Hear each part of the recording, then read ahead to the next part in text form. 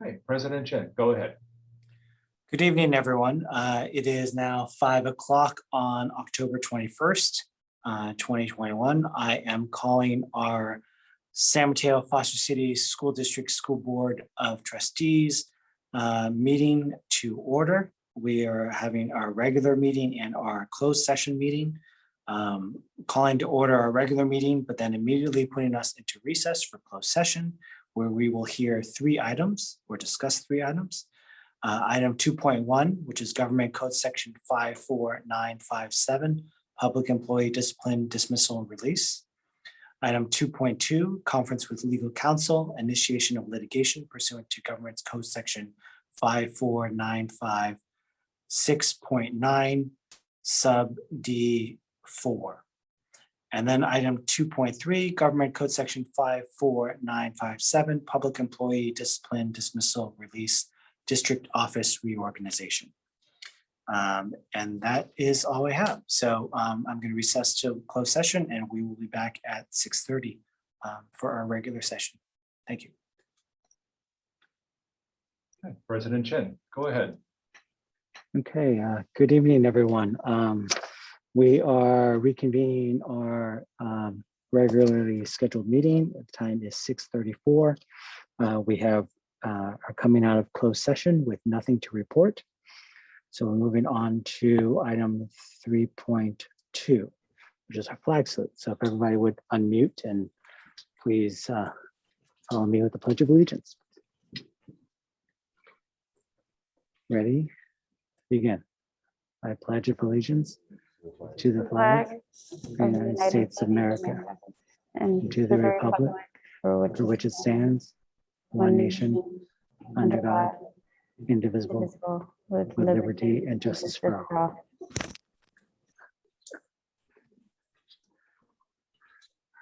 It's a little weird with all the echoes, huh, guys?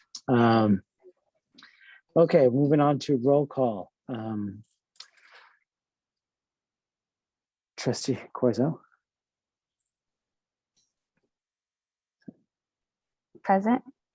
Thank you. Trustee Proctor. Here. Trustee Watkins. Here. Trustee Warren. Here. And I am here as well. Next on the agenda is 3.4, approval of the agenda, tonight's agenda. Does anybody have any corrections, changes, comments? Motion to approve tonight's agenda. I'll second. Thank you, Trustee Watkins for the motion and Trustee Proctor for the second. Roll call vote, Trustee Corzo. Present. Oh, yes, sorry. Thank you. Trustee Proctor. Yes. Trustee Watkins. Yes. Trustee Warren. Yes. And I will vote yes as well. Item 3.5, approval of the minutes for October 7th. Anybody have questions, comments, corrections? Someone Motion to approve the minutes from October 7th. I'll second. Great. Thank you, Trustee Corzo for the motion. Trustee Warren for the second. Roll call vote. Trustee Corzo. Yes. Trustee Proctor. Yes. Trustee Watkins. Yes. Trustee Warren. Yes. Great. Thank you. We have an item of recognition here on our agenda. Superintendent Ochoa. Thank you. Thank you, President Chen. I wanted to take this opportunity to recognize our school administrators. During our last school board meeting, we passed a resolution identifying and recognizing the efforts of school administrators and School Administrator Week. Earlier today, our Human Resources Department did a wonderful job of setting up some snacks and treats for our all district leadership meeting that we held here in the boardroom, actually just a few minutes before the rest of the board showed up. But it is very important to establish a culture where we recognize the people that work for us, this being the month where we celebrate school principals and administrators. We wanted to specifically call them out and thank them for everything that they do. You're wonderful, and we appreciate you very much. Thank you, President Chen. Thank you, Superintendent Ochoa. Before we move on, Trustee Corzo, would you mind making the Spanish language translation announcement? I believe we have our translator here. Sure, no problem. Gracias por estar presentes. Si ocupan traducción en español, por favor levanten la mano o también pueden hacer clic en su pantalla en el icono del globo que dice interpretación. Ahí pueden cambiar la idioma también. Gracias. Great, thank you. And we, just as always as before, I'll just make the announcement now. We currently have 43 participants online, and unfortunately, no one has joined us in the public, live in the flesh, but we welcome anyone who wants to come down to join us, or you can attend online as well. Moving on to item 5.1, public statements related to non-agenda topics. The San Mateo Foster City School Board cannot act upon any matter that has not been included and publicly posted on the agenda, except under limited circumstances as permitted by law. The board may refer matters raised in this forum to staff for investigation and or action where appropriate. Peter, if you wouldn't mind opening up public comment for non-agenda items, please. Absolutely.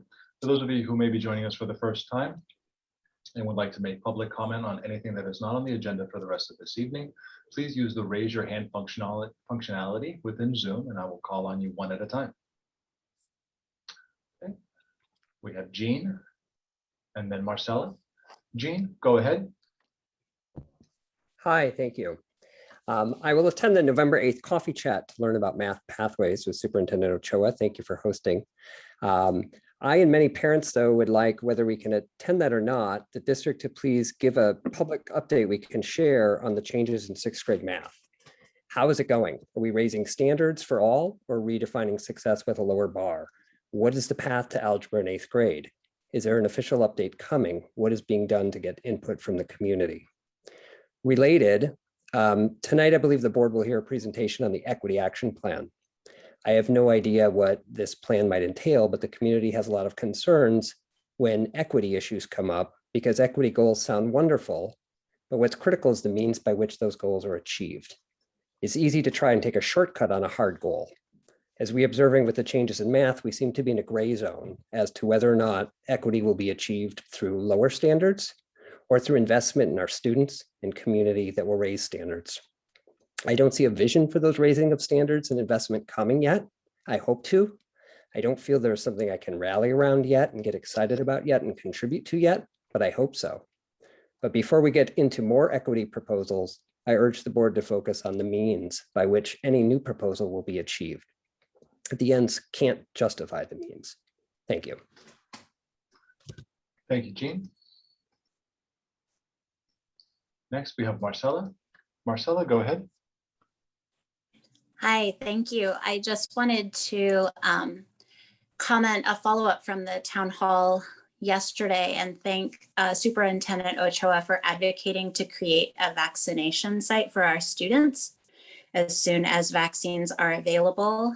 I also wanted to, just kind of connected to that, encourage the district as we're thinking about communication to be clear in, as we're waiting for that vaccine rollout, there's still a lot of unknowns in terms of what happens outside of the classroom. And we just came back from our fall break. So creating spaces where anyone can easily access information on quarantining, isolation, testing, and also express appreciation for having those continued testing sites at our schools.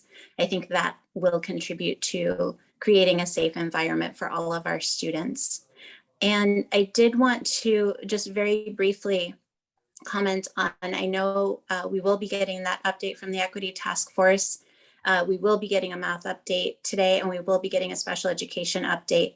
And I wanted to comment on the differences that I have noticed in the past year on the format in how the information is being shared and the critical nature that I view our district taking as we're analyzing every aspect of student education. I am excited about the direction that we're headed in. I do think that our board, our superintendent, and our staff are working very hard to make sure that every student not just survives, but thrives as we return back to school. So I just wanted to say thank you for that. Thank you, Marcella.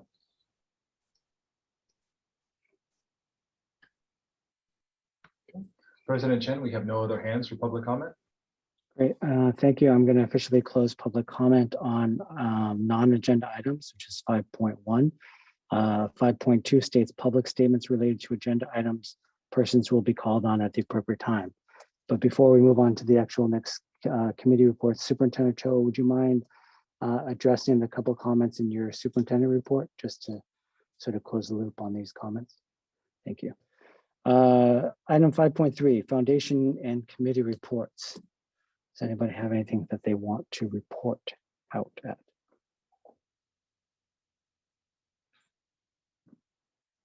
Anyone? No? One shaking head? Good. Okay. I just wanted to report out that last night, the Sanctuary Task Force had a session available for families in Spanish around accessing Medi-Cal, and families got the opportunity to make appointments to review their medical insurance needs, and yeah, that is available to more families. There were some free spots still, so if you're interested, please reach out if folks need help accessing Medi-Cal and going through that process. It could be a little tricky, so this is a kind of a shortcut to meet needs right now. And I also just wanted to highlight that the Sanctuary Task Force actually does have family and community resources on our district website, available in English and Spanish. And I believe we're working on other languages as well. But there is information there for support for families during COVID around, you know, how to get help meeting needs in the family, but also how to isolate, how to be safe. So there's a one-pager that the Sanctuary Task Force developed last year, and so there are resources there available for folks. Yeah, that's it for now.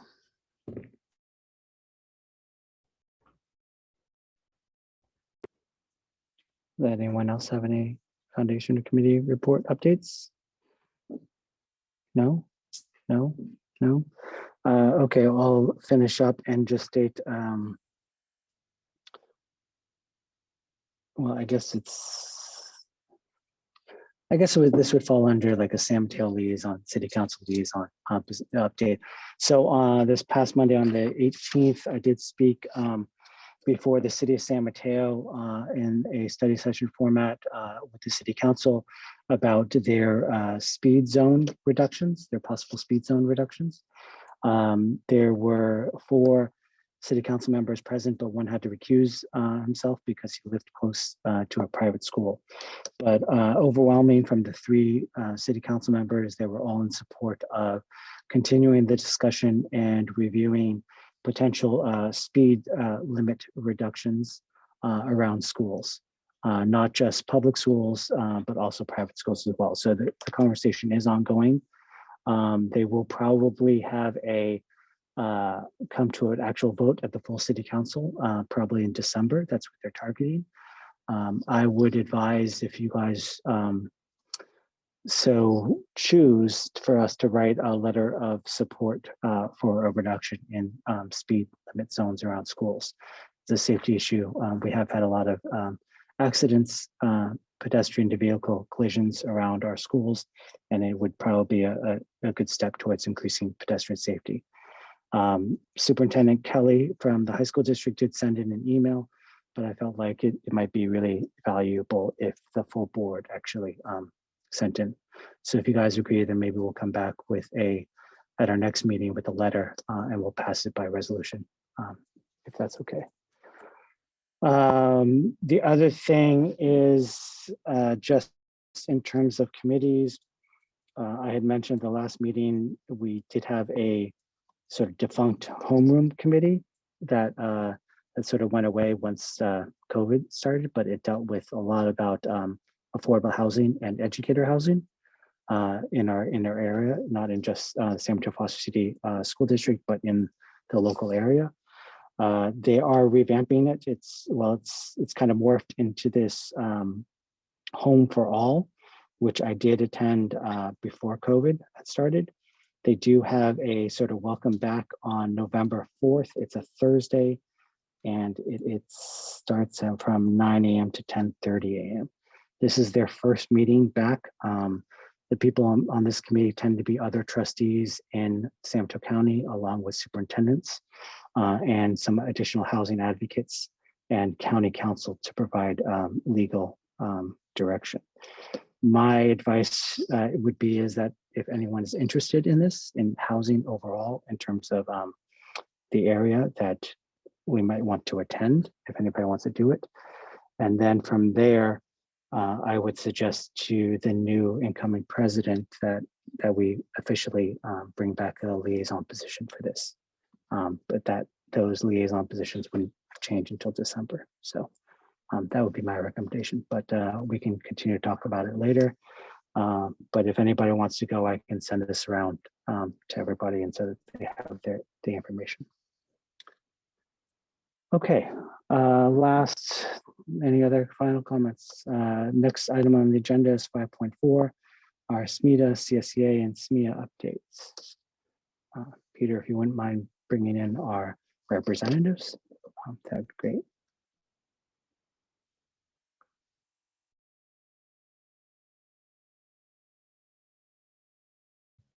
Hi, everyone. I just wanted to say I feel like a slacker this week because I don't actually have anything to update you on. So I hope everybody had a great break, and I'm just going to go ahead and pass it right over to Julie. Thank you, Alicia. Good evening, everyone. I'll start by just a quick shout out. The rain is here, and so I want to acknowledge everyone on school campuses who are being flexible and making it work. This is always we love the rain, but we know that it takes a little bit extra from both for administrators, teachers, and our CSEA colleagues. So I want to just extend a little bit of an appreciation to them and pay it forward a little because we know more rain is coming. And I'm excited tonight to share with the board 2 initiatives at 2 different school sites that have been spearheaded by some of our SMETA members. The first is Laurel's Caring Community Initiative, which was the brainchild of Janet Chappell. Janet is a longtime teacher in our district, and she worked with Christian last year on creating this initiative with the goal of creating a sense of community at school. This initiative includes campus cleanup days, monthly community building assemblies, complete with cheerleaders leading the assemblies, celebrating upstandards in their community, and they have even created a Golden Sneaker Award to encourage kids to walk to school. So I want to make sure the board is able to recognize Janet Chappell in her hard work. And the other teacher I want to share with you about is Lisa Della Pietra. She is a teacher at Brewer Island. She's also been in the district for a long time, and she has started she worked with students to plant and maintain a garden of native species. The garden includes a coast live oak, California poppies, and lupines, which attract squirrels, deers, crows, doves, and insects. And this provides the backdrop for students to study their natural environment. Her students researched new native plants, learned about their adaptations, sun and water requirements, how they were used by other organisms, and they turned their finished research project into informative garden plaques so other students could come and learn about their community. So I just want to make sure the board has the opportunity to appreciate all of the different initiatives that our SMETA members are bringing to students. And with that, I will turn it over to who's ever next.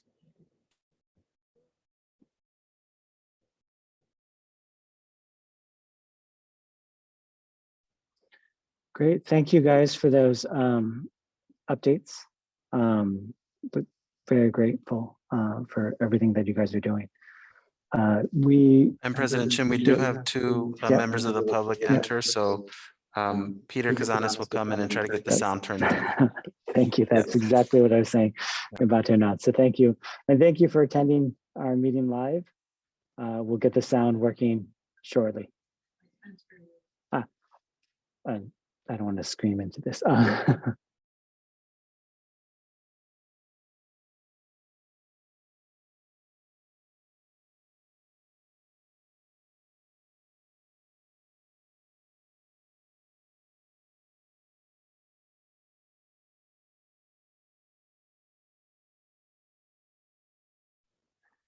Sorry, thank you, everybody. We just, I didn't want to scream into the microphone here. So while we're getting some technical issues here worked out, we are going to move on to our next item, which is announcements 5.5. Sure. And I have one. As most of you know, our Moonlight Masquerade, the San Mateo Foster City Education Foundation second annual gala, is taking place tomorrow night. If you have not yet registered, you can get information about how to register on the Ed Foundation website or through the district website or on social media. So please make sure that you are registered for the event tomorrow night. And there are some incredible, the silent auction is open. There's a lot of bidding wars happening already.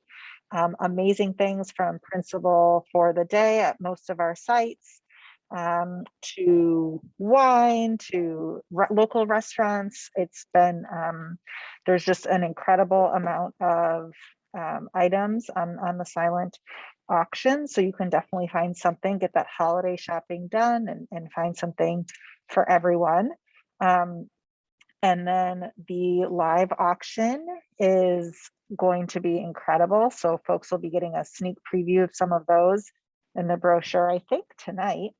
So join us live for some of those incredible live auction lots and a lot of fun. You can wear your pajamas or dress up gala fancy if you want. No one will see you. There will be some surprise guests, and it's just going to be a really incredible evening. So the pre-show starts at 6:30, and the actual gala starts promptly at 7 p.m. There's really incredible giveaways, and just it'll be a really fun time. So I hope to see everybody there. If you have any questions, you can feel free to reach out to me directly, Shara Watkins at smfcsd.net. Right? Is that my email address? I think so. Yes, looking forward to seeing everybody tomorrow night. And thank you so much for all of the community support so far. We're really looking forward to it. I actually think it might be S. Watkins, but It's not. I know it's Shara special. Watkins. It was the Special. .net. Special. Okay, thank you. Yes, definitely everyone please attend the gala if you have time. It's a lot of fun from last year, although I don't think there's any TikTok dances this time, right, Char? No TikTok, but there's some student jokes Mhm. and pet costume competition and some really incredible special guests. So it's going to be a blast. Awesome. Can't wait. Anyone else with any other announcements? Yes, I have an announcement. I just wanted to share that the county is engaging in an equitable recovery community engagement on October 23rd from 9 to 10:30 a.m. And the topic is an equitable recovery from the COVID pandemic. So they are seeking input from the community, and it's an opportunity to speak up for the needs of, let's say, your specific family or other people in your community who are still struggling to and still recovering from the impacts of COVID. So I wanted to share that. Thank you.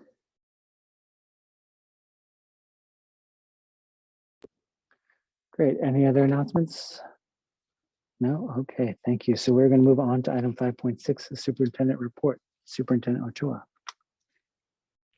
Thank you, President Chin. I'll keep my superintendent remarks focused on two topics that are very important.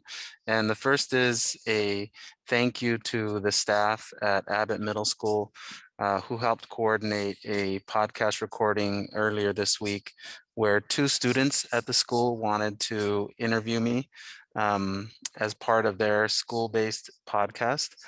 Their interest was to find out what I felt about identifying language for Latinx and Hispanic students, for me to give my personal opinions on what words I would choose to describe myself or to refer to others.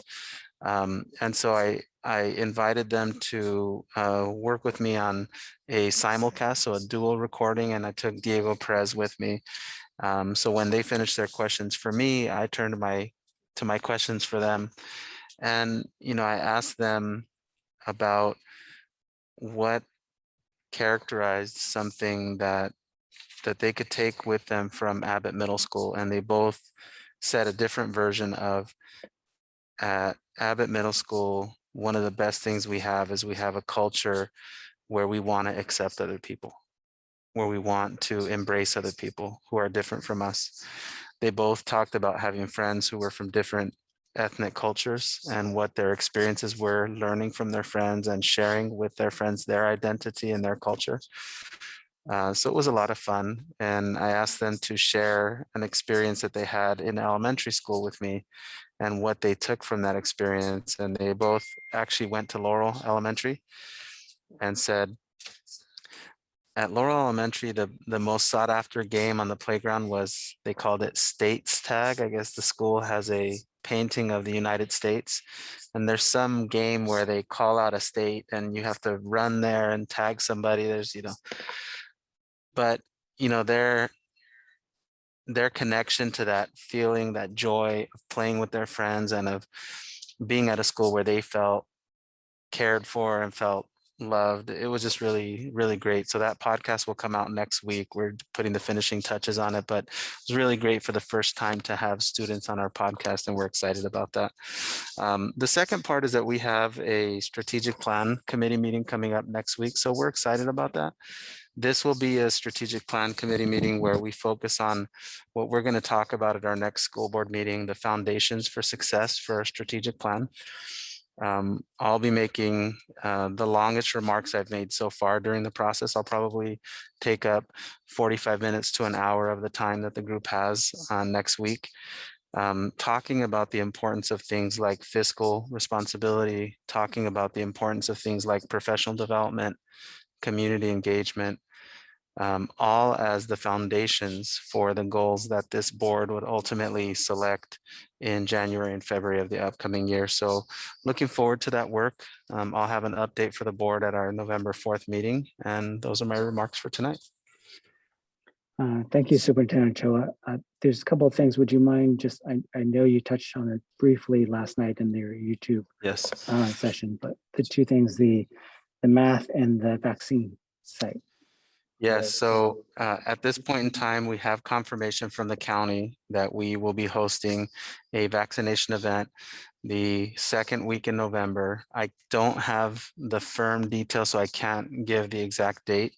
I can say that the site that we've identified to host this first vaccination event is Bayside Academy.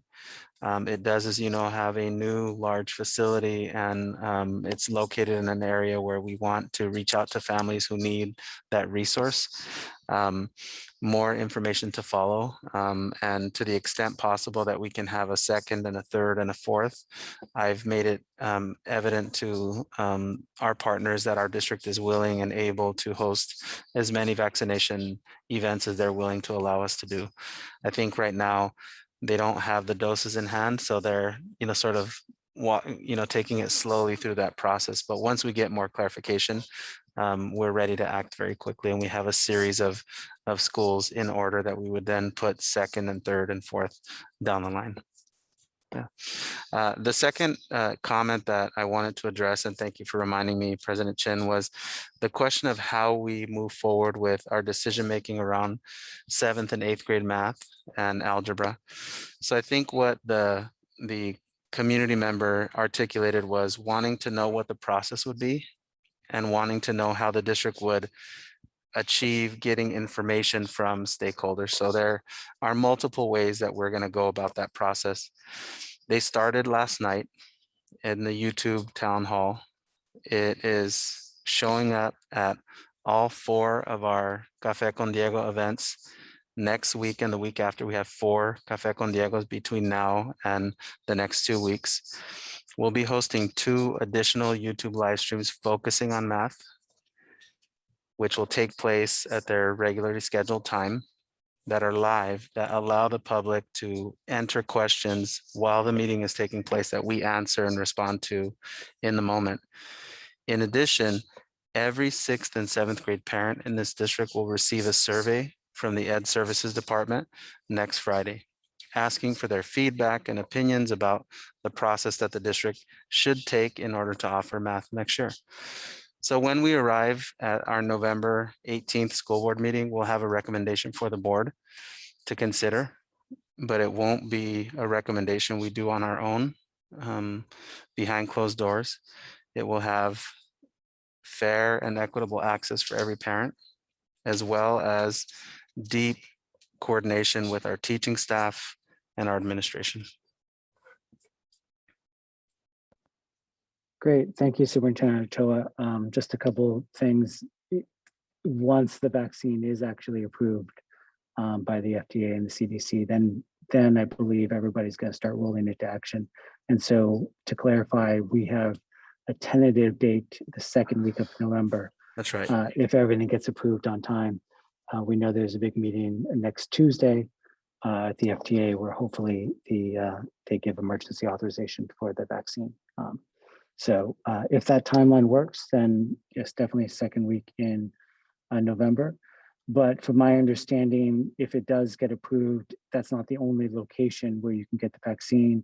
I believe from all of our information from Superintendent Nancy McGee and Public Health, and that it will be available from your pediatrician and also our pharmacies. And it's potentially possible to have a mass site, a mass vaccination site at the event center, again, just like the county has had in the past. So I think it's fantastic that we're having something on our campus, and just look forward to the vaccines emergency authorization approval. The second thing is in terms of math and your comments about town hall, we do have a board community workshop coming up next Thursday, and that'll be at Borel Middle School. And so if people want to attend and talk about math, we could do that then as well. Okay. All right, moving on to the proposed consent agenda. Item 6, all items on the consent agenda are considered by the board to be routine and will be enacted by the board in one motion in the form listed below.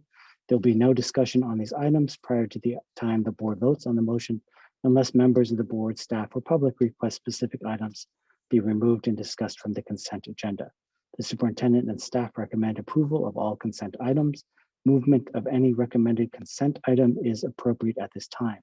Does any board member have any comments, want to pull anything from the consent agenda? Okay, does any member of the public live here in person have anything they want to pull from the consent agenda? I don't think so. Okay. Peter, would you mind asking those online, please?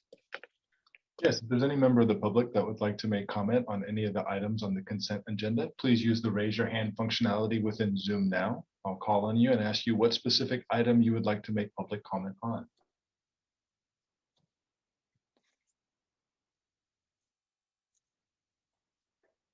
Okay, President Chin, we have no hands for the consent agenda. Thank you, Peter. Now returning to the board on the consent agenda. Does anyone have any final questions or would like to offer up a motion? Make a motion to approve the consent agenda. I will second. Thank you, Trustee Proctor for the motion, Trustee Watkins for the second. Roll call vote, Trustee Corzo. Yes. Trustee Proctor. Yes. Trustee Watkins. Yes. Trustee Warren. Yes. And I will vote yes as well. The consent agenda has been approved, and we are now moving on to item 7.1, which is our presentation regarding school district special education and CDAC update. Thank you, President Chin. I'm going to ask Peter if you can go ahead and invite our guests in. We have two representatives from the CDAC group that are going to discuss with us tonight their update for the board. I'll begin making remarks while Peter lets them in as panelists. And what we're doing tonight is, I'll share my screen here in just 1 second.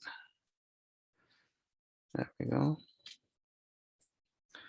What we're doing tonight is we're going to have a conversation with the board regarding the executive summaries that I expect to present to the board on a schedule and basis that is determined by the Board of Trustees.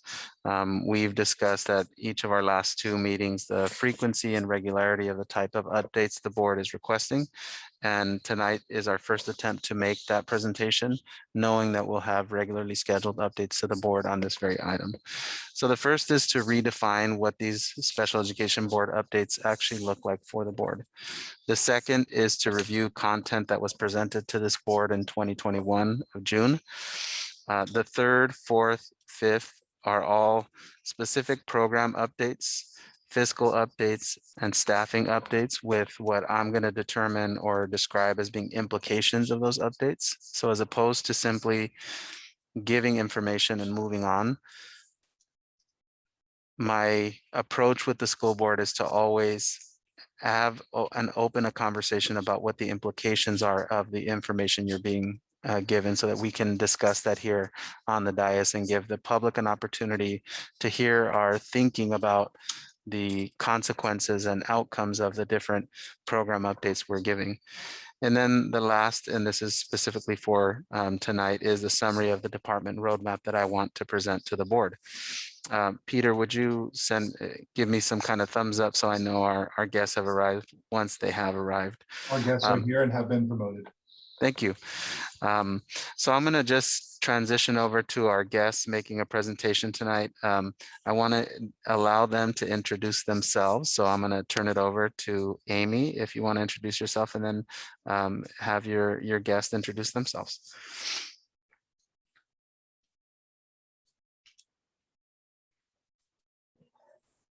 Hi, thank you so much for having us tonight. I'm Amy Fickenshire, and I am the chair of the CDAC, the Special Ed District Advisory Committee. And also here tonight is our vice chair, Jennifer Mayman. And Superintendent Ochoa, did you want us to do our presentation now or at the end of yours? Oh, absolutely right now. Thank you, Amy. Perfect. Okay. I will get our presentation pulled up and just make sure that Jen can introduce herself as well. Sure. Good evening, everyone. I'm Jennifer Mayman, the vice chair of the CDAC, along with Amy. Sorry, 1 second. Let me get our presentation going.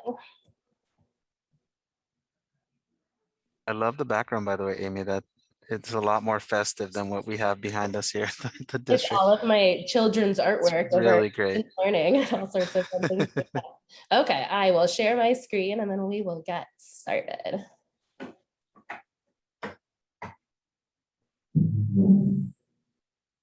Okay, hopefully everyone can see that. All right. Good evening. So I'll actually kick things off just with a quick recap of our last CDAC meeting, which was on August 31st. Alma presented a who's who in special education. So she shared information on special ed leadership and program specialists. She also provided updated org charts, which can now be found on the special ed page of the district website. We also sent out a parent education interest survey, and it was sent out in both English and Spanish. We had a really robust response. We had 321 respondents, around 70 from the Spanish survey. And you can see a list of some of the topics that parents were most interested in receiving training on. So IEPs, specific learning disabilities, both the eligibility category and specific learning disabilities like dyslexia. Inclusion and universal design for learning was really popular. Special education law and parent rights, And then other topics of note were transitioning from elementary to middle school to high school, how to advocate for your child, and how to get additional support for ELL students, specifically support in learning to speak English. And school site reps, we're hoping to get a parent rep from each school site. We currently have 5. To really help share meeting announcements with principals in the school community and help us as CDAC leadership to know if there's any site-specific concerns, issues, or successes that should come to the larger group and district. So if there's any parents out there who are interested in becoming involved with CDAC, please reach out to either Amy or me. We would love to get you involved. Sounds good. And both of our email addresses are listed on the CDAC website of the district site. So you can find our information there if you would like to volunteer. Okay, thank you, Jen. And then moving on to our CDAC priorities and some changes to our approach. So one of our main priorities continues to be sharing resources with families. We have this fall, as part of the parent ed survey that went out, also started putting together a mailing list. So this is an opt-in mailing list. There's a link to it in this presentation, which is on the board agenda.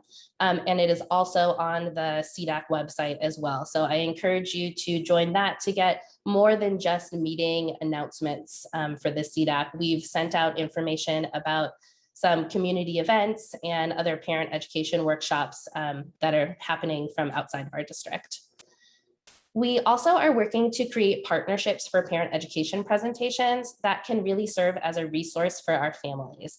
So 2 organizations that we are hoping to work with this year are the IEP Collaborative, who will be presenting on special education law and parent rights, and Common Ground Society, which is based in the North Bay, and they would be presenting on inclusion. So in addition to providing parent education, there are also resources that families can come back to outside of that one presentation. As we mentioned in the spring, our areas of focus will be IEP compliance and inclusion. And we're targeting that in a few different ways. One is through our parent education opportunities.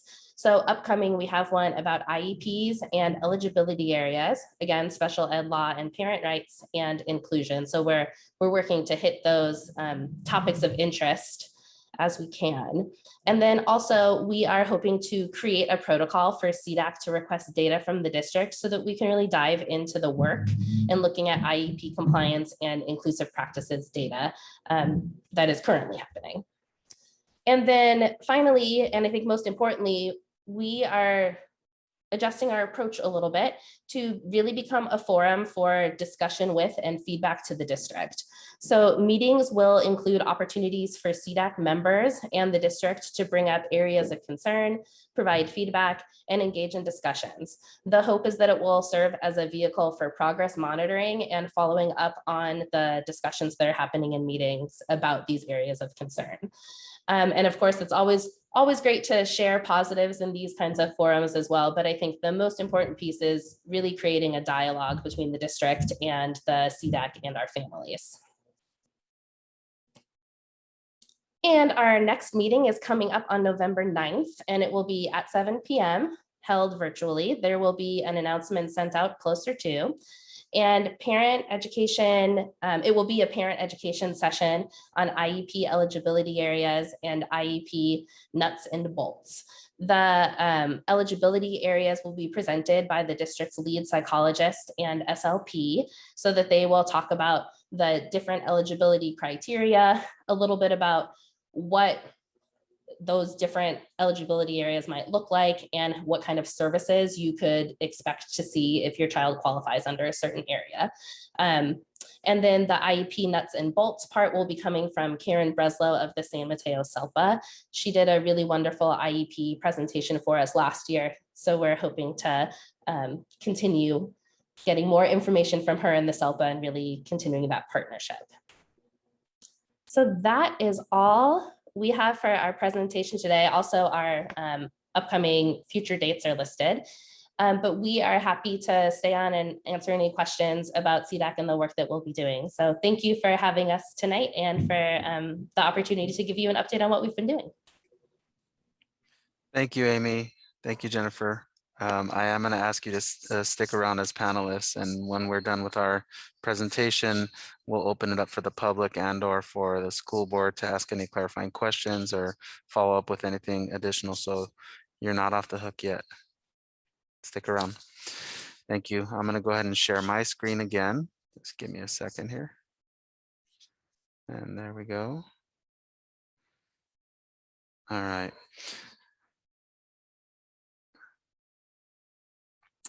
Part of what I'll recommend to the board that we do moving forward is that at each of our presentations pertaining to special education, we always include data reviews, that we include outcome data related to services, outcome data related to expenses, and outcome data related to student achievement.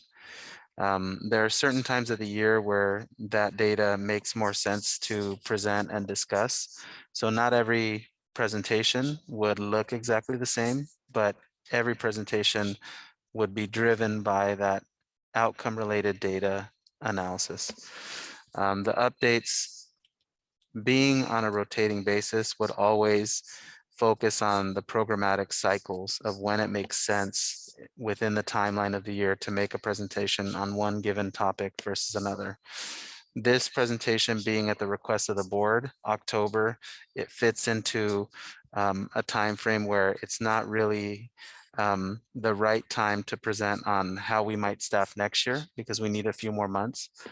It's also not necessarily a great time to present on how we have staff for this year because we started 3 months ago. So it's an example of sort of how wedging it into different months causes the presentation to have a different timeline alignment. And then last, again, as I discussed earlier tonight, the importance of always including implications for the work when we share the data with the board. I'll take you now to what information was shared with the board in the June 2021 update. This was an update that was provided to the board focusing first on child find. It was a presentation that didn't include an analysis of where the district may not have implemented child find. It was more focused on the completion of assessments. So it gave a portion of the picture, but not the full picture. The second component of that update was the numbers of students receiving services, but it did not include an analysis of how that number correlated to the district's enrollment or change over time or any blips or changes in the types of services that were included in those 1,255 IEPs. The third part of the presentation focused on special education brochures. That was merely informational. And the fourth was an update on the CCEIS or CSACE process that this board has received specific and separate presentations related to. The fifth was related to the special education audit status. As the board is aware, several years ago, a special education audit was conducted in which 66 items were given to this district by the special ed audit. And the focus was to essentially resolve a list of recommendations that pertain to staffing, communication, school leadership, professional development, so a bevy of different areas. This part of the presentation caught my attention. At the time, I had not officially begun as a superintendent, but it was very confusing in that it was a color coordinated chart of actions and steps. It resulted in myself and our executive cabinet, our assistant superintendents, as well as our special education director, basically scoring ourselves. We essentially took those 66 recommendations, and every week we brought about 10 of them into our executive cabinet meetings, and we scored ourselves according to where we felt the district was. Because my concern was that the color coordinated chart that the board was presented did not accurately reflect where we were in terms of completing those audit recommendations.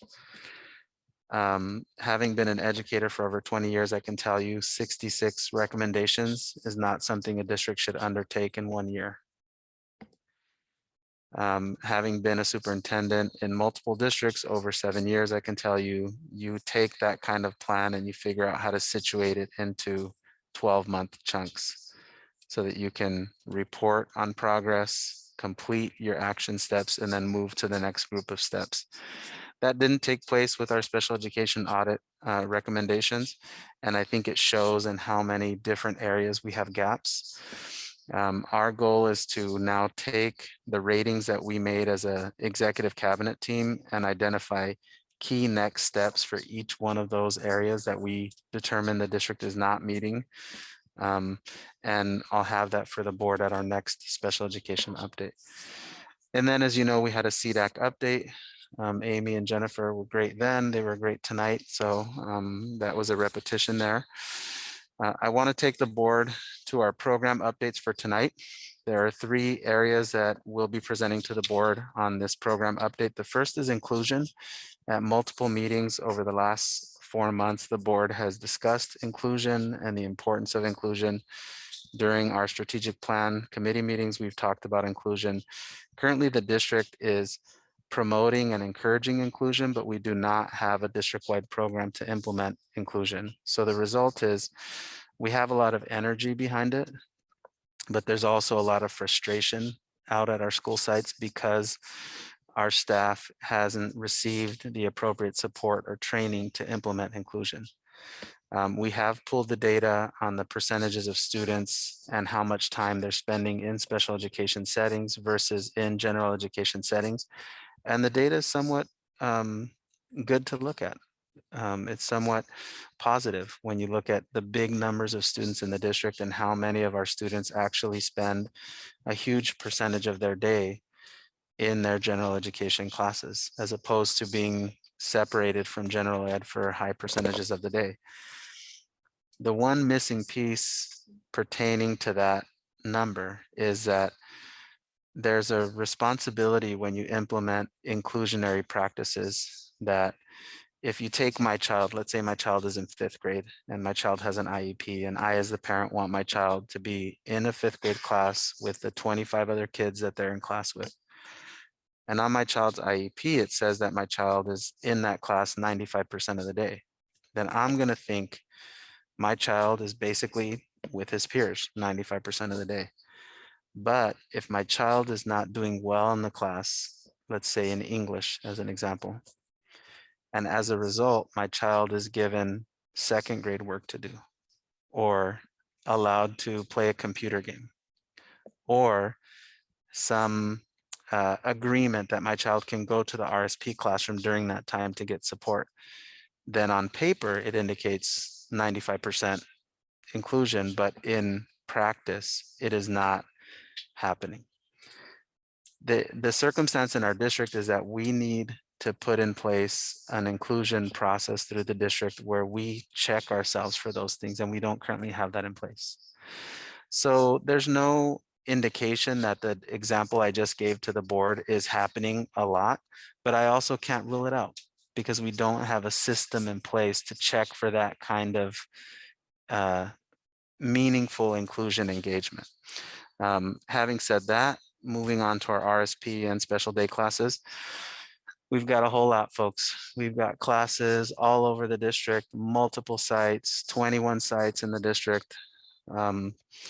Having done this kind of work for many years, one concern that I have is how we're developing pathways for children. So if I happen to live in the Bayside neighborhood and my child has special needs, there are many instances currently in the district where we will recommend placement for a student at a campus across the district. It might be someplace like Laurel as an example, which is not close to Bayside. And my child will go there from kinder and 1st and 2nd grade. And then our district will request that my child transfer from Laurel to Brewer Island as an example. So there are some programmatic alignment issues that we need to straighten out. That's another example of an update I'll bring to the board at our next special education presentation to show what those pathways can look like. Right now in October, it isn't the time to present that to the board because we need to do a deep analysis on how many students live in the particular complexes for our district and how many need specific services so that we can determine where the appropriate place is for any particular class, if that makes sense.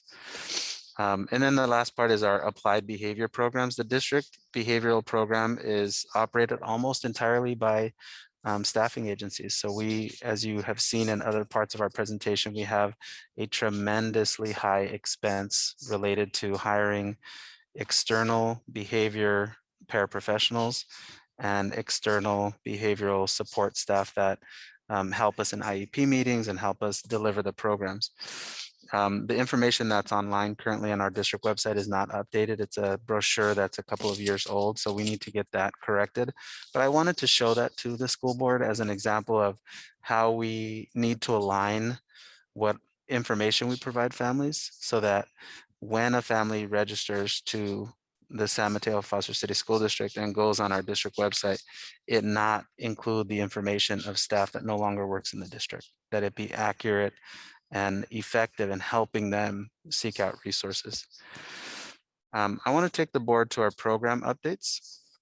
Under program updates, we have enrollment for students with special needs in the district being an increase over each of the last 4 years. In 2021, the number from 1103 increased an additional 110. So we now sit at 1,220 kids with IEPs in our district. At the same time, enrollment in the district has declined significantly. So what that indicates is a percentage increase in the district each of the last 4 years from X percent and increasing each year. In order to have something to compare that against, I did make comparisons to our local high school districts who are not experiencing that growth. So this is a circumstance that's affecting our district.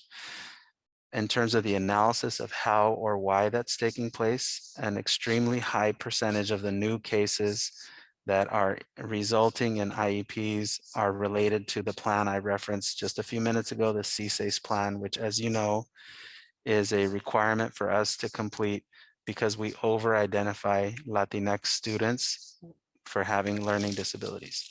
So these things are all aligned to one another. When you have programs that do not identify academic needs early enough, students fall further behind, which causes them to need or likely qualify for special education. And that's what you're seeing in this presentation regarding the numbers of kids increasing in special education. Taking you down to the next page, this is at the request of the board, wanting information about what companies we're paying and what we're paying for. You can see on the left-hand side, I've indicated what month and in some cases what specific board meeting we approve these expenses. At the request of a community member, we were able to organize it so you can see what type of services. So the new chart that's on the right-hand side tells you, for example, AT is what it's an acronym for assistive technology. We're currently paying for 2 employees who cost us $26,599 a year. At the same time, when you go 4 rows down and see BEH Para, that's an acronym for Behavioral Paraprofessional. It's essentially a classified staff member who helps children in the classroom get through their day behaviorally. We have 39 of those individuals working for the companies that are listed on the left-hand side, and they currently cost the district $2.962 million a year. Per employee, that's about $75,000 per employee. Then you go further down the line, you see a really high number for Paraeducator 2 EXC. That's an acronym for Exceptional Children. And that is 54 employees who work for other companies that we contract with for $4.29 million. And the overall per employee is $85,000 per employee in that regard. So it all adds up to $11.2 million. Those are what we, in our board presentations and consent, we often refer to as NPA or non-public agency contracts. That's separate from what you see on the right-hand column, where we list the names of the schools, specifically Arbor Bay, Arise, Avalon, Pine Hill, Weingarten, Wings, the Bridge School, and CHC Esther B. Clark. Each one of those is a different school. It's a physical location where our children go and attend school. Every district in the state of California that has any number of kids, you know, beyond a couple hundred, has children attending a non-public school. Having been in this field for over 20 years, I can tell you the ratio in our district is a bit high. I wouldn't say that it's exaggerated or extremely high. It is a bit high. The cost, as you can tell, for each one of the schools where there's a number next to it, that's telling you how many students are attending those schools. And it's substantial. So when you have 3 children attending Avalon, the cost is $378,000 for one child. On average at that school, it's about $125,000. So those are the implications of those fiscal numbers. You're looking at in excess on the NPA side of 11 million. On the NPS side, you're looking at approaching $4 million. So put together close to $15 million we're spending for children to attend school outside the district or to pay for companies to provide services within our district. The implication for me is how to create a culture in our district, working with our HR department and our finance department to make some very strategic decisions about how to update our positions and our pay in a way that allows us to recruit interested employees to come and work for us and to reduce the amount of money we spend on non-public agency contracts. As far as the MPS work goes, the implication there is that's a 5-year process where we re-engage with every single family who has their child attending one of those schools and ask them, if you could have your child back in our district, what would that program look like? What might work for your child if they came back and went to their school instead of getting on a bus or you taking them to a school outside the district? So that's a longer process and that's a one-on-one process. On the inside, internally, what we're doing this year, as the board has been informed, we did assign our principal for Bowditch over the last 7 years, Heather Morgan, to serve in a director of student support program that she has done an excellent job so far. I've asked her to coordinate and connect with the families in the district that are currently really struggling with their children having a successful special ed experience. And she's making inroads with those families to ensure that the number of students who have new non-public school placements decreases this year over last year and the year before. I will say to the board, this is going to happen on an annual basis. We're going to have kids move to our district who already attend non-public school placements. So we just sort of accept that for what it is and try to create a system where we reach out to those families and also do our best to keep all of our families with us, with their children in our schools. Having said that, I did receive a request to indicate the fiscal cost of legal settlements. So I want to walk the board through this process. In the 2017-2018 school year, the district paid $260,000 to our lawyers to represent us in incidents that took a $519,000 payout to families. In 2018 and 19, the district paid our legal counsel $248,000 and paid families $603,000 in settlements. In 2019, 2020, the district paid $284,000 to our lawyers and $607,000 to families as a result of litigation. And then in 2021, $221,000 to legal fees and $880,000 in payouts to families. So I wanted to make sure that the board was aware, these are the fees that we would have paid the legal counsel that was representing the families is included in the total cost of payouts to families. So I want to make sure that the board was clear on that.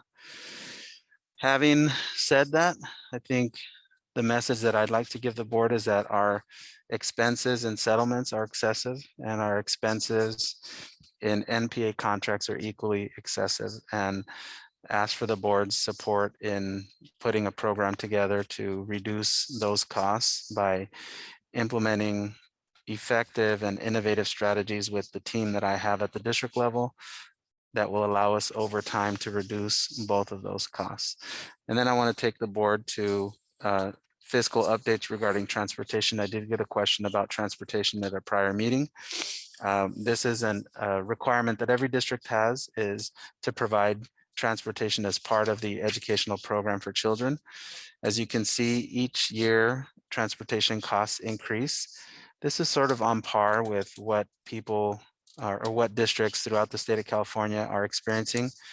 Every year it just costs a little bit more. Every year it increases. So 1.9 million is a expected cost that a district our size would have to be able to transport children in special education. I think our finance department and our chief business official would love to see that go to 1.8 or 1.7, but you know, that's just that's where they come from. That's their world, is to try to be efficient. And right now, I think the cost that we're incurring for special education transportation is it's a pretty solid cost. It's a pretty fair cost. I want to move us into staffing implications. The board currently has a department organization in which we have a series of program specialists, a coordinator, and director duties, but those duties are not clearly defined. They're not aligned to services that kids receive or to pathways that we have within the district. So when you live in a particular area or when you attend school in a particular area, there are complexes that we have in this district that dictate where children who attend elementary schools very likely attend certain middle schools. And our current organization for the department doesn't take that into account. So we have staff members who are serving children at 16 different schools, and that's excessive. And part of what change I'd like to make in the department is to organize staff efforts in a way that allows staff members to work at 6 schools so that they build strong and meaningful relationships with the staff and administration at those schools. And so that the staff and administration at those schools know who they can contact when they need something from the special education department. As was discussed in a prior slide, the number of contractors we have working for us through non-public agencies is excessive. And one of the ways to address that is to provide competitive salaries that really encourage our staff to take on positions with us. In terms of our DIS or designated services vacancies, the district currently contracts with agencies that provide a variety of services such as behavior therapy, speech and language, or occupational therapy. But what happens is we have a contract with the company and one of their employees will basically tell them we quit or we are moving, or they'll take the employee and assign the employee elsewhere to address a need somewhere else. And what happens is in our district, we are left to try to explain to the families how we're going to rectify the fact that this employee no longer is providing the service at the school. So what I'm giving to the board are 3 examples of how this happens. In the first example, in 2021, we had a school where we didn't have a resource specialist program or RSP teacher. We just didn't have a teacher for students, and that resulted in 25 days of RSP services not being provided to 17 students. The way to address that is to reach out to each one of those families and to offer additional services to rectify and basically make up the time that we should have provided that service. In example B, this is an instance where 65 days or 13 weeks of service were not received by a total of 23 students. So you can see how that's a much higher number of kids over a longer period of time. Again, that was during last school year. The third is an example that pertains to this year, the 21-22 school year, and occupational therapy. Again, this is a service that's provided by an agency, and that agency has not provided the service for 35 days or for 7 weeks, affecting 38 students. That's a bit different than the RSP service because it typically takes place about 30 to 90 minutes a week. So it's not a daily service, but our approach with this kind of instance this year is to get ahead of the problem with the families and to create a program for each child of how we'll make up those minutes. In the other two instances, there was a lag time in terms of the district having an approach with the families to say, hey, let's work through this problem.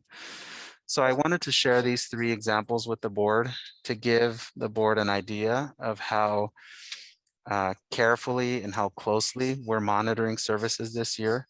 As a district, we do have an expectation that our staff complete service logs for each of our students. That allows us at the district office to take a weekly look at services throughout the district to identify any instances where services aren't being provided to our students, to be able to reach out to families and to fix the problem. Which I think over time will develop a culture of accountability on our part and hopefully a relationship that's trusting with the families we serve. Then the last part of the presentation refers to a summary of a department roadmap. This is a presentation that I would like the board to consider this evening, specifically over the next, sounds weird now. Over the next 9 months, a department reorganization along with stakeholder engagement. There are changes that need to happen in terms of how we organize our department that I'd like to get started after tonight's meeting. And in order to arrive at the right type of organization, we need to involve our parents and our employees and get them to the table to discuss with us the right way to reorganize our department. That will take many months. It'll involve myself, Heather Morgan, Alma Ellis, and others convening meetings with people to gauge their input, hoping that it takes place at the same time that our strategic plan is created and finalized, so that by May of this upcoming school year, of the 21-22 school year, that we have a completed department reorganization that's aligned to our district strategic plan, so that we can train staff in May, June, July, and August in preparation for the 22-23 school year. And then, as you can tell, starting next school year, ongoing data review and program analysis. So that's my presentation for the board. I'll open to any questions from the public or any comments or requests for clarification from the board. Great. Thank you, Superintendent Ochoa and members of the CDAC. Great presentation. I am going to open up to the board for clarifying questions. Any clarifying questions before we go to public comment? I know that was a lot of information. Go for it. I have a couple clarifying questions, and I'll try to separate my clarifying questions from. I had a question around the special education leadership team. I know that that was something that was in place and then not in place and in place again. Is that something that's currently in place? The team is in place. Trustee Watkins, we are holding our first meeting of the school year on Monday, October 25th. There was an attempt on Director Ellis's part to reach out to members of the committee. A doodle was sent out to identify what dates might work, and there was an agreement on what date made the most sense for everybody. A couple of weeks ago, I essentially called the meeting for next Monday and said, hey, let's sit down, let's everybody get together, and then we'll confirm our calendar for the remaining dates at that point in time. Great, thanks. I had a question around, so I know you talked about a little bit about the stakeholder engagement over the next month or so, and then I also heard Amy and Jen share about the upcoming CDAC meeting. Are you going to be sharing, I guess maybe you can share a little bit more about what stakeholders you're planning to connect with. And I just thought of that in terms of alignment on timing, but know that it wasn't a part of their presentation. On the district's part, our groups are already defined. So we have our special education leadership team. We have our school administrative team. We have our employee groups, SMETA, CSEA, and SMEA, as well as CDEC. So those are the groups that we'll be engaging with in a very direct way. We'll also use district-wide measures to hold events such as YouTube live streams to give all parents, whether or not they're reflected or represented on those groups, the opportunity to engage with us and have their voices heard. And one other question, do you already know what's going to be in the next special education update, like kind of the key topics, or not yet? Well, we'll always leave it open for requests from the board because we want to be responsive and we want, in that timing, we want to know and give information and updates to the board on what they're asking for. But what in our next presentation, the board can expect to receive is clarified data regarding student achievement for our special education subgroups, as well as planned changes to the department's organization and planned changes to the pathways and the classrooms and programs that we expect to put in place for the 21 or 22-23 school year. I know that you mentioned that you had insight into the percentage of students spending time in general education and how much time. And so I was just, part of why I was asking that is instead of asking you to share all that now, is that something that'll be shared at that presentation? We can absolutely do that. Okay, I think everything else is comments. Thank you.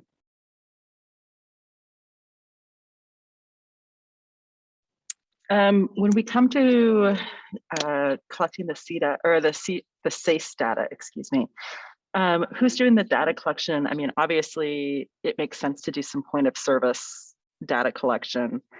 I guess my question too is, for teachers that are teaching an SDC where it's a self-contained classroom, providing the services within that classroom, are they being required to do double documentation in terms of collecting data from documenting attendance through ARIES as well as attendance in class through the SACE system?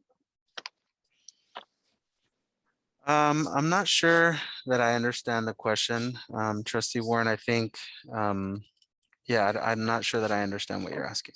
Let me try to rephrase that. Basically, knowing that our teachers and our special education teachers put so much effort into, teaching their class and making sure that their students are getting the services that they need within that self-contained classroom. Knowing that documentation, I'm assuming, is going through the SACE program, and that's where we're documenting those minutes. And I understand that those minutes are also somewhat being documented through ARIES as well. Are we asking our teachers to do double documentation? Or, I guess I'm looking at the standpoint of, are there ways we can streamline the data collection and offload some of that on the people that are delivering the services directly? What I'd need to do there, Trustee Warren, is I'd need to actually pull in a group of teachers to ask that question. I think if we take an example of a teacher who teaches, let's say, elementary RSP, and that teacher has 25 students on their caseload. All 25 students have a different number of minutes and a different regularity of service. So student A might come to me for 60 minutes every morning, 4 days a week. Student B might come to me for 45 minutes, 5 days a week. If I rely on attendance data that's being taken through ARIES, it won't give me a clear indication of whether or not that child received a service from me. So in an instance like that, the attendance data being taken in Aries does not reflect the service minutes being required to be provided to the students. So I'd have to dig into that a lot more. Yeah. Bring that back to the board. And also going back to your example, using the RSP classroom and the RSP teacher, that to me, that makes perfect sense. Because as you said, RSP students are in that classroom for only a certain part of the day, or so many minutes a day or a week. Same thing with OT or PT or skilled nursing or whatever service is required by the student. I guess my thought is going more towards the self-contained classrooms. If they're already documenting that the student is receiving the specialized academic instruction, are we doing double documentation? So that's just something I would love to know a little bit more about. And just thinking about in terms of for our teachers, trying to streamline their job duties as well.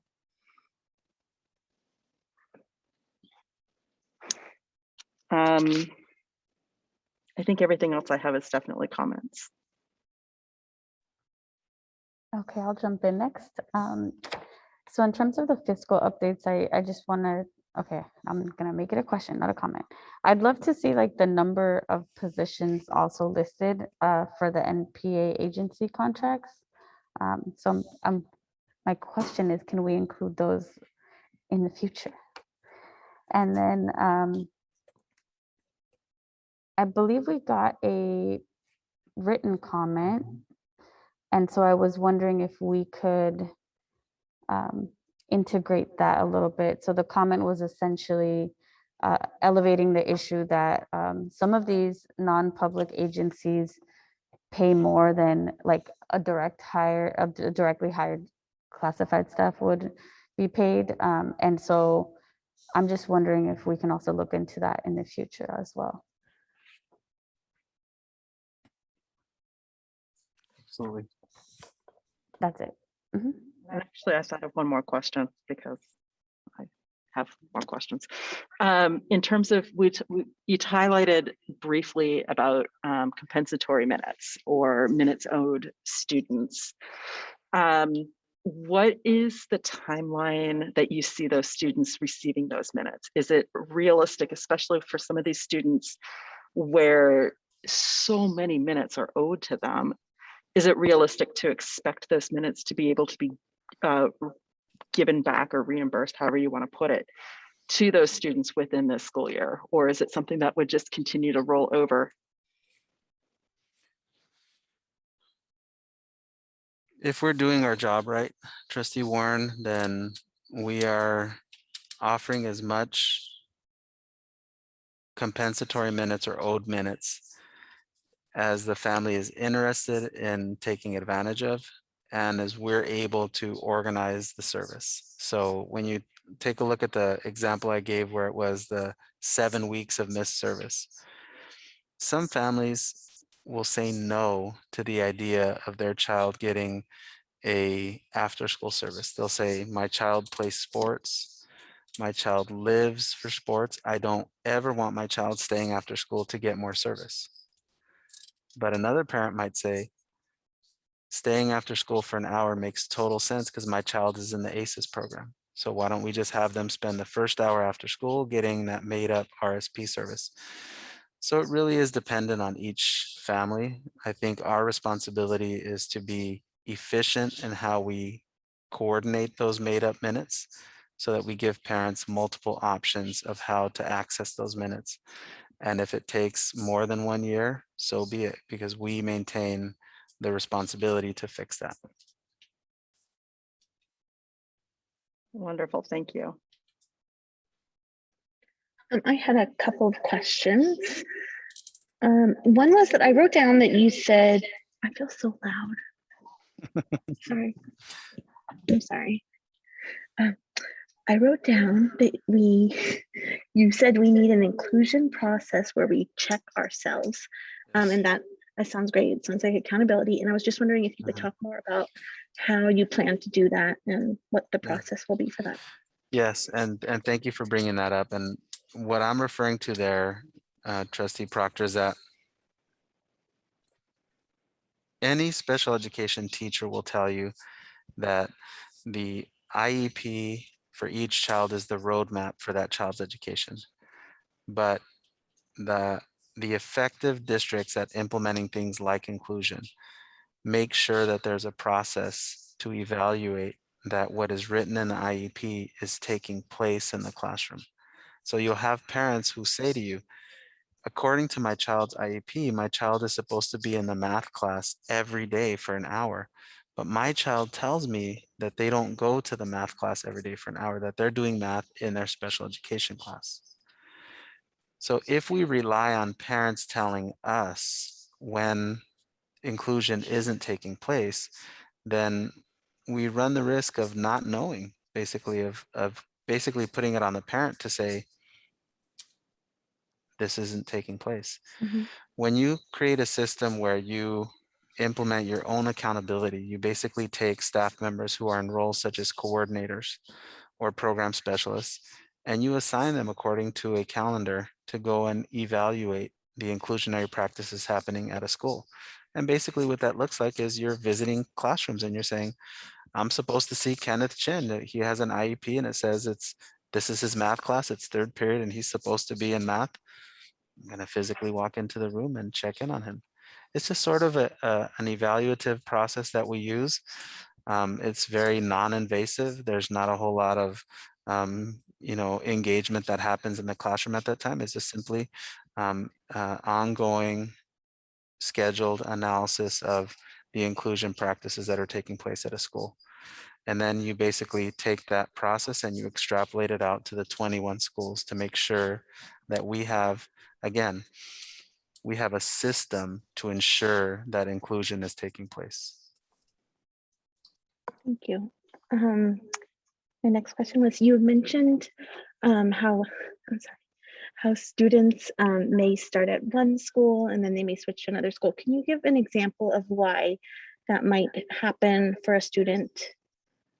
Just for those of us that might not know. Yes, there are many instances where we have children who live in one part of the school district, and the district will have programs that exist in more than one situation. And I'll give an example that I dealt with this summer.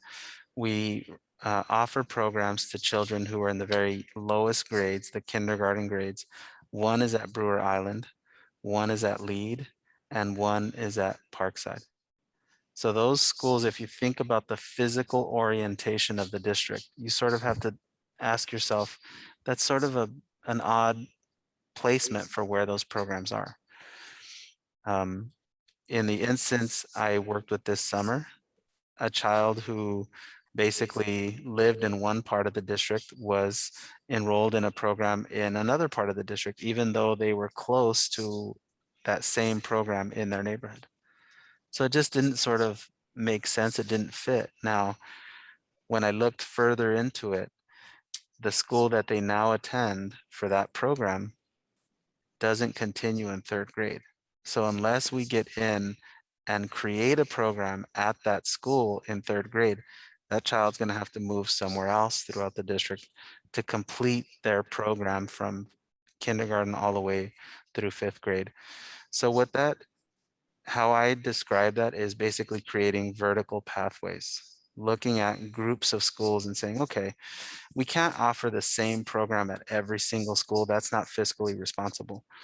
But if I take Beach Park and Brewer Island and Foster City and Audubon and say, I want to have a pathway for this program at one of those schools, then children with special needs who live in Foster City can attend programs at that school without having to then transfer to Laurel or Park or Parkside or some other school that's across town. One of the reasons to do that is it's very difficult for families to then have their fourth grader transfer to a school across town and not be able to attend school with their sibling anymore. Mm-hmm. And families with special needs children will often make decisions about where their students who don't have those services attend based on where their siblings go.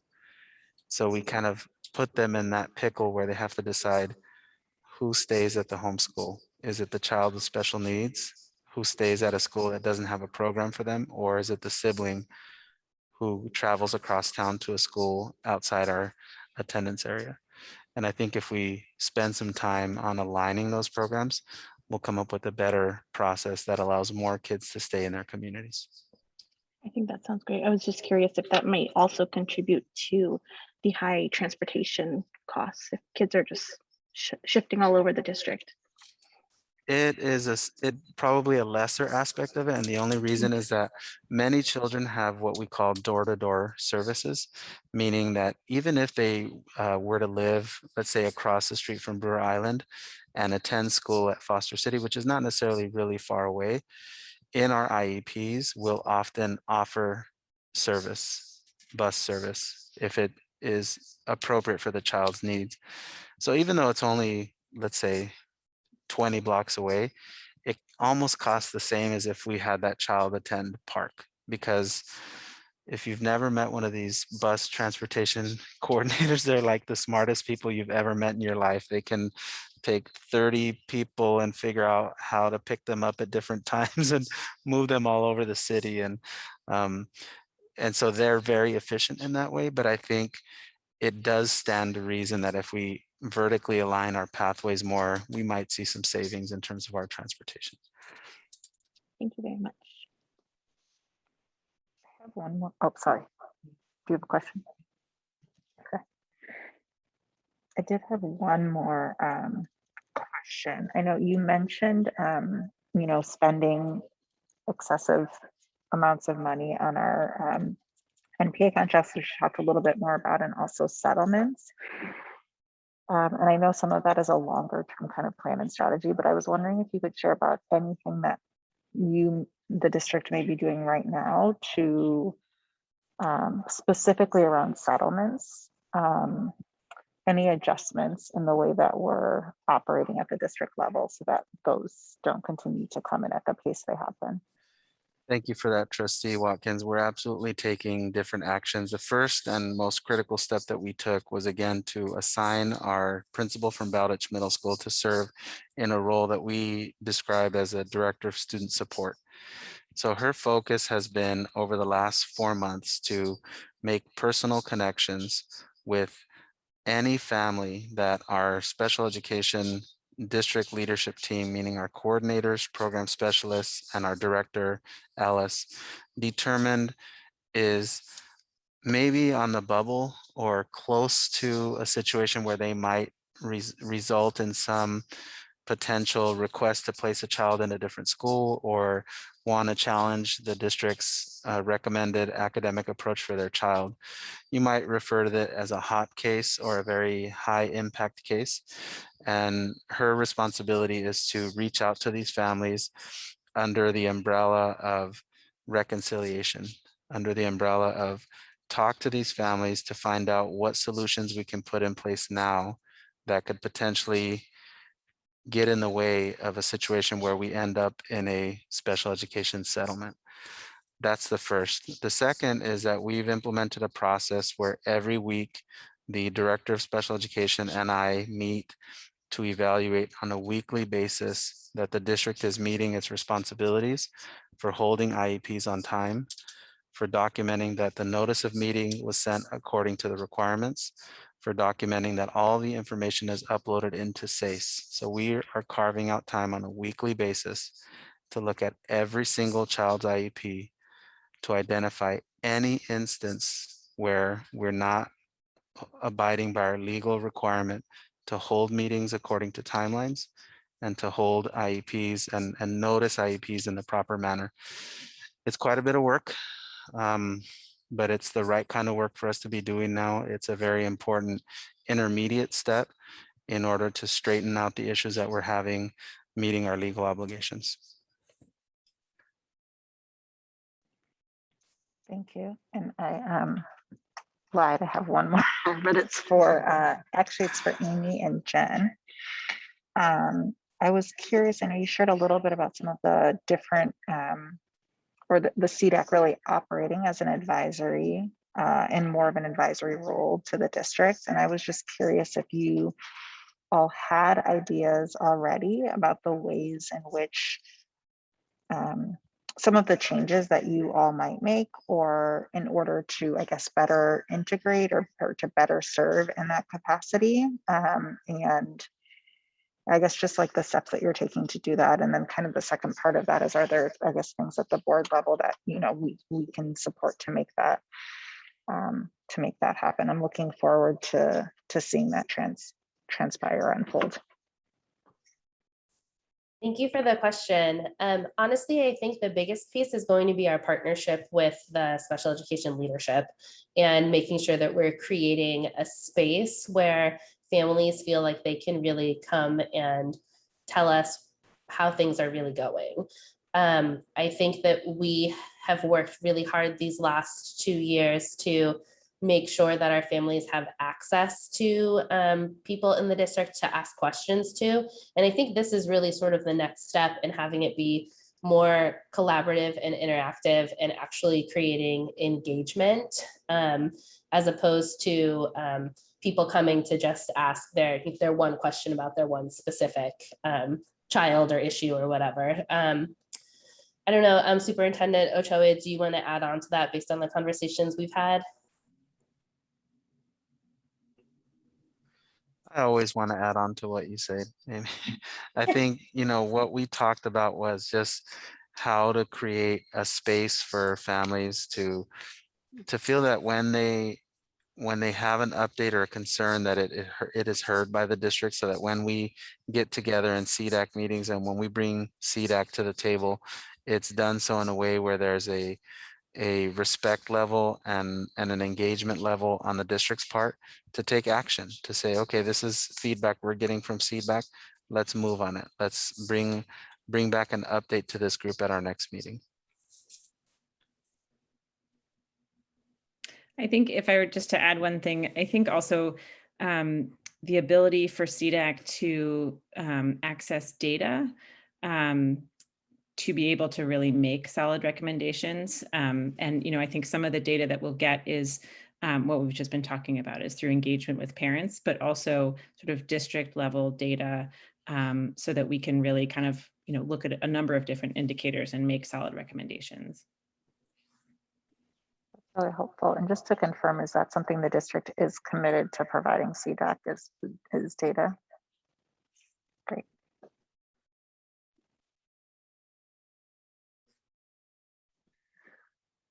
Okay, this is a really important topic, so we want to get all of our clarifying questions out of the way at the beginning. So does anybody else have any other clarifying questions before we move on to public comment? Okay, let's move to public comment to the live audience first. Do you have any comments or would like to make comments on this item? Okay, thank you. Peter, would you mind, let's open up public comment online on this item, please. Yes, anybody who would like to make public comment on this item, please use the raise your hand functionality within Zoom now. Okay, first we have Randy, then after Randy will be Dawn. Randy, go ahead. Hi, good evening. First of all, thank you so much to Superintendent Ochoa for this very, very clear presentation of data, and also for telling the story behind the data and doing it just with so much clarity and so much conciseness and just with so much completeness. Really appreciate it, all of that, and appreciate the board for hiring the superintendent. Bravo. And also much appreciation to Amy and Jennifer for the work that you do. Yeah, awesome. I had, and if you can answer these questions, and if you care to, I have 2 questions on the fiscal updates and implications, and then one other question that is swimming in the back of my mind. So just throwing these out there. On the fiscal updates and implications, Trustee Corzo asked a question that I just wanted to follow up on in terms of the non-public agency contracts, and then there's the little table that has the number of employees. I'm wondering if that table and then that list on the left-hand side, whether those two are mutually exclusive or whether they are just different representations of the same column of numbers. So that's my first question. second question is on the right-hand side for the non-public school contracts. The last two that are listed there, the Bridge School and the Esther B. Clark, there aren't numbers after those representing how many contracts those are for. So I wonder if you have numbers for those or if each of those represent just one. And then the last question, and I might be way off on this, but I'm wondering about the district's focus, hopefully, if I understand this correctly, on both the identification and addressing students that have dyslexia and what impact that's going to have on what Superintendent Ochoa identified as, you know, with the CSACE and with the increased identification of students with disabilities. Is that going to further increase the numbers of students with disabilities? What is the impact of that going to have? And does that diagnosis or identification result in those students getting a 504 or an IEP? Does that qualify as a disability? What impact will that have? Thank you very much for all the work that you're doing. Thank you, Randy.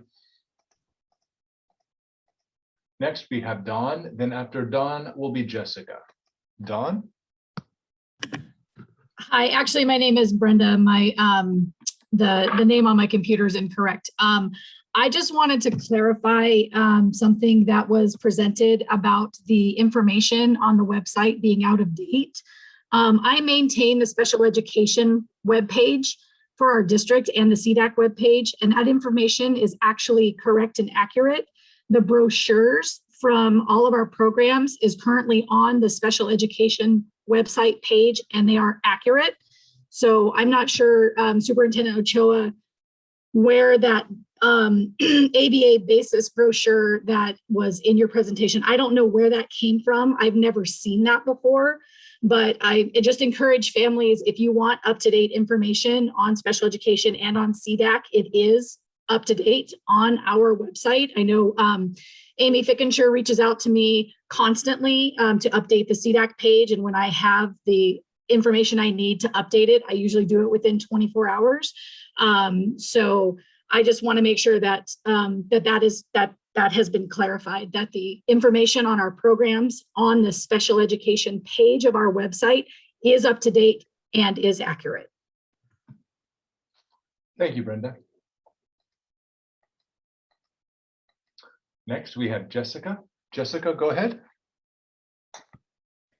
Hello, good evening, Board of Trustees, President Chin, Superintendent Ochoa. I just wanted to comment and feel the need to voice that many agency and PA contractors in roles such as OTs or SLPs, speech language pathologists, have been in the district for years and are extremely committed to the students, families, and communities of San Mateo Foster City School District. A huge deterrent to being a direct hire in this district is the significantly low salary in comparison to nearby districts. After completing years of rigorous and highly specialized programs on top of living in the Bay Area, the compensation that agencies can offer is competitive and comparative to nearby districts. I just felt the need and felt compelled to let the board and community know that there are agency workers in this district who are invested and committed to San Mateo Foster City School District. Thank you so much. Thank you, Jessica.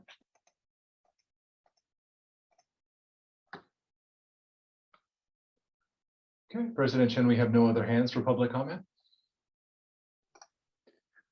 Great. Thank you, everyone, for providing your comments. I'm officially closing public comment.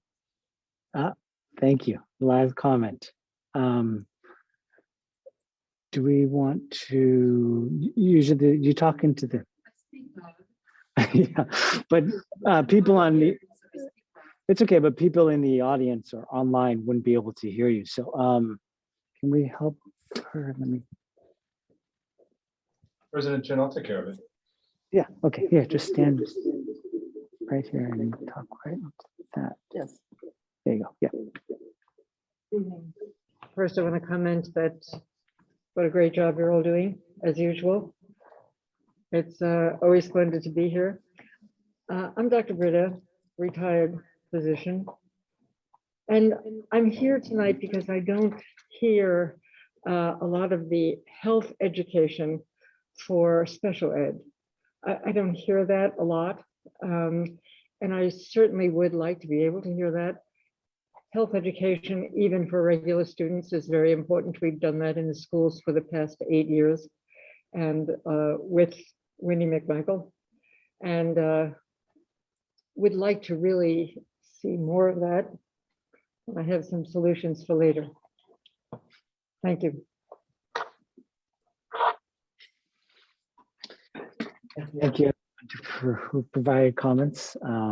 I'm officially closing public comment on this item, bringing it back for board comments. This is an informational item, so there's no vote, but I know that we all have comments, and I've saved mine for this period. So who would like to go first? I can share. I will be brief.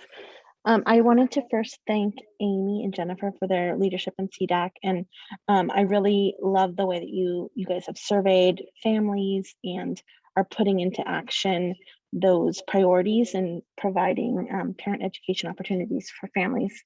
And I like the idea of that you're looking for school site reps for the group. So I think that's great, and thank you for the time and dedication that you are putting towards this committee. So thank you. And I just wanted to also thank Superintendent Ochoa for the presentation. I thought it was very thorough. I really appreciate the accountability, transparency that we've been asking for. Although, you know, maybe the information is not ideal, you know, the ideal situation that we're in now, but it gives us a great baseline to kind of compare and see where we go from here. Especially in terms of the fiscal piece of the non-public school contracts, the non-public agency contracts, and also the settlements. So thank you for that information. I also appreciate the way that you've laid out what we can expect in these presentations going forward. And so I am looking forward to what's next to come. I was just going to say, in terms of the different contracts that we have, I think the goal is that we're providing students with what they need. And so I know we spend a lot of money on that, and we have historically spent a lot of money, but I think the first priority is to make sure that the students are getting what they need. And if we can somehow convert that to in-house employees, then that's great. But you know, I think that the way you plan to be proactive in identifying where there may be gaps and where there may be holes or areas where we're not providing what students need, I think that's of utmost importance. I think in terms of the settlements, obviously we'd like to see that go down, but I think it'll hopefully naturally happen as you kind of put these pieces into place where we can hold ourselves accountable and make sure that we are doing everything that we're supposed to do. So those are my comments. I really appreciate this update, and I look forward to hearing more. Happy to hop in. Thank you to everyone for the presentation. It's really awkward to talk and hear yourself. So if we're all being weird, that's why we're like hearing ourselves in echo mode. Thank you to everyone for presenting. Amy and Jen, just appreciate your dedication to the CDAC and continuing to work on that. I really appreciated the response rate that you all shared from the parent survey. I think that's really, you know, 30-something%, which is, I think, good in general for an online survey.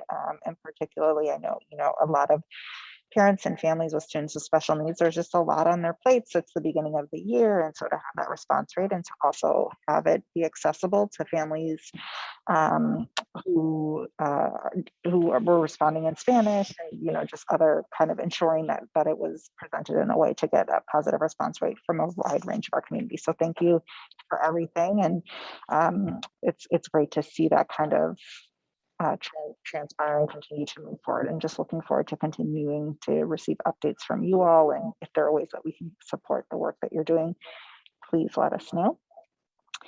Superintendent Ochoa, thank you for the presentation. I mean, I appreciate the candor. I remember when we had the audit presentation a few years ago, and at the time saying, you know, I feel like this is the first time that we've really said, there's a problem, right? We're not doing what we need to be doing in a variety of areas, which is not a great thing to have to say or to hear, to figure out how to move forward, but you can't begin to move forward with fixing a problem if you don't say that it's a problem. And so I just appreciate sharing kind of, you know, the real live baseline of where we are and then thinking about how we move forward. My comments are really just around, I mean, I appreciate knowing what the structure is in terms of presentations moving forward. I think for me, it would be really helpful to have, I'm almost envisioning a special education strategic plan. So I love that there's going to be alignment with our strategic plan, but I'm seeing all of these different areas, some that will take 3 years, some that will take 5 years. Like what happens now, what happens next year, what happens in 3 years, what happens in 5 years, what can we expect to see, what can the community expect, so that everyone can be really rowing in the same direction and knowing kind of where we're going to get by a certain period of time, so that we can check for accountability on that. So I would love in an upcoming presentation, it might not be the next one, maybe it follows, you know, when we have the strategic plan and then there's something that's kind of built up from that, so that, you know, we're moving forward with kind of that alignment, but for there to be something specific there so we kind of can wrap our minds around, you know, when we think about settlements, here's how we're going to address that over the next X amount of time. When we're thinking about agency contracts, this is what this looks like. When we're thinking about inclusion and expanding that, you know, so that it becomes less kind of like pie in the sky philosophical conversations and much more tangible. And I think that will provide clarity to our families as well, so that folks know that it's coming. It might not be coming right now, but it is coming. There's a plan for it, and here's how we're going to work towards that. Here's how it aligns with our finances and all of that. So that for me would be really helpful in upcoming future presentation, and you can let us know when it makes sense for that to happen based on where we are with the strategic planning. But appreciate the presentation and the structure, and looking forward to continuing to get regular updates, and looking forward to digging in to some more student specific data next time around.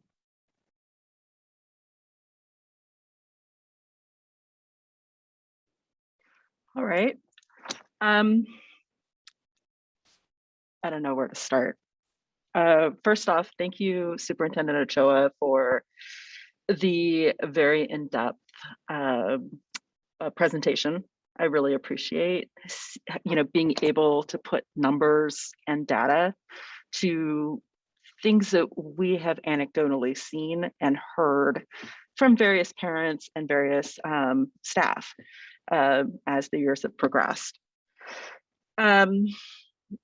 You know, it's just some things that I would love to be able to see going forward. You know, at one of the, you know, or maybe this is something that we just start tracking. You know, I would love to know what sort of onboarding we're giving our special education teachers. I would love to know, you know, not just brand new teachers, you know, new to the profession, but also teachers that are making that jump from a gen ed setting to a special education setting. I liken it to, you know, my world is nursing, and it would be the same thing as going from emergency room nursing to NICU nursing. You know, it's so vastly different that, you know, you cannot expect that person to be a teacher is a teacher is a teacher, just as a nurse is not a nurse is a nurse. So I would love to see more mentorship becoming part of the culture. I would also love to see it, and just make sure that we're not burning out our experienced special ed teachers. And I would love to make sure that we are not creating a high turnover. I know for the last special ed update back in June, you know, I did do a tally, and there were quite a few open spaces at the end of the year in terms of program specialists, resource specialists, school psychologists, just, you know, throughout both, you know, the outward facing with the students as well as the district level staff.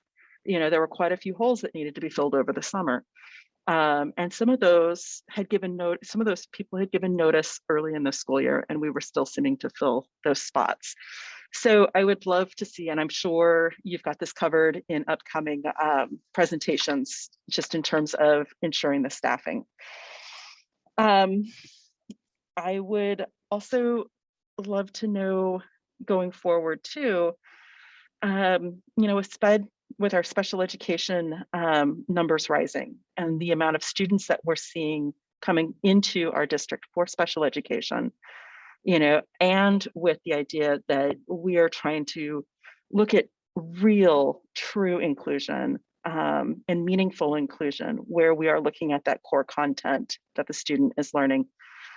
We need to make it, in order to make it work, I feel like we need to create the situation to happen so this inclusion can happen well.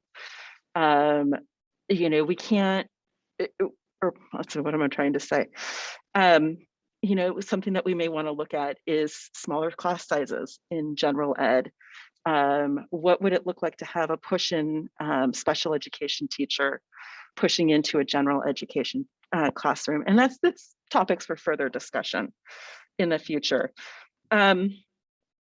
I also feel like, we talk about K through 8, we talk about, realizing that there's issues, come 3rd grade when, it's like, okay, we aren't covering children anymore in special or in general education, and now we need a more specialized academic instruction. A lot of the identification happens, like in that 3 to 4 year old age frame, and I'm thinking about some of the diagnoses that you see covered in and by Individuals with Disabilities Education Act, with the, even prior to the 2004 update, but especially in the 2004 update, they do delineate exactly what are the covered diagnoses.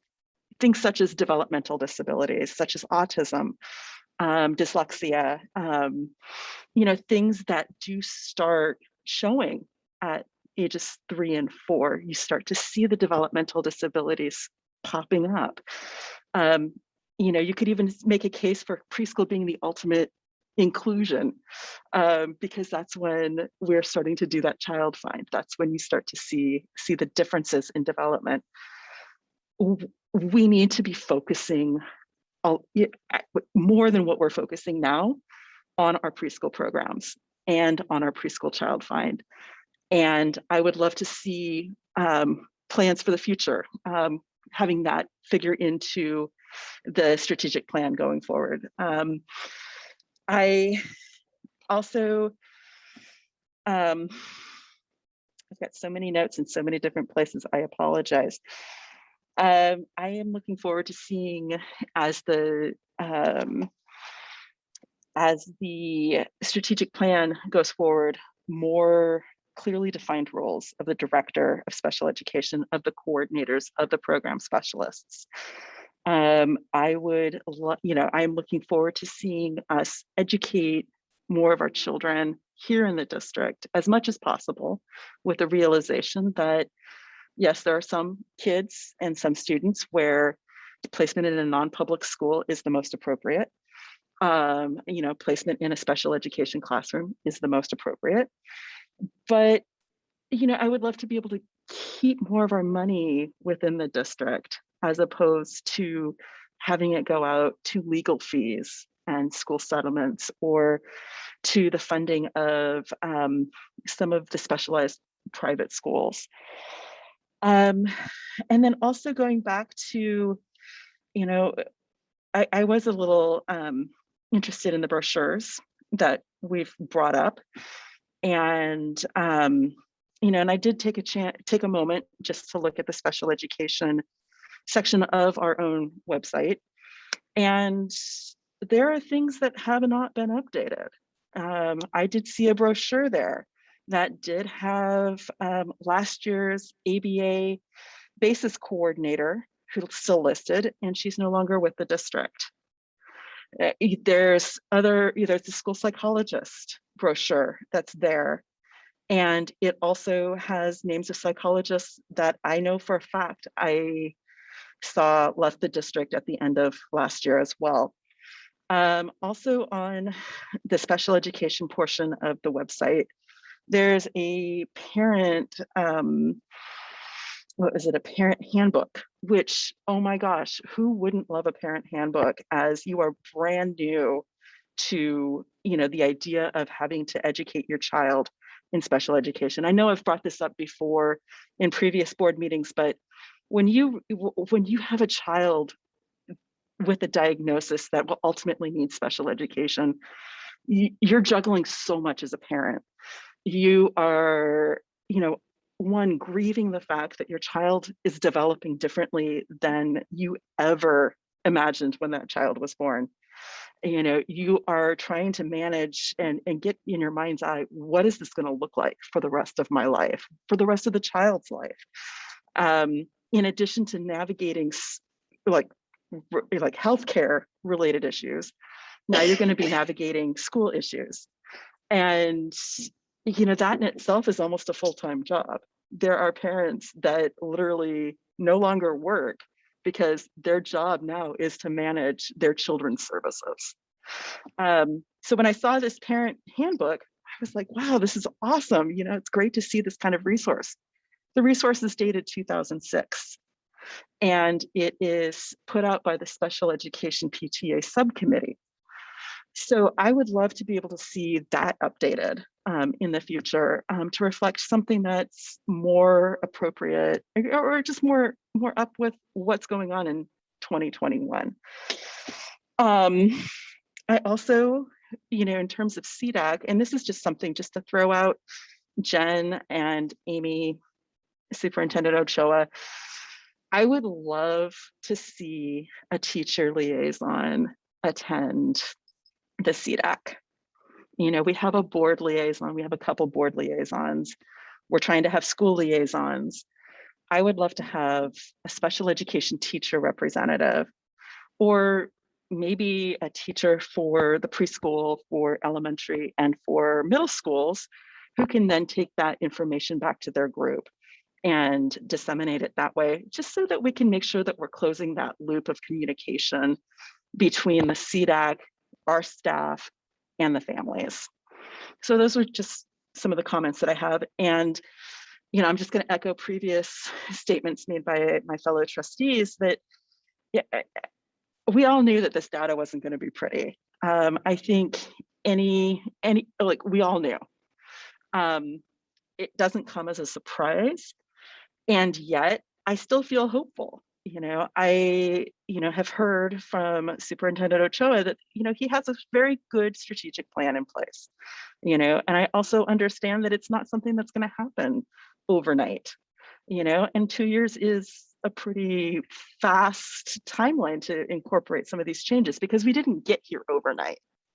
You know, so it's going to take longer than overnight to fix it. So I am looking forward to seeing and hearing more as these updates come out. Thank you.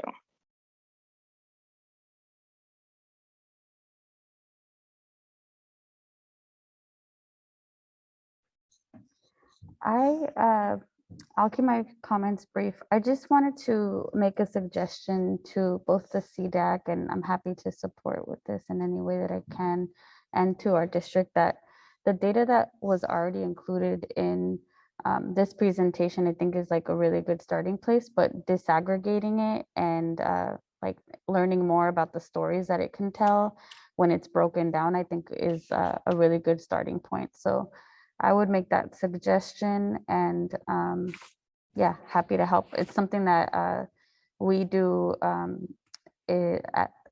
at the organization that I work for, Golden Gate Regional Center. We do look at like disparity data, and that is essentially disaggregated data, and then like create like action plans off of that. So just a suggestion. Thank you.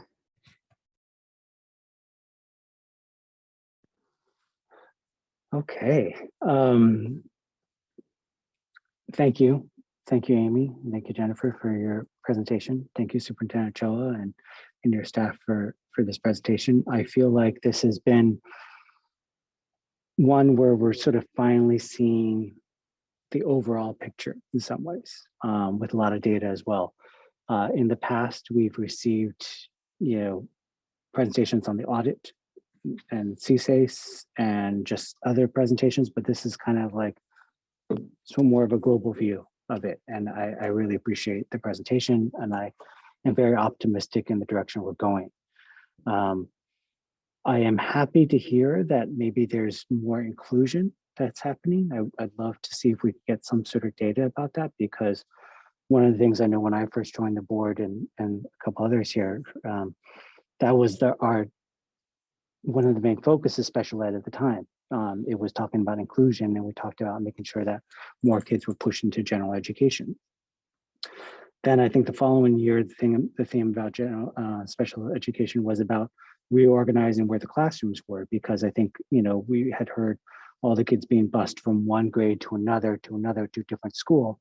And the idea is, how do you kind of build those sort of complexes where kids don't keep moving around from school to school? And then, of course, so the pandemic hits and everything falls apart in some ways. We obviously have always had MPS and MPA contracts, and there's always been obviously settlements. But the one thing with the pandemic and what the state and what people may not know is that the state and the feds gave us a lot of leeway on a lot of things in terms of education. There weren't a lot of assessments.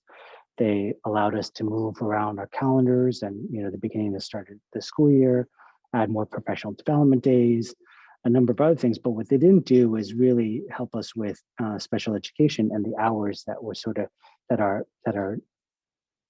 not deserved, but are required for a number of our special needs and special education students. And so I'm not surprised that the numbers have increased quite a bit, partly because of the situation that we were just in.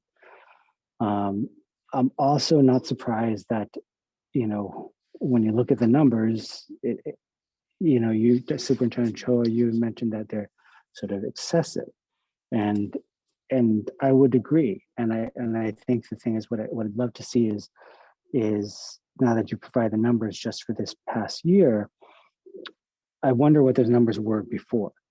Like, I think we could all go back and think about, I know we've all received presentations about the MPA and NPS numbers, but I'm pretty sure they weren't this high. And so I'd love to know, like, over the last 3 or 4 years, like, what were the actual numbers?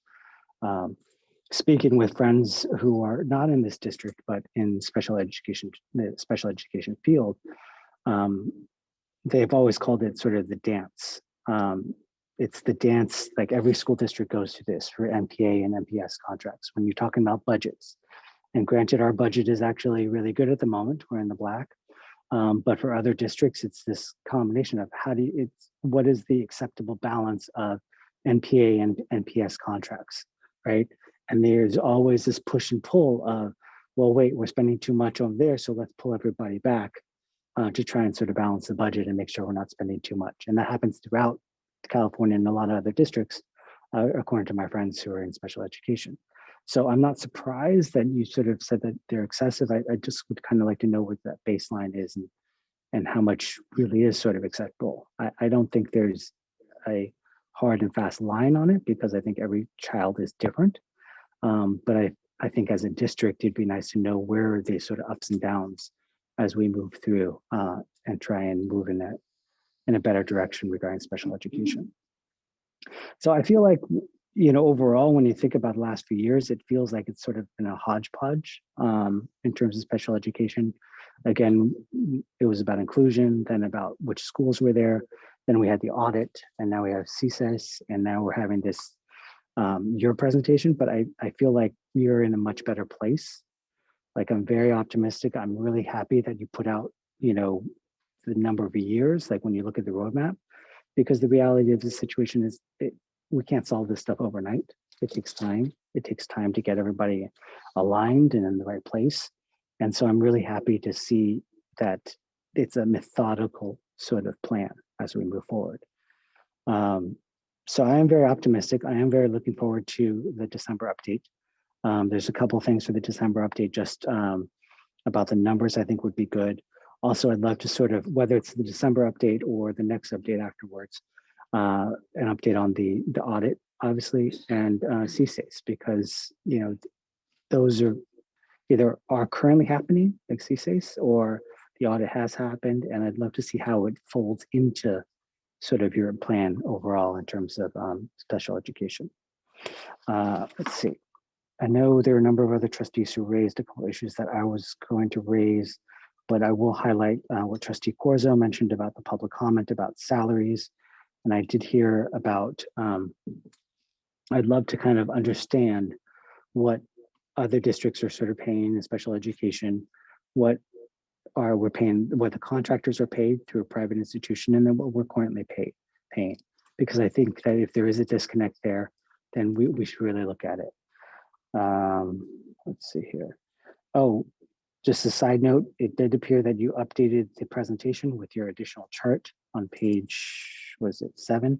So if you want, please make sure to update the website so that for the record that that other chart is there and the presentation is there. The student achievement data, the reorg and the pathways, I think you mentioned, and I'm really happy to hear that that's what the next December update is going to be about. Talked about the inclusion. Oh, and then just the overall numbers. Again, I'll just mention it's, you know, having those is really helpful, and just to find out whether we're moving sort of up or down as sort of a measurement in terms of measurement of success, if that's an issue or something that we'd want to consider. Like I'm understand, and like what Trustee Warren said, it's understandable that we are going to be paying outside agencies. That is what happens. I don't think that we'll ever not pay outside agencies because it depends on the students, but understanding, like, you know, where those numbers are and how they flow would be helpful for some additional information. So just to sum up, I'm absolutely optimistic. Again, I want to thank you for your presentation and everyone who's provided comments and everyone's worked on this. I do feel like we are looking at this in a very different way, and not sort of like a hodgepodge way, but a sort of a whole plan and strategic plan, and really trying to figure out how we're going to move the needle. So thank you. Any last minute comments before we move on to the next item? No? Okay. I have one. Okay. Before I forget, we did get we got a public comment about health, and that got my wheels turning. My son is in 5th grade right now, and so he is getting like he'll be getting like sex education, right? And so I was thinking about that aspect and our special needs students, and how, you know, they need developmentally appropriate content around those topics, and might need to spend more time with it. You know, in my role as social worker, we sometimes see behaviors related to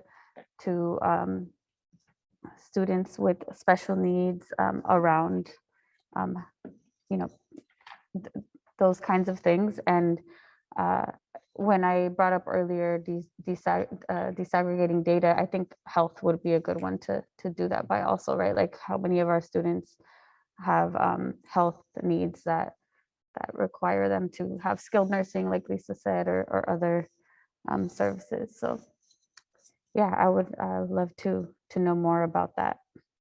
Thank you. Okay, thank you. Superintendent Cho, do you have everything you need? Let's see. I do. Sorry, I wanted to respond to some comments that were made regarding the presentation itself.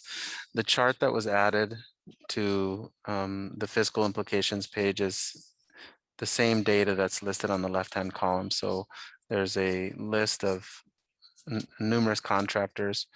And what we did was we took all of that information and we organized it into the categories by service. So it's really the same data.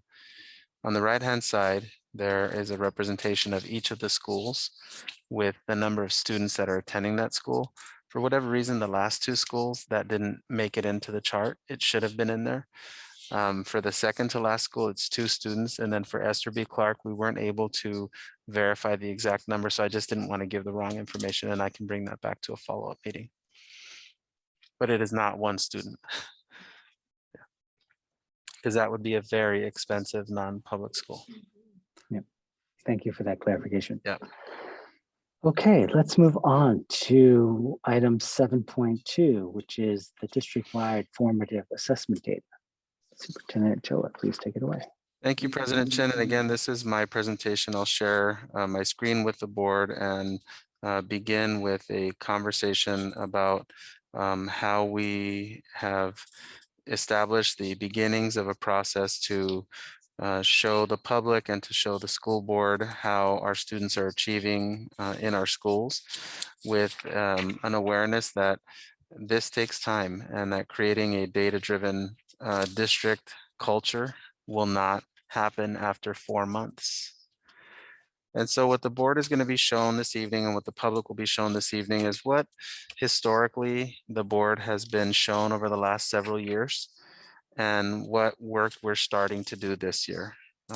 Presentations to this board and to the public have been routinely preceded by requests from the board for data. So there were very clear connections to board members saying, we would like to see data, and then the district responding a month later or 2 months later with a data presentation.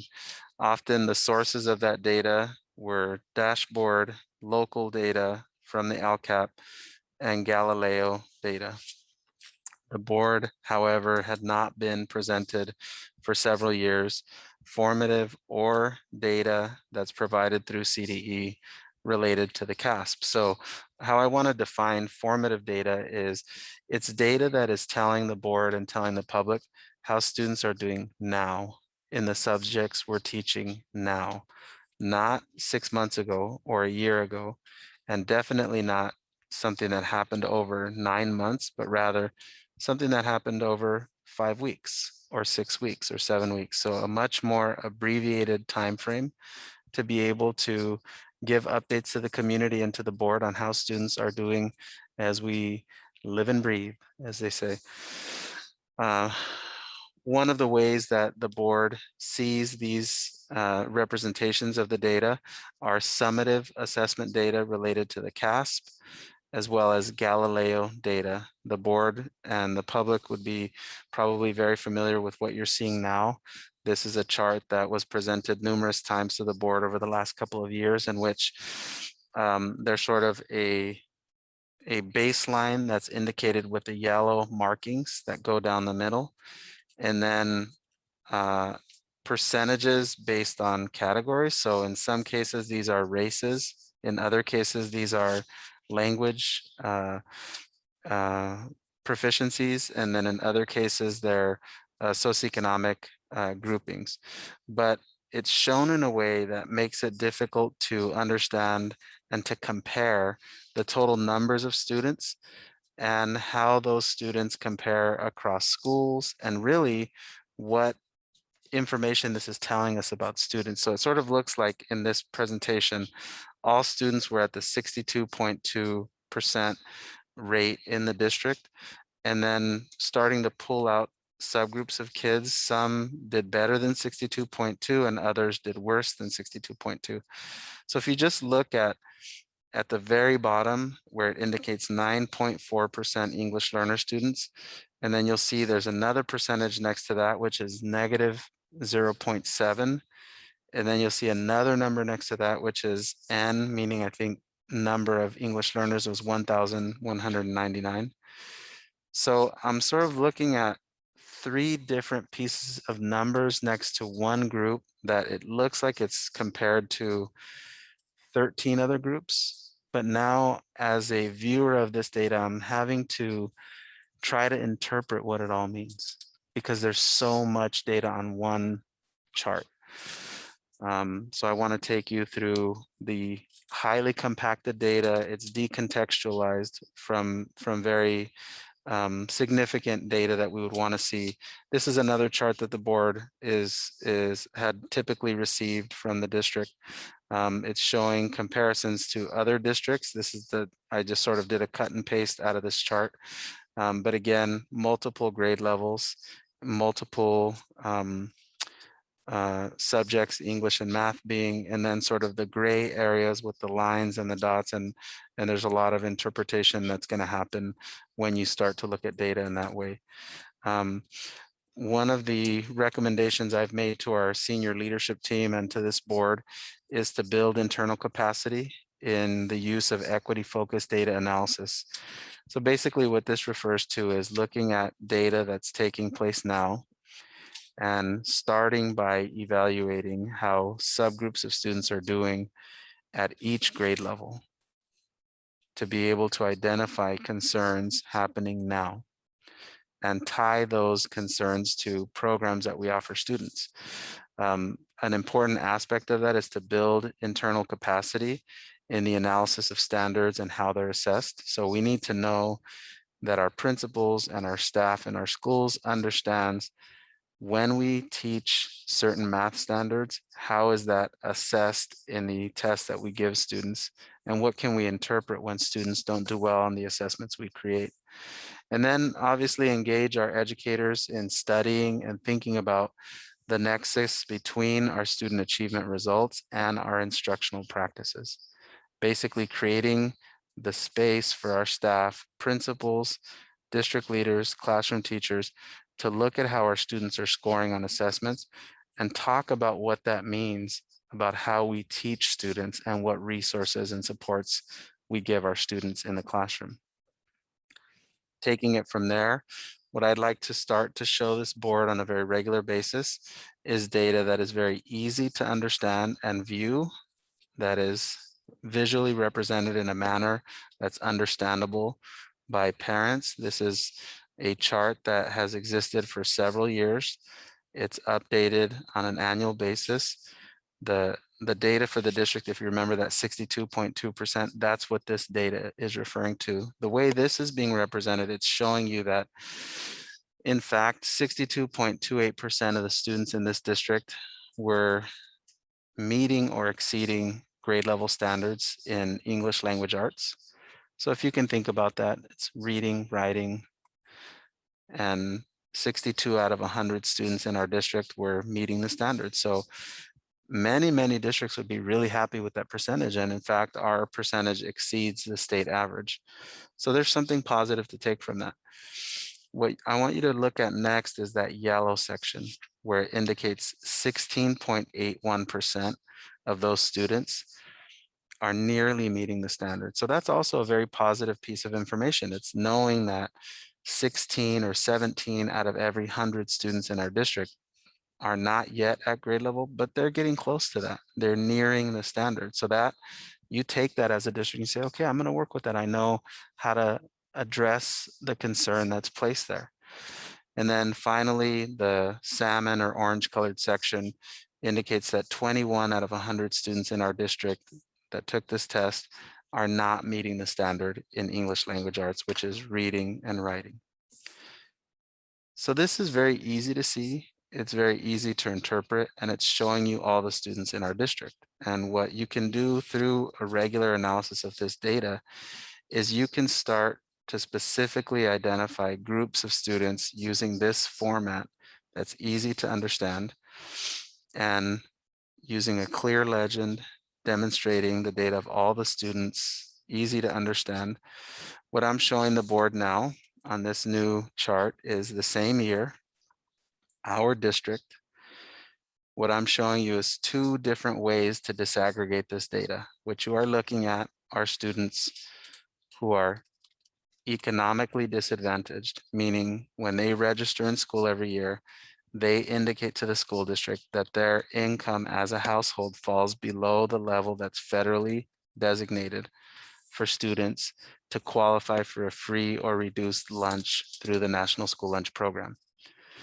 Depending on your family size, that number changes. So if you have one child and one adult, the number will be a certain dollar amount. The more students and the more adults in the household, the number changes. And what you're looking at secondarily is this program will allow you to choose a second subgroup to be able to look at their data even more closely. So now what you're looking at is every child's data in the district who is economically disadvantaged and also Black or African American. And what that's doing is it's taking out all of the Black and African American students who are not economically disadvantaged. In other words, their household income is above that federal level. Because this is an equity action. This is us as a district checking to see how students who have limited financial resources, who also happen to be Black or African American, are doing academically. So if you recall the numbers on that first chart, the number was 62.28. For this group of students, that number becomes 9.68. That, ladies and gentlemen, is the achievement gap in the district. And this data can be pulled for Latinx students, Pacific Islander students, Asian students, white students who fall into any of these categories. The interesting thing to look at from an equity perspective is how we react to knowing this information, because the disadvantage of, even though this is very easy to understand and clear, is you do have to wait until the end of the year to see this data. You can't see this data on an ongoing basis every 6 weeks or every 12 weeks, which takes us to how we come to our formative data. What the district is presenting to the board and to our public this evening is our math formative data for grade 2. And we have multiple grades that we'll review with the board tonight. So what you're looking at is, you'll see where it says 0 to 3, 4 to 8, 9 to 12, and 13 to 16. We basically gave a math test to the second graders in our district. And if the students got all the answers right with the highest score, they would earn a 16. And if they didn't get any answers right, if they got every answer wrong and got a 0 on every answer, they would have a 0. So what we did was we calculated all the scores for every student in second grade. And this is showing you that in the district, in second grade, we have 107 students who scored 0 to 3 points on this first test we gave.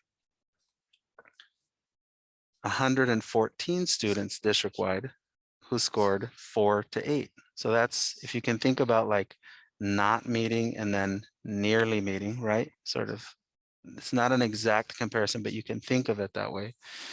9 to 12 would be meeting the standard. There's 242 students in that category. And then 13 to 16, meeting or exceeding, 571 students. So as a superintendent of the district, I look at a distribution like this and I think, I like to see it this way. I would obviously love to see the gray bar be 0, but in our profession, we have to see where our starting point is, and that's what we're looking at.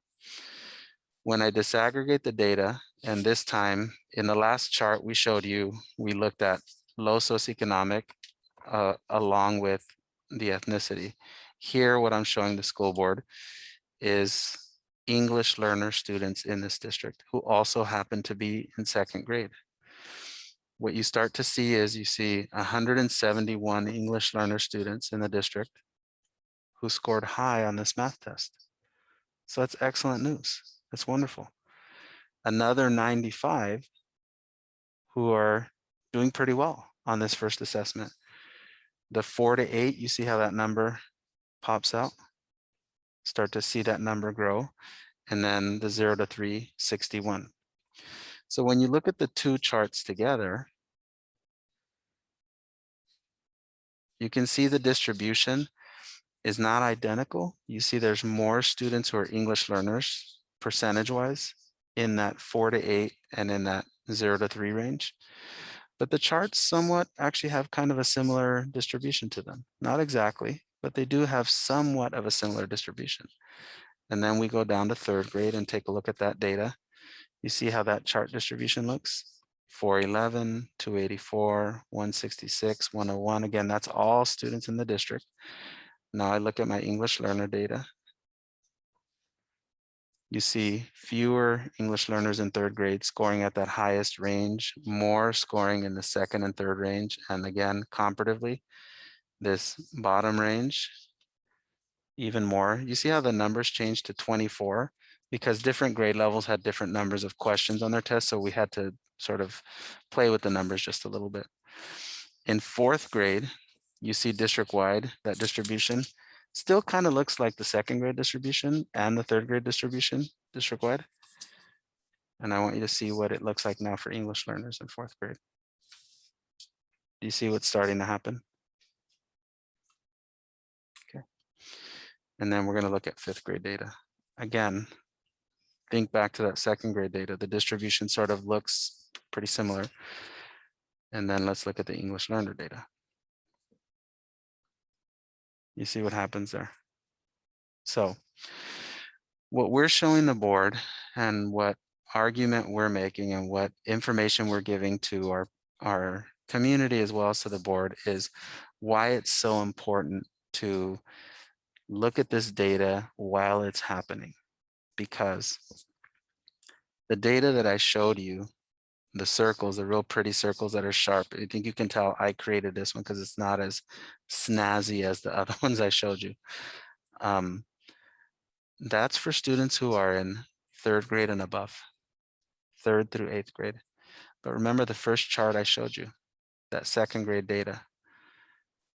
Those kids have yet to take a formal test through the state, and they're not going to for basically almost 2 years. Their entire second grade year, they won't take one, and then they don't take their first one until close to the end of their third grade year. And our English learner students have not fallen far behind yet.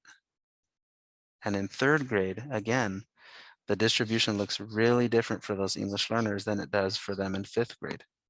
So think about how we can create a system where we give support and resources to children early on before they ever get to third or fourth or fifth grade, where we put resources in the hands of families.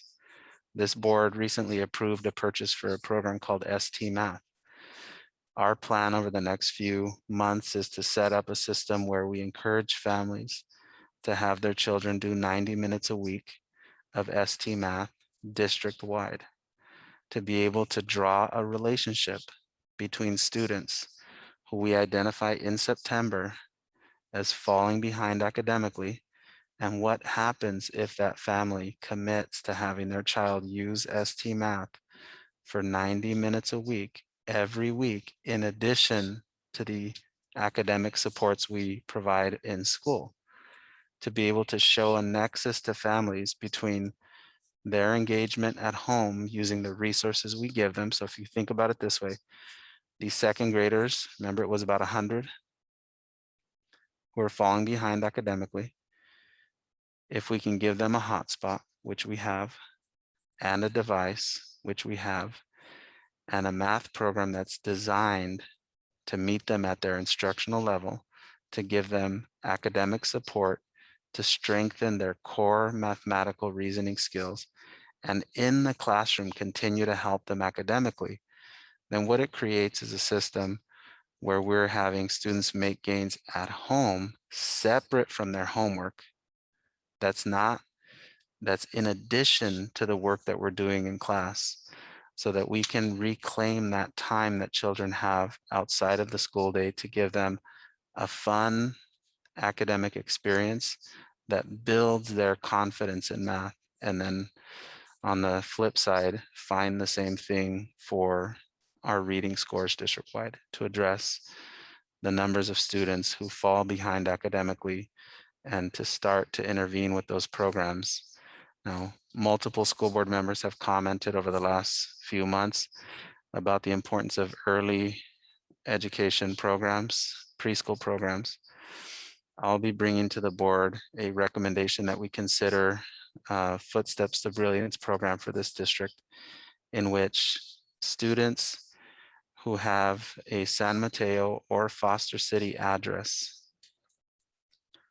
and their parents are able to access the Footsteps to Brilliance program at no charge as early as they sign up for the program. So 3-year-olds in this district who live in either city under the Footsteps to Brilliance program would be able to access the program, which is designed to not require internet access. So it takes away an economic barrier. It is tied to the district providing the family a Chromebook device. When they download the program onto the device we provide the family, they can do so at our schools. Once they get onto the program, it's fully bilingual in English and Spanish. If the parent cannot read, the program will read the books to the parent and child under the auspices of, when your child uses this program, we call it lap time, not app time. We want children to be with their parents when they're reading these books and build their confidence.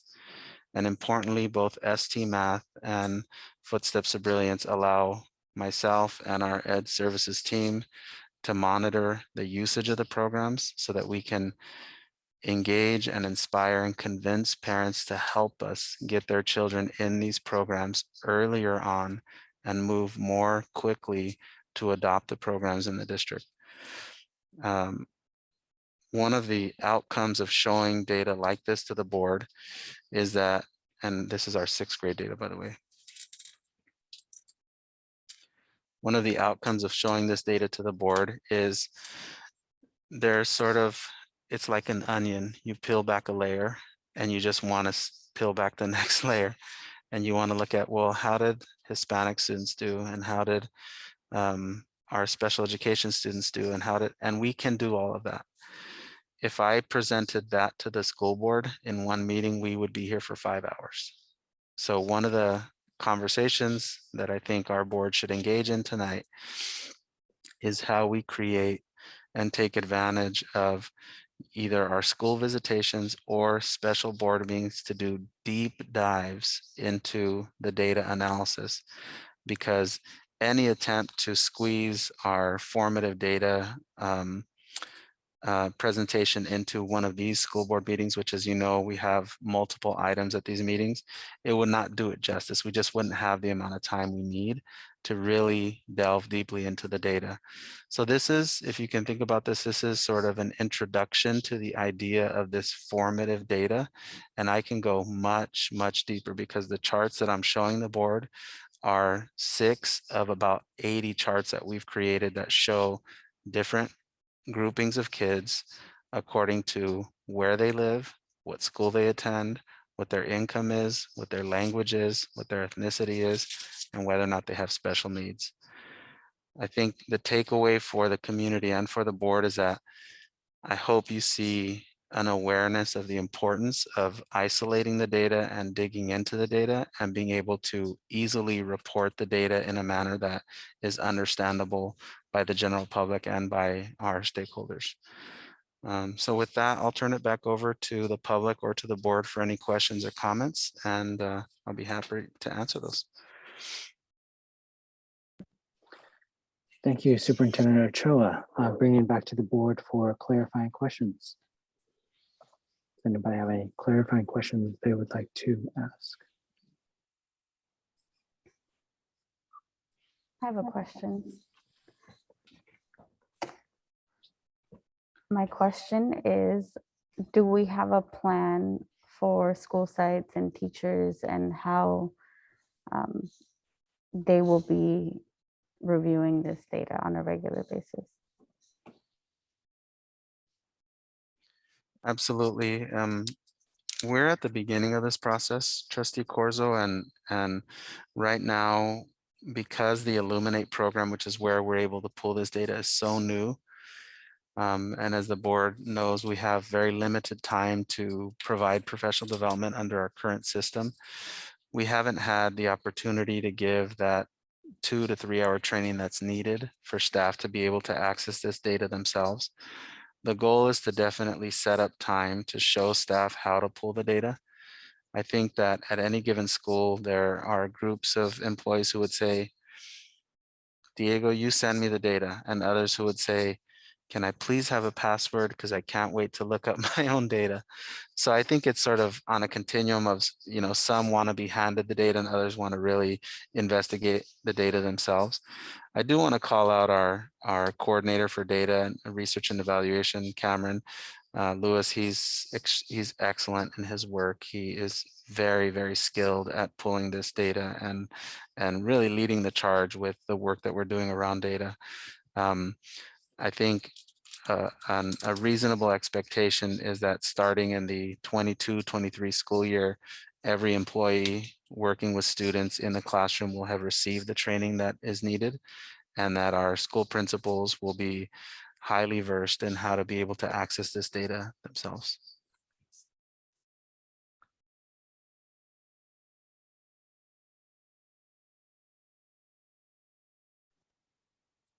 Any other clarifying questions from the board? I have one, just curious if in the English learners charts that you have, are the reclassified English learners included or excluded from it? They are excluded from those numbers.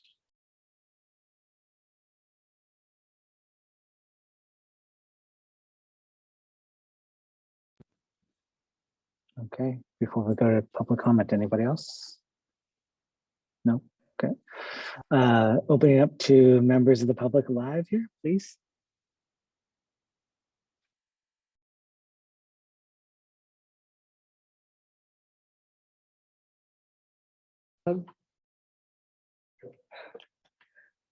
Very good job. You know, data for us in our curriculum is very important. We collect it all the time. It's very easy because we're online. So it's very easy to collect data when you're online, and it is complete. It is across the board. So you don't just collect it on how they're learning, but exactly what they're learning on each module that you're teaching. So it's very important. You know, again, I'm going to concentrate a little bit more on health right now. I want to know, does anyone in this room know how much toothpaste to put on their toothbrush? No, probably not. Does anyone know what the most important parts to wash before you go to sleep at night?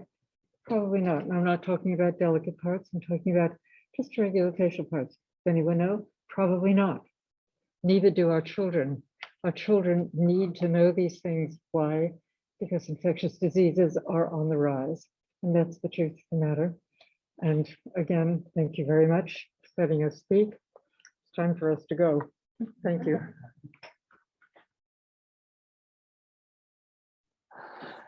Thank you for those comments. And thank you for attending our meeting live. Peter, would you mind opening up public comment for those who are still with us online, please? Absolutely. For those that are still with us, please use the raise your hand functionality in Zoom now if you'd like to make public comment on this item. And we have Randy, then after Randy will be Sandy. Randy? Hello, good evening again. So I think before moving like gung-ho ahead on this, I think a little bit more data analysis needs to be done on these this formative assessments. And I appreciate the question that Trustee Proctor asked about the EL subgroup that was pulled out. And I'm actually a little bit concerned about that. I think that maybe a better, just if you wanted to pull out one subgroup, the subgroup to pull out would be like the SED subgroup. With the EL subgroup, what I believe is probably going on is in second grade, right? You're going to have a lot of those that started school being ELs with only a few reclassified. Every year, you're going to get more and more and more reclassified. So who are the students that are being retained in that EL subgroup? It's the students that are facing more barriers, whether it's learning differences, whether it's structural barriers, whether it's lack of support, whatever kind of resources, is students that are facing barriers to getting to that reclassification status. And so you're selecting out a group of students that are struggling more. I think it would be more representative to look at the SED subgroup, because that's something to be more stable and you're going to have an apples to apples comparison grade over grade. And so, yeah, but otherwise, yeah, this is really helpful to see formative assessment data, and something that I haven't seen a lot of this detailed year over year. And just another question about whether these data are available in first grade, or is that just a grade that you're not able to assess? Thanks so much. Thank you, Randy.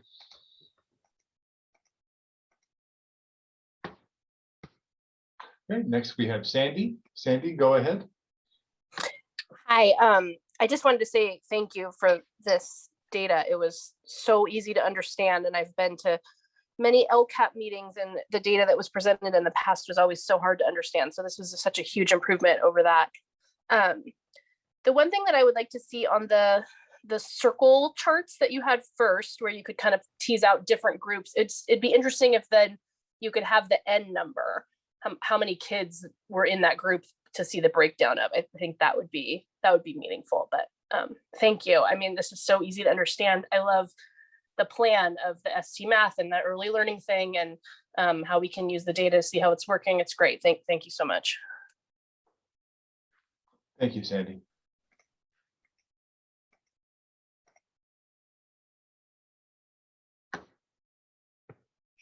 Okay, President Chin, there are no other hands for public comment. Thank you, everybody, for providing your public comments. I'm officially closing public comment on this item 7.2, and bringing it back for the board for discussion and comments.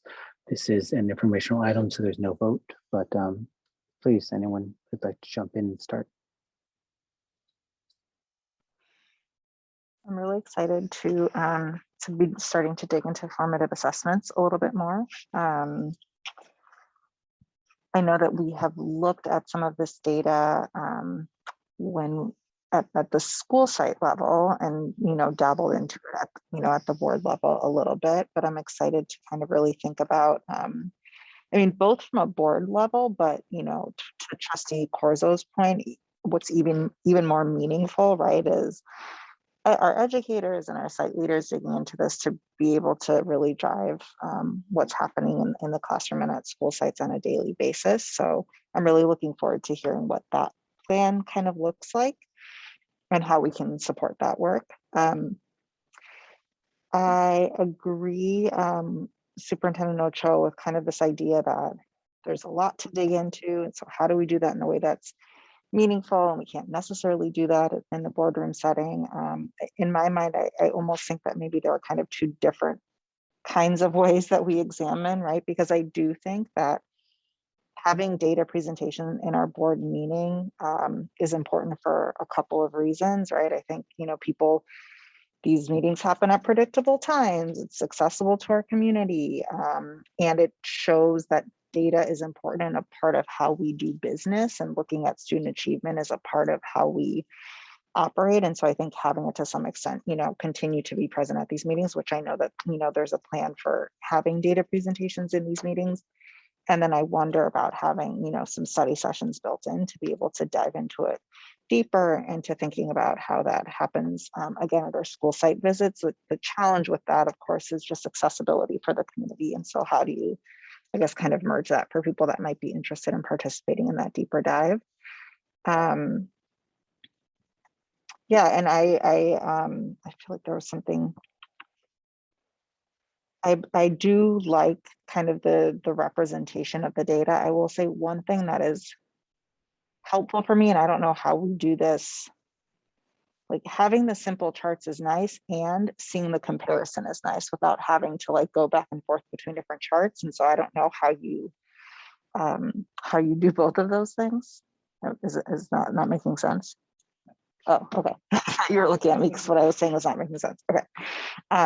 So I'm just kind of thinking through that piece, because I was finding myself kind of like scrolling and trying to figure out like how things change over time, and kind of wanting to see that together as well as separate. And so I know that this makes it more simple, but seeing that comparison. And so yeah, I mean, I'm just looking forward at kind of the presentation, the kind of next steps that are being taken, and the follow-up to the strategies, and whether or not they're working or not, right? Like we have talked about that a lot. I know I have talked about that a lot in terms of just that accountability piece, and how our progress monitoring and tracking, and where we're spending money, and is that the right place to spend money, and is that making the impact that we want it to make? And so I look forward to kind of seeing that piece roll out. So thank you.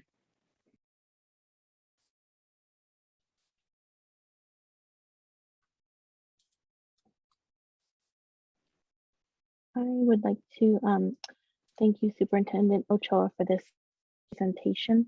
And also, just wanted to stress the importance of how important it is to have data that's easily understood. And so I appreciate these charts, both the circle graphs and the line graphs. And I think seeing more and more of the same format is going to help us just understand what they mean. And when we see, sways and this kind of stuff, we'll be able to easily identify what's going on.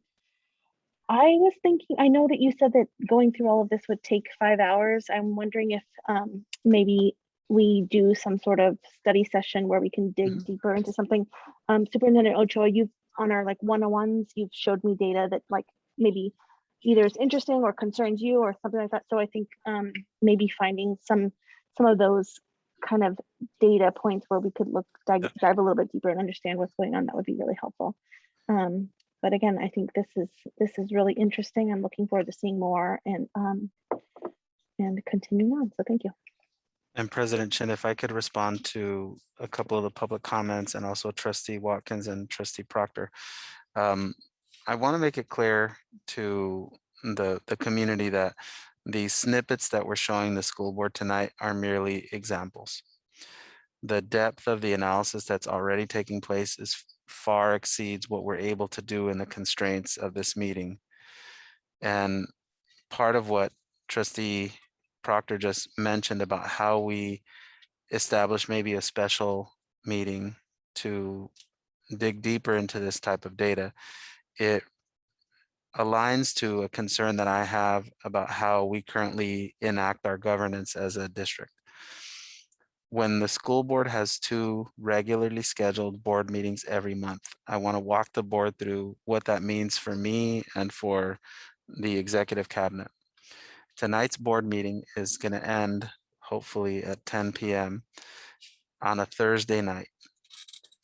As a school district, we post the next school board meeting's agenda the following Friday. So that means I have 8 hours on Friday and then loop back into Monday, Tuesday, Wednesday, and Thursday. A regularly scheduled board meeting gets items submitted by our Director of Special Ed, our Chief Business Official, our Assistant Superintendent of HR, our Assistant Superintendent of Student Services. At the end of tonight's meeting, the board is going to come up with 2 or 3 additional things that you would like for me to present on that add in new information. We're also responsible for dealing with the daily ups and downs of COVID and events and awards. So what happens to the governance process is we are in a constant cycle of following up on a meeting and prepping for the next meeting.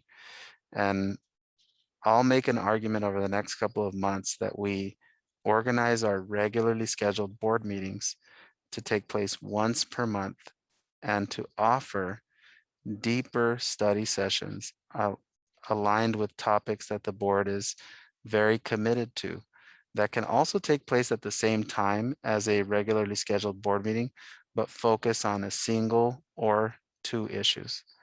Now, this is a head scratcher to a lot of executive cabinets and to a lot of boards because there's a concern that we won't be able to conduct our work if we only have 1 meeting per month. But I want to assure the board there are many, many school districts that operate with 1 regularly scheduled school board meeting. Now, the flip side to it is if we were to retain the additional or the 2 regularly scheduled meetings and add in more special board meetings, that's simply a scheduling issue with a board that also wants to have monthly visitations to schools and engagement with the community through subcommittees. And it creates a secondary expectation or tertiary expectation for members of the public who kind of want to follow along and figure out where we're headed.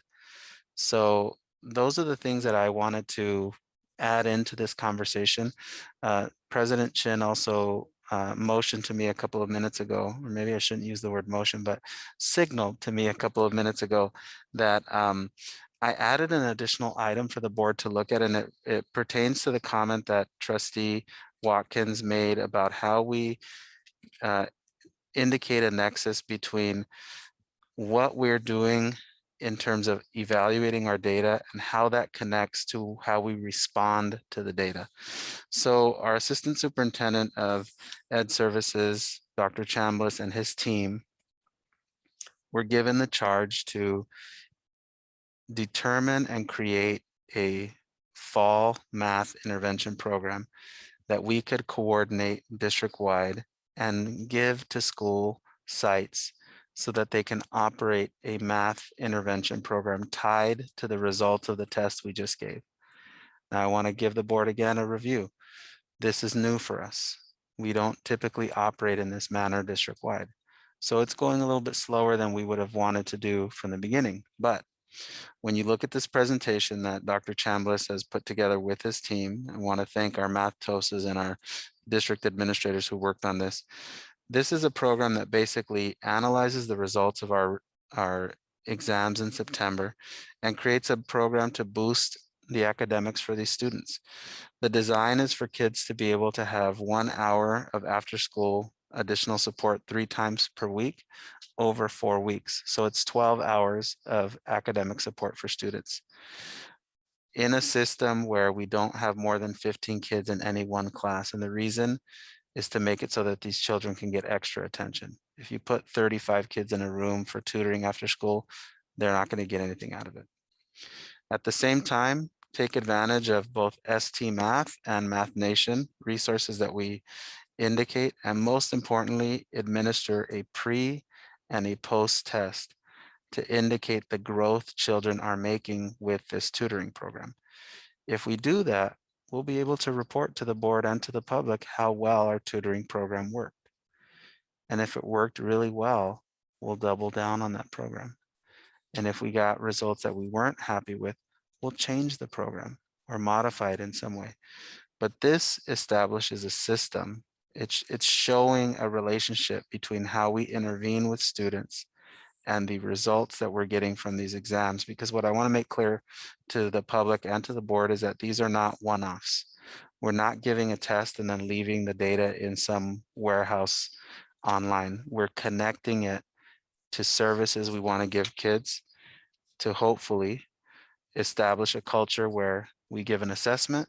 And the comment I made earlier today to the principals in our meeting with our assistant superintendent was that my goal is that in 22-23, we give that test on September 15th, and our tutoring program starts October 1st, not November 29th. That it's more immediate, that it take place in a manner that's highly organized. In addition to that, doing things like giving these kids a positive feeling about being in these after-school programs, giving them some certificates, ribbons, awards, stickers. You would be surprised at what a 7-year-old will do for a sticker. I have one who will just about do anything you ask if you show them a sticker. And we really want to get these kids that feeling of success and that feeling of engagement. The idea is to identify students who scored below the 20th percentile on that first assessment, to have schools be provided lists of students that are easy to access to sign children up for the program, for the central office to coordinate transportation for families who live in the North Central San Mateo area and need assistance at the schools that they attend, and then to allow schools the latitude to coordinate the services in a manner that makes sense to their school. And I'll just use Beach Park as an example. It's a really small school, so they might want to take first and second grade and do it together. Now, Foster City is a really big school. They're not going to do that very likely. So it just depends on each school and how they coordinate the provision of those services. Again, that was added to the agenda. It's available online. It's on our district webpage. So any family that wanted to look at it, it will be coming to a program near you. And I'll turn it back over to the board. Thank you, Superintendent Ochoa, for that maybe second presentation. I would just state, I think the governance conversation is an interesting conversation that was not actually advertised or agendized. So I would caution the board that we shouldn't really comment on what Superintendent Ochoa mentioned about the board meetings and the changes there in terms of governance. But in terms of the formative assessment and data and math, I think that is very relevant. And I have comments, but I'm going to open it up to you guys, the rest of you guys, if you have to finish off our comments on this agenda.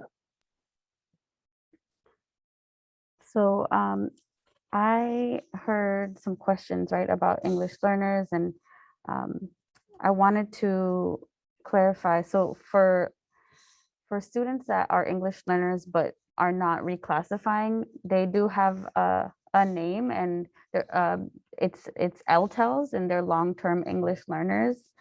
And so in middle school, there have our Del Rogers, our English learner, I always forget her title.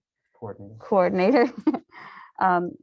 With a team of teachers in middle school they have developed both curriculum and a program specifically to dig into the needs of those students and to really accelerate their learning and give them the support that they need. And there is a English learner, I can't remember the name. It's not called a roadmap.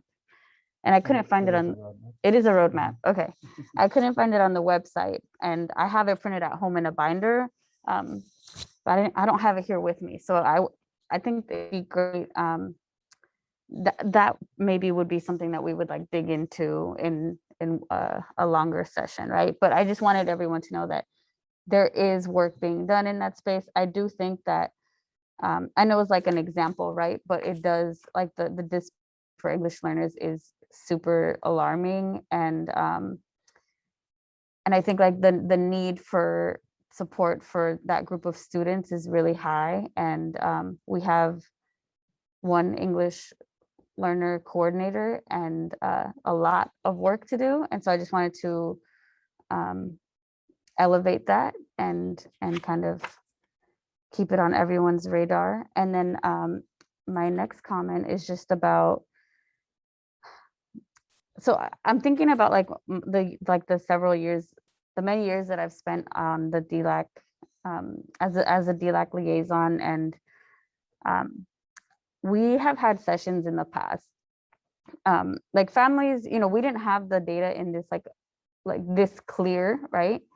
But families like know what barriers they as families and their children are experiencing, and they feel those things, right? And so we did have a session a few years ago where we had DLAC. This was in person, and it's like the before COVID times. I can't remember. I'm pretty sure it was like 2018 or 2019, and David might be able to help me to remember, but there was a session where it was actually pretty well attended, and families were given stickies and asked to provide feedback and ideas about what they needed. And I just want to say, like, there were a lot of really good ideas and a lot of very clear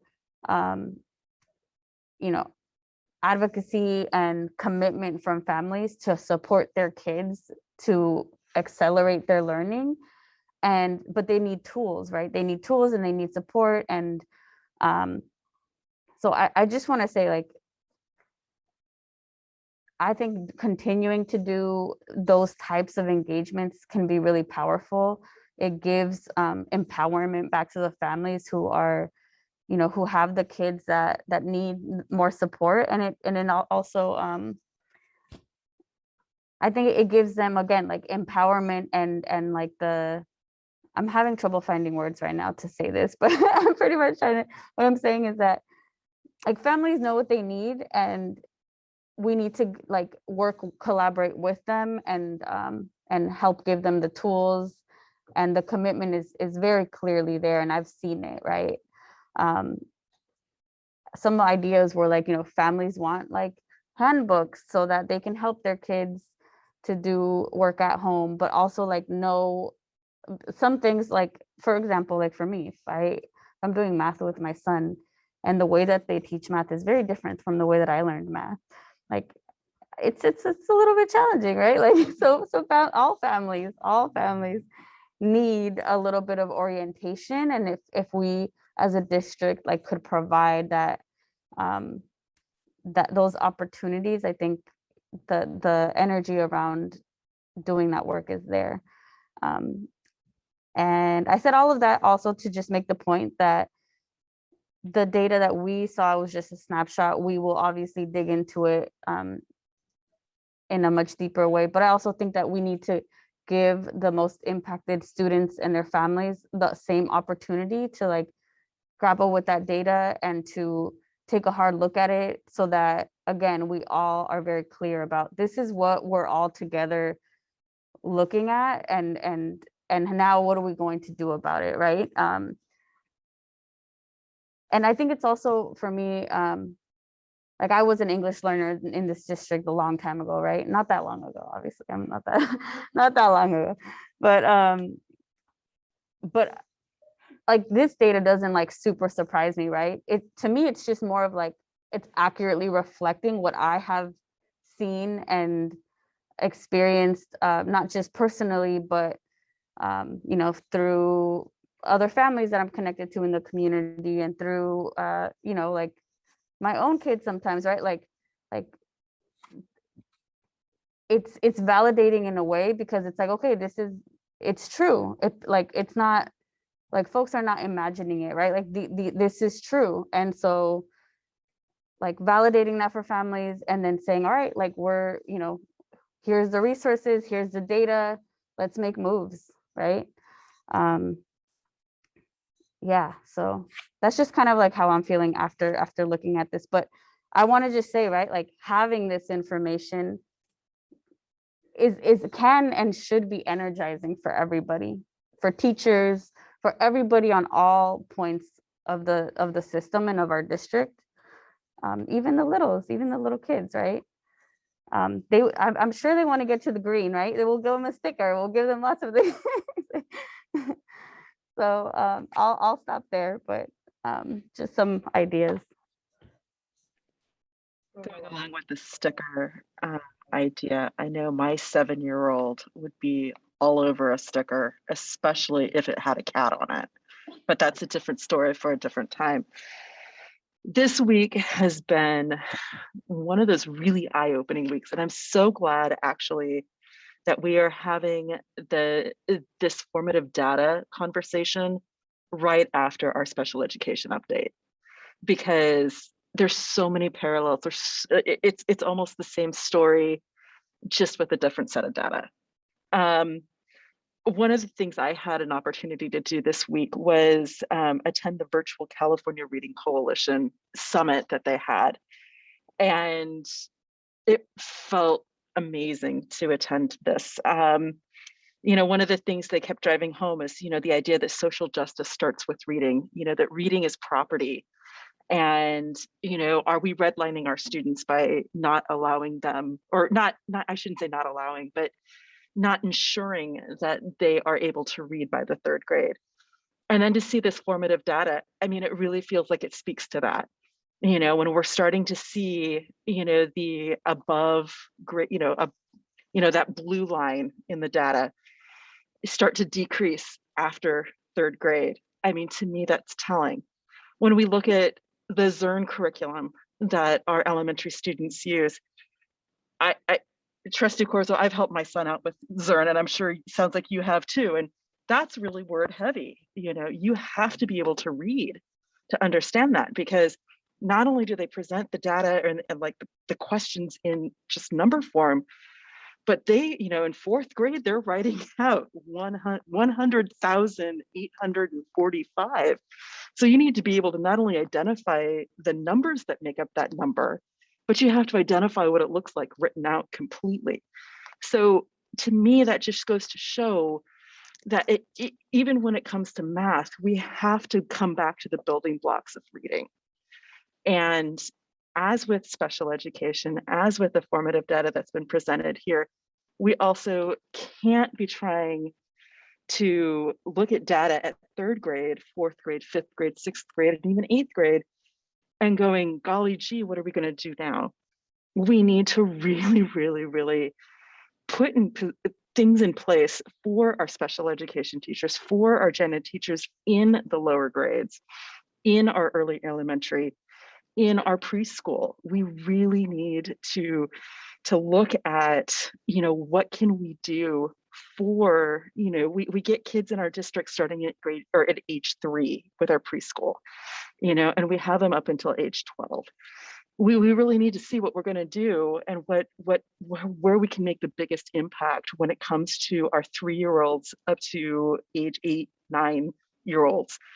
And then, we can see the fruits of our labor and the fruits of what we're putting into these kids, when we get the CASP data back starting in 3rd grade, and we can see those numbers starting to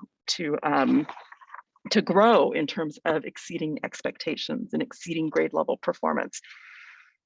Yeah, I think I'm going to echo everybody else in that, it's not fun to see kids fail. Nobody gets into education to see kids perform below grade level.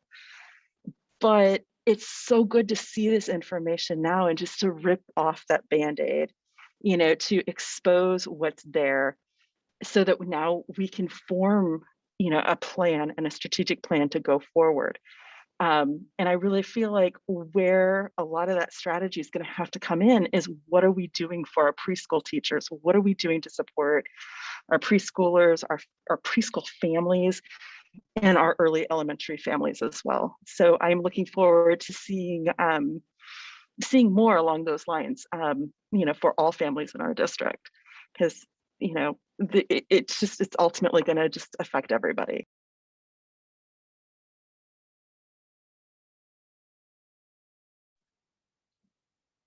Can you guys hear me? Okay, sorry. Yeah, did that happen with you? I think it just cut out. Okay. Thank you for those comments. I'll finish up unless anybody else has any other comments they want to add. So thank you, Superintendent Ochoa, for that presentation. I think it's fantastic that we're looking at this data. It's really important. A couple of comments is one, my initial thought when you look at starting at 2nd grade and you look at the math in terms of the assessments, and you compare it to English language learners, it kind of reminds me that, math is like the universal language. And so it doesn't surprise me that some of our English language learners and everyone are doing better in math. But it does surprise me a little bit in terms of the data and how it shakes out. One thing that I will go off of is I would love, looking at 2nd grade and 3rd grade and seeing how our students are performing in math, I would love to be able to point the success to like our small group instruction or our counting collections, which we have implemented throughout the district, or something, regarding math. Sorry, you guys all frozen. You froze on my screen. But I don't know what to point to. I just think it's really interesting data. The other thing to think about is, or what comes to my mind is what, building off of what Trustee Warren had talked about, is all the reading that happens in math. Common Core is great. I think Common Core is definitely different from how we learned, Trustee Corzo. It absolutely is. There's a lot more reading to it. There's a lot more reading comprehension. And so one thing that's interesting is when you compare the English learners to the math, it's almost like you would see more of a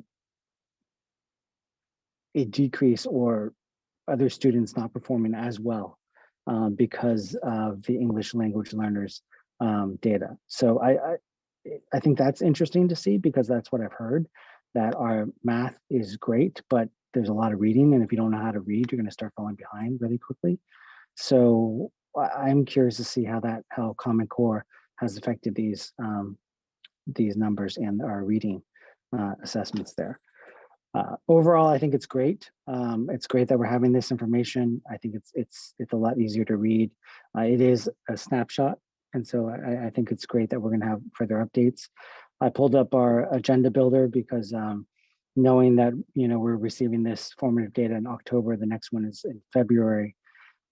And what I like about going back to the agenda builder is the idea is that just like there's a budget season or there's an HR season in some ways, there's a test season. And, you know, to actually have that sort of scheduled, like we will get a CASP update, you know, with the data and whenever it is. Actually, I can tell you, isn't it on the agenda builder?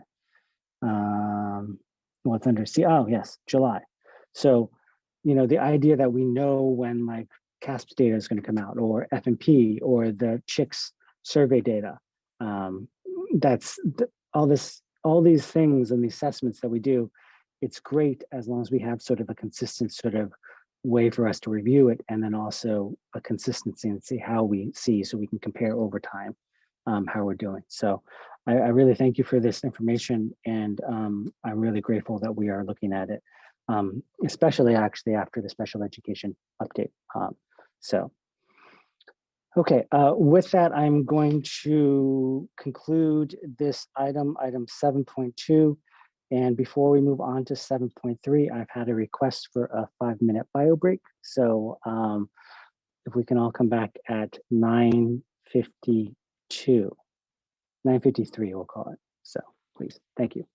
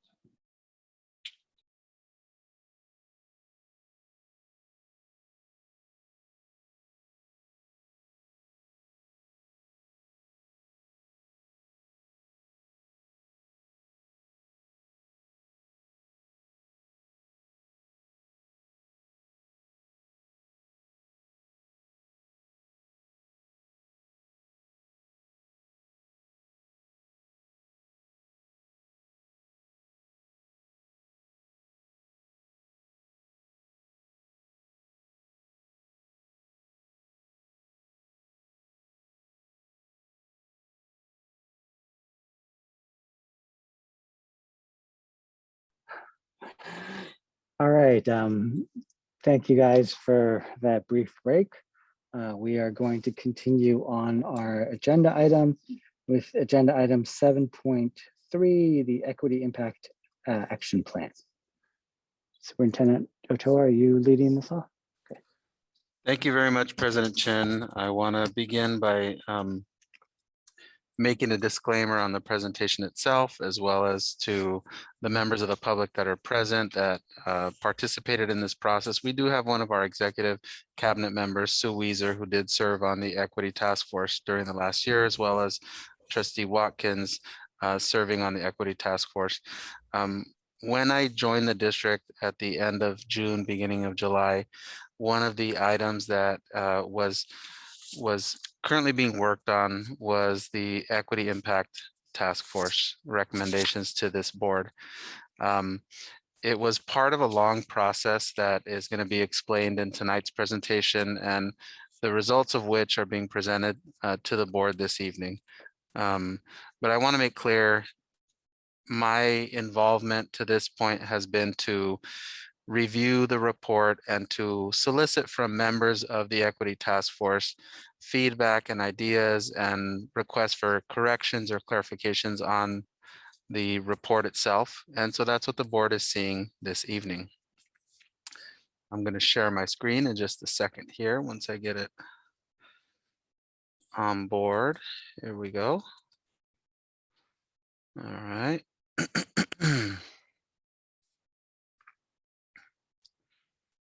And there we go. All right. So what we're presenting to the board this evening is the collective work of a very large group of individual stakeholders in our district. Specifically, the Equity Task Force was given the charge by the Board of Trustees to address issues related to educational equity, as well as academic success in the district. The board, through a process of passing a resolution and bringing on staff consultant support, as well as identifying stakeholders that worked in the district and had a vested interest in the work that the district was doing, was able to create a task force that over the course of multiple years created a public awareness about the importance of equity issues being addressed in our district, as well as establishing a system to make clear recommendations to the board about how to address the equity issues. In tonight's presentation, what the board is going to review are equity recommendations that pertain to how we as a district can achieve high outcomes for all district students in our system in a manner that removes the predictability of success or failures for students, in a manner that addresses inequitable policies and practices, and leads to a system where we discover and notice and celebrate the talents and gifts that our students bring to the table. The Equity Task Force members who contributed to tonight's presentation are listed just below. Again, Dr. Joan Rosas participated in this process. Our two school board liaisons, Trustee Corzo and Trustee Watkins. Our staff liaisons, actually we have two present tonight, David Chambliss and Sue Weiser, as well as Winnie McMichael and Alicia Hennigan. On the student side, multiple students representing the district. On the parent side, multiple parents. I saw earlier tonight, Diana Harlick was present, logged into this meeting, and I believe she still is. Community members, Reverend Dr. Melon Bussey, and our Education Foundation president at the time, Colleen Sullivan, as well as certificated, classified staff, and administrative staff. As you can tell, a very well-rounded group. A key and critical area that could not be ignored by the task force in this plan was to identify and accept and talk about the impact of institutional racism and how it is prevalent in organizations, including the San Mateo Foster City School District, and to talk about what it means to have a conversation about institutional racism and its impact in our systems. Those agreements, as you can see here, were to stay engaged in the work, to be okay with experiencing discomfort, because as we all know, it is difficult to talk about these topics, to allow members of the group to speak their truth, and to expect and accept non-closure, to basically be okay with some of these items remaining on the table and not expect a resolution to things that we know have existed for a very long time and will take more than a series of meetings to eradicate. From there, the group worked in a process of identifying systems change. There was quite a bit of time devoted to and conversation about a framework regarding systems of change that is identified in the visual that the board is seeing tonight, specifically designing a process where change is part of a framework of identifying the outcomes that we want to see by challenging the mental models, understanding relationships and power dynamics, and then thinking about the way to enact structural change, specifically policy change, practice change, and then the ever important resource allocation change that needs to take place. From there, what the board is looking at is the first component of this equity impact draft, and that is the understanding first and foremost of the equity gap itself. Under the category of staffing, those areas include the recruitment and retention of culturally proficient and diverse staff members, special education and language immersion staff needs, and the need to create a welcoming, inclusive culture. Under the safety and specifically LGBTQ+ populations, the identification of CHKS is an acronym for California Healthy Kids Survey, the intersection of race, gender, and identity and sexual orientation, and how it affects emotional distress, academic motivation, suicidal ideation, and substance abuse. And then on the right-hand column, academics, and specifically achievement gaps that exist for English learners, Latinx students, and socioeconomically disadvantaged students. Disproportionality of referral for Latinx students into special education. Disproportionately punitive disciplinary practices affecting students of color and students with special needs, as well as access gaps to GATE, compacted math, and school-based enrichment for the above mentioned group. The next section of this impact action plan is the goals themselves, and we'll review those specifically according to staffing.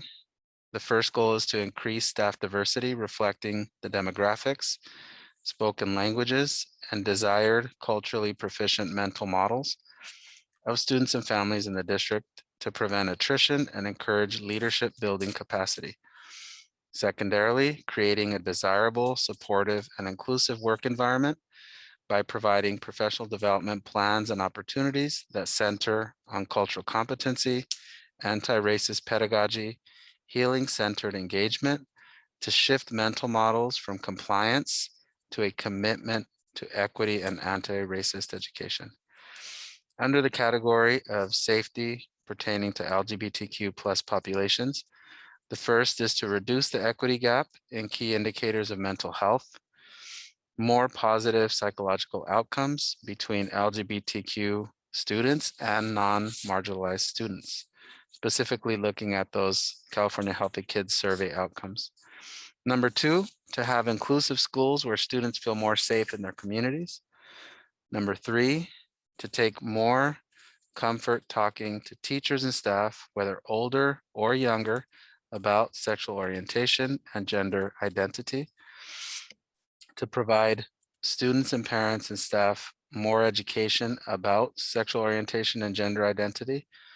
Number five, to eradicate the stigma associated with for LGBTQ plus students, and to increase representation of the LGBTQ plus experience in our curriculum. Under the category of academic needs pertaining to the equity gap, number one, adopt a multi-tiered system of support as a systems framework to reduce education achievement gaps. Number two, and here again we see preschool, prioritize the preschool to third grade years for high quality research-based instruction to identify and address learning challenges as early as possible and to accelerate the closure of achievement gaps. And number three, to implement rigorous program evaluations, including intervention tracking, in order to identify which strategies at which sites are working to best improve student outcomes. The section on root causes is thorough, it's lengthy. I won't go piece by piece over the root cause discussion. The section pertaining to stakeholders is what you can see here is a clear identification of the need and the importance of having more well-rounded stakeholder engagement, and the identification of data that needs to be added to this process, specifically staff listening sessions. You can see here it's really about qualitative data that needs to be added to this process, is where we take, and then here again, recommendations start to flow in by category. So under the staffing recommendations pertaining to policy, because again, we wanted to address policy and we wanted to address practice and we wanted to address in this plan resource flows. The first is to explicitly seek to diversify the perspectives of staff by actively recruiting and supporting administrators, educators, and staff from varied backgrounds, focusing on underrepresented perspectives. Under the safety component, create and adopt policies regarding transgender and gender nonconforming students. Under the academics or MTSS category, explicit policies about expectations to support educators and students academically, socially, and emotionally, and behaviorally through a tiered evidence-based approach. Under the practice components, specifically intentionally diverse hiring panels, pipelines to develop teachers from our current staff in the classified ranks, supporting paraeducator capacity pertaining to increasing academic achievement and social development, considering experienced current staff to provide equity-focused training, basically building within our own, under the category of LGBTQ safety, establishing inclusive curriculum, acknowledging this group in our school culture, and parent workshops to support families on the journey for supporting these children. Under the category of multi-tiered systems of support or academics, 75% of schools within 5 years adopting an MTSS. Every school and district office having a functioning MTSS leadership team. Conducting universal early literacy and math screening. Clearly identifying tier 1 through 3 interventions in literacy and math. Investing in professional development focused on preschool to 3rd grade, as well as professional development to support teachers in understanding warning signs for learning disabilities, special needs, and universal design for learning, or UDL. And then down at the bottom, the process at the board level for vetting new initiatives, projects, and grants against district equity priorities, and the intentional consideration of the impact of those initiatives on overburdened staff. Under resources, examine current use of recruiting resources pertaining to HR. Consider partnerships to supplement and offset costs and support completion of certification pathways to help our employees become certified, and to consider experienced staff to provide equity-focused training opportunities. Under the category for our LGBTQ safety, further disaggregate data and identify indicators of safety and mental health. And under the category of academics, coordinate and structure support personnel currently funded to provide education within an MTSS delivery model, and provide time for site and district teams to analyze data, have inquiry, discuss the data, and meet as teams. Under relationships, again, one of the core components of this plan, establish mentorship programs for certificated and classified staff, build affinity groups to support and affirm and gain perspective for underrepresented, marginalized, and underserved certificated, classified, and administrative staff.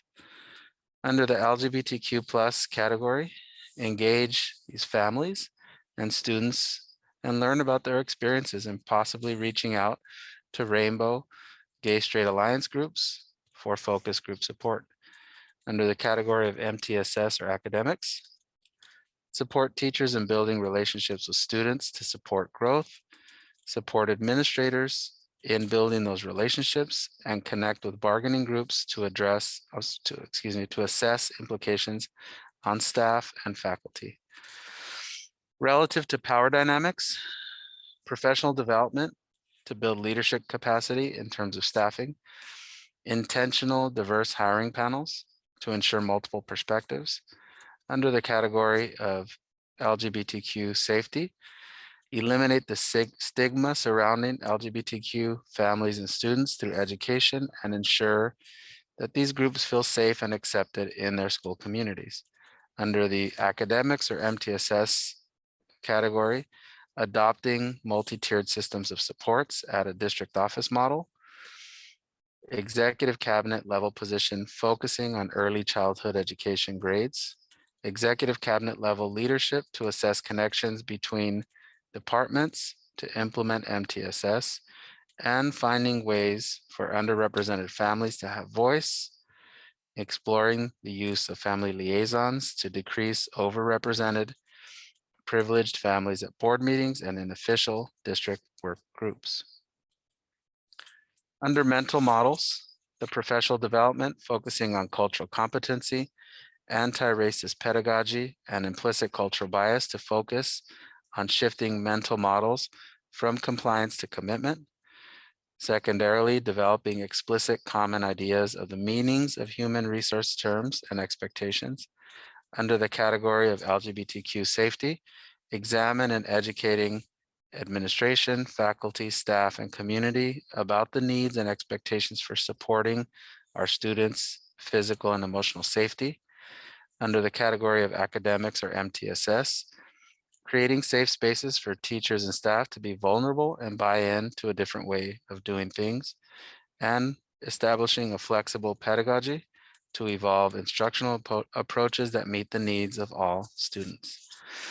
Under data collection and consideration for process for the task force moving forward, it's essential that the board and the community understand that this document is obviously the reflection and the summary of many, many months of deep work for subcommittees that spent the time on this process, and that the group themselves left this next phase of development indicating the importance of an onboarding process for new members, a mechanism for the task force to address urgent and real-time equity issues. There was a real desire for the group to continue working on that. And then to continue the operation of a small representative leadership work group to proactively plan and solve task force process and workflow issues, and to assist in the prioritization and action focus of the work. I know we had members of the committee online earlier tonight. I'd be delighted to have them give public comment at the conclusion of my remarks. And we also have Dr. Chambliss and Sue Weiser, who participated in the process. I want to invite them after I give my remarks here and end my remarks to join in the conversation and make any statements or clarifications, and between the three of us be able to answer any questions that come up from the public or from members of the board. And with that, I will turn it over to the board for clarifying questions and to the public for any comments. Thank you, Superintendent Ochoa. I would also just like to offer up an opportunity for our two board liaisons to add anything if they wanted to. I know that you guys did a lot of work on this, and it may be helpful to share some insights from the board level if you want to, before we move on to clarifying questions, public comment. No. Okay. I have one thing. I was just going to share that, or I guess part of it's a clarifying question and also a comment about it. But, you know, I mean, so the clarifying question is, or maybe I should wait on clarifying questions. Okay. Now I forgot what I was going to say. It's late. Okay, so it's just, I'm just going to, I think one of the things, so one of the pieces that came up in the kind of the data, or actually reflects kind of what we just talked about in the data. So one of the pieces of feedback was just around not like having access to data, but not having access to which data or which interventions are supporting students. And so as a task force was like grappling with some of the pieces, just feeling like, and that is reflected in kind of, there was like a data piece in this sort of final report. And so I just think that that's something to kind of take with, and it's something we heard from CDAC around just like, how do we allow our committees, task forces, et cetera, to engage meaningfully and to provide us with really, with feedback and recommendations that are going to be really meaningful, and how do we give them the best data to be able to do that? I just think it's something that's important for us to kind of think about. But the other thing that often came up with the task force was, you know, and I think that this kind of goes to the system, like the systemic nature and the work that, you know, something that they're grappling with as well is just the, how do they kind of engage in this meaningful work in a way that's really strategic, but then also address the things that are coming up from the board perspective in a in a timely way. Sorry. I'm sorry. There was a clarifying question I had and I forgot. So I'm gonna come back. Sorry, I didn't mean to look at you. I just looked at you. I didn't mean to throw you off there. I don't have a clarifying question, but I will say the equity task force met for nearly 2 years. And through that process, we had, I would say like 3 different facilitating like first it was a group, it was 3 of us. Then we had a facilitator, then we had another facilitator, and there was a lot of work done, a lot of discussion, a lot of different meeting styles, and a lot of learning happening in the space as well. We did work on the action plans, which are reflected in this plan. But I will say, I do feel like there are some things that are in this plan that I think could have touched on deeper in the equity task force. And so while I'm really happy that we have this and that it's our starting point, I do think that there is a need for, and my understanding is that that's what's happening now, like for the equity task force to kind of, in a way, like reset and have, better, have a more hyper focus on current data and a different, I think, process for how, we ensure that requests that come from the board in terms of like, oh, we want the equity task force feedback on this, that like they have either more frequent meetings or maybe longer meetings so that they have the time to go in depth into some of the longer term priorities, but also the very current priorities. Yeah, I'm gonna end my comment there for a second, and feel free to add anything, Shara. That's just what kind of feels true for me. I think there was a lot of work that was done, and also I think it's a really good opportunity now to reset and reflect and kind of refocus on what the goals will be going forward. Agree, and that actually leads perfectly into my clarifying question, which is really around like how do we capture the work that has happened and embed it into strategic planning, like what needs to happen at the board level, right? There's a recommendation around a policy, so does the board need to add that into the agenda builder? Then there's more implementation pieces, where do those live? And so I'm curious to know kind of what the thoughts are on like how do we capture this and take this into what's happening moving forward in a really strategic way, because people did invest a lot of time, a lot of energy into making really thoughtful recommendations in these 3 areas. Some of that's already happening, some of that still needs to happen. So that's my clarifying question. Thank you guys, and thank you for serving on the equity task force. So I have a bunch of questions that are really comments. So before, I'll save mine for later, but I don't know if the other 2 have clarifying questions or you want that answered. Yeah. Okay. So, Superintendent Ochoa. Absolutely. I think what is right in front of us to do, because as we discussed earlier tonight, we have a strategic plan meeting happening next week.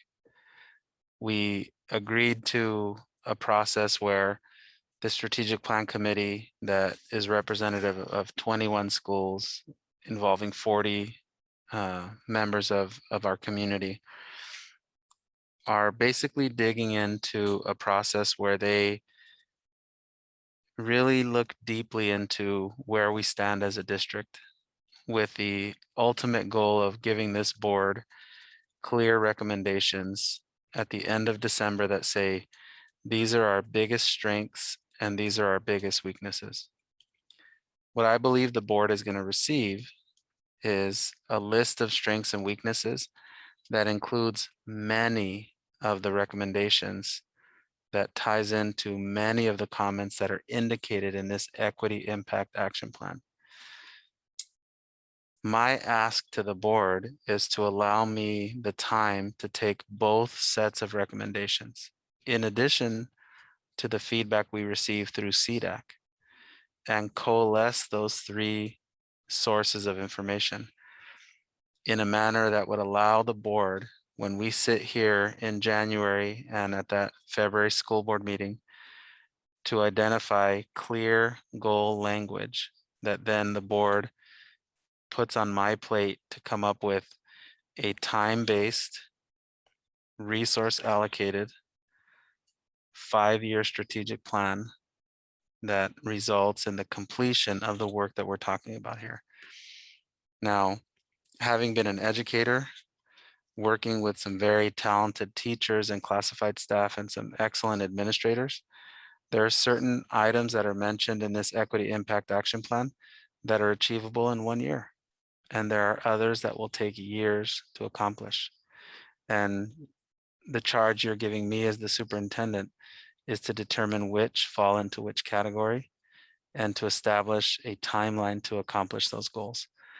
So what I would ask the school board is for time, but the key consideration is not that much time, just a few months, to take the equity impact action plan recommendations and coalesce them with our strategic plan committee recommendations, so that in the month of January and February, in this meeting live with our stakeholders paying attention and commenting, this board will come up with goal language that will then be handed to me to say, Superintendent Ochoa, re-engage with this committee and create specific time-bound, outcome-oriented strategic plan goals and actions that are achievable over a 5-year period.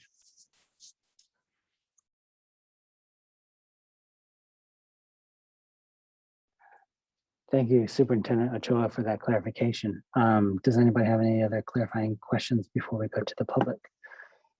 Okay, Peter, would you mind opening up public comment for those who are online and those who are actually still with us, please?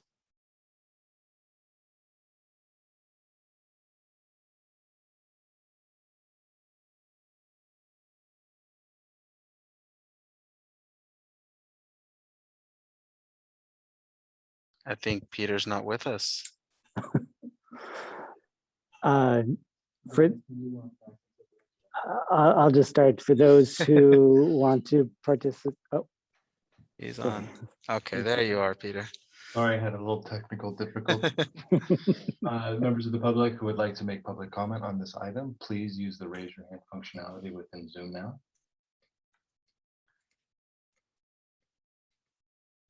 Okay, Marcella, go ahead. Hi, thank you. I'm really happy to see the outcome or recommendations from the Equity Task Force, having been able to be a guest at some of the meetings and participate in some of that process. I find some commonalities, and I heard it in Superintendent Ochoa's comment about linking the strategic plan with special education, with the Equity Task Force recommendations. And one piece that I'd like to recommend that I see missing is connecting with the local preparation programs. So we will be hiring new teachers, hiring new special educators, hopefully hiring speech language pathologists and OTs and PTs. And some of our local universities are doing really innovative work. And I think creating a strong network and connection with the people that are training our future educators would be key as part of this process. I know that our Assistant Superintendent, Sue Weiser, is already starting to make those inroads, but creating something that's more intentional and explicitly built into our process, I think would be helpful as we're thinking about creating equitable outcomes for all students. Thank you. Thank you, Marcella.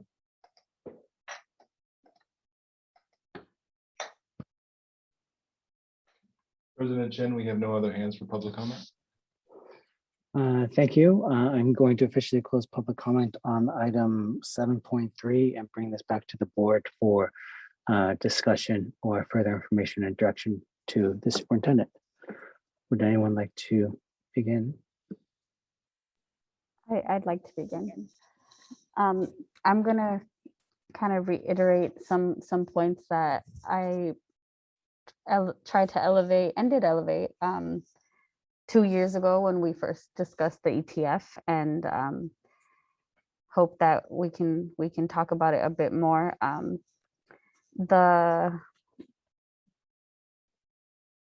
Something that always kind of struck me was that the process for the ETF task for the equity task force members to apply and be assigned to the task force, I think kind of created barriers for families that have the students that are facing the biggest opportunity gaps. And that is something that I think we can still prioritize going forward. There will be some folks whose I think like terms are going to be coming up, and there will be vacancies going forward, of course. And so again, right, like families who have students that are currently English learners, families that are low income, families who identify as Latinx or Pacific Islanders or African American, right? Like those groups we see in the data are being impacted the most in terms of opportunity gaps, and so having those voices at that table, just like I mentioned earlier, right? Like people know what they need, and I think I look at it also from the point of, again, empowering, giving support, and wait, did I say this already? But I think like we should consider giving stipends to those kinds of families, right? If we're talking about low income families who are making decisions about going to work at a second or third job to make ends meet, and yet we're asking them for time and commitment, and I think I would really want us to consider that, because to me that is investing in the leadership of those families and in helping them meet and overcome some of the barriers that prevent them from engaging in spaces like the Equity Task Force.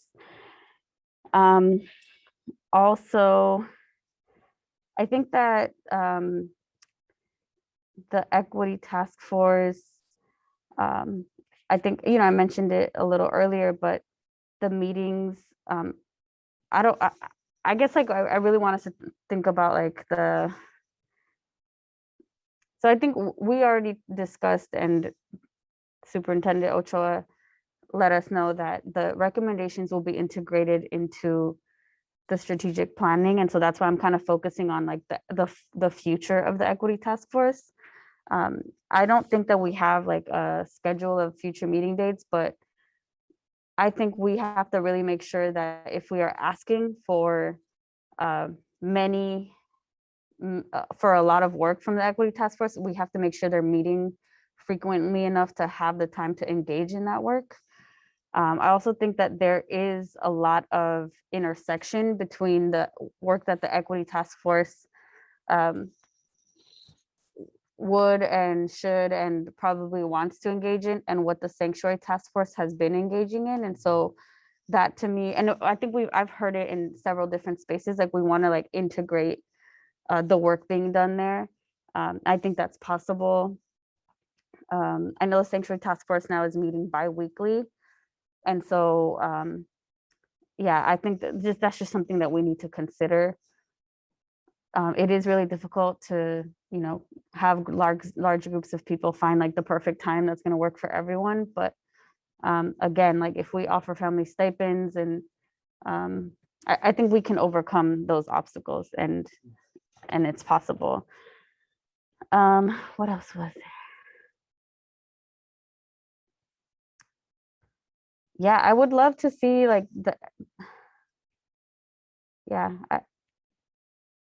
I also think, you know, I think we need to have definitely a next meeting with the equity task force and really talk about like, have that group engage in a conversation about what the future of the equity task force looks like. And I also just want to say that the topics and the subcommittees and so the topics that the equity task force worked on over the past 2 years, I think were and are still very important. And there was, you know, some of the topics that weren't really delved into, I think enough, were like economic status and race. And those are things that I think do need to be looked at as well. So I'll stop there, but just my 2 cents.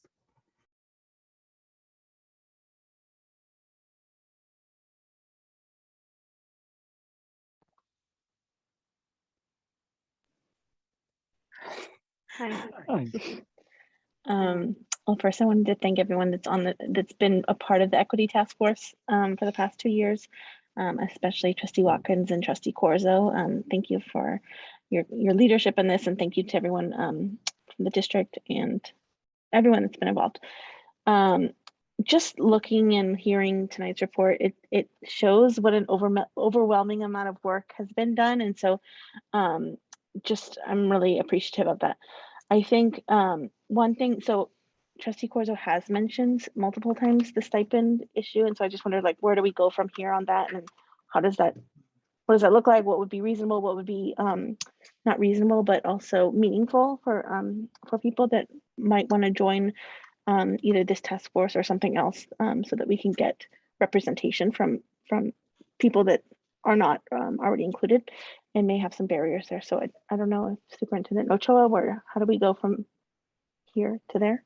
Can I just add real quick, Yeah. something that I think is like an easy line to like have would be like, if you qualify for free and reduced lunch, then you qualify for a stipend.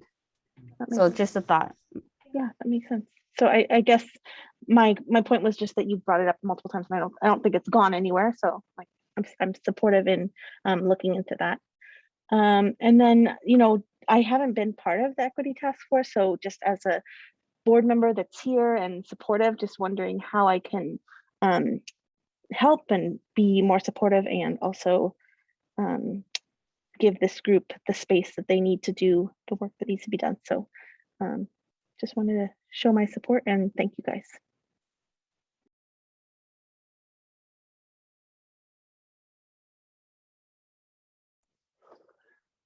I'll go ahead. Sorry, Trustee Proctor, we were looking at each other because I think you knew that I was about ready to, and so I'm glad you went first, which is fine. So thank you again for everything that you guys have done. I really appreciate the report, and it's great to see sort of a work product that has come out of the Equity Task Force. I know that we've had updates in the past where we've gone down the line about the MTSS tract, and I was very supportive of that, and I think we all are, and to see that it's in the implementation plan is great, or the action plan. Superintendent Ochoa, I think you sort of summed up my questions or answered my questions before I asked, but it was sort of like what's the next steps, because this is really great, thorough information, and the ability to go ahead and add this into the strategic plan or give you some time and space to figure out how we go ahead and implement it, I think it is really great. Trustee Corzo, I do have, like, in some ways the same thoughts or questions that you have. When I look at sort of the next phase of the task force and the 3 different bullets, the second bullet, which is develop a mechanism for the task force to address urgent and real-time equity issues coming from or before the school board. I do think about the sanctuary task force. I know we've had these conversations before where in some ways the sanctuary task force has been absolutely fantastic, and be able to pivot, especially during the pandemic year, about how to serve those in need. And they've been able to pivot very quickly and make a real impact, like immediate impact. And so I'm really happy that we have that task force, and I've always seen the equity task force as looking diving deep into the policy issues and everything else that we have, but understanding now that they also want to reach into those urgent matters. I also think that that's an interesting, I wouldn't say it's not a dilemma. It's a great thing to dive into. It's just how do we do that with the sanctuary task force as well? And so whether or not they're merged or whether or not there's a process there,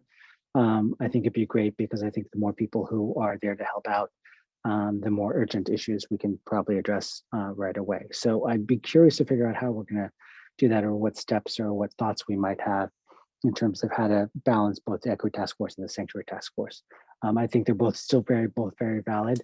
But I definitely could see that, I wouldn't be surprised if the folks on the equity task force would be like, wait, but I really want to go ahead and fix this one issue, and let's go ahead and do this.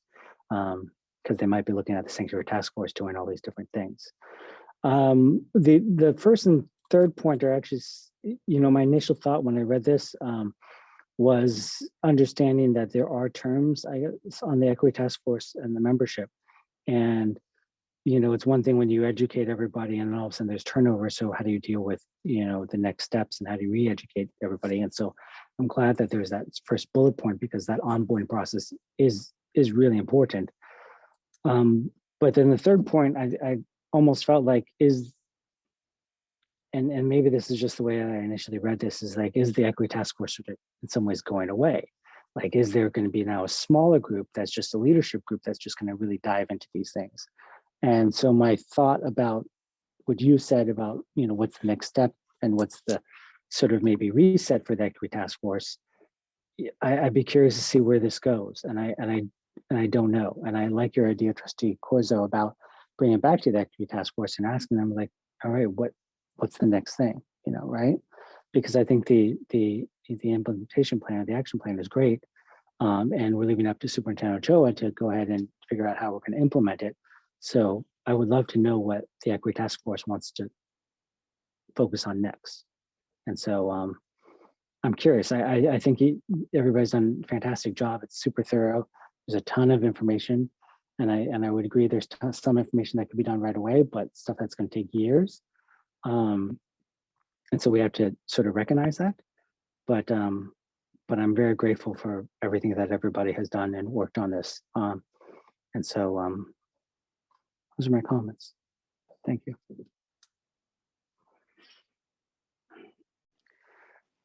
Yeah, it's been great watching all the work that's been done. As everybody knows, I'm new to the board, and so much of this work has started way before I even thought of joining the board.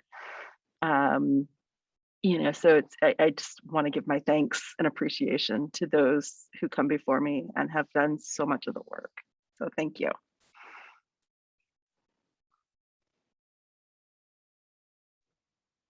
Okay, Superintendent Cho, do you have everything you need?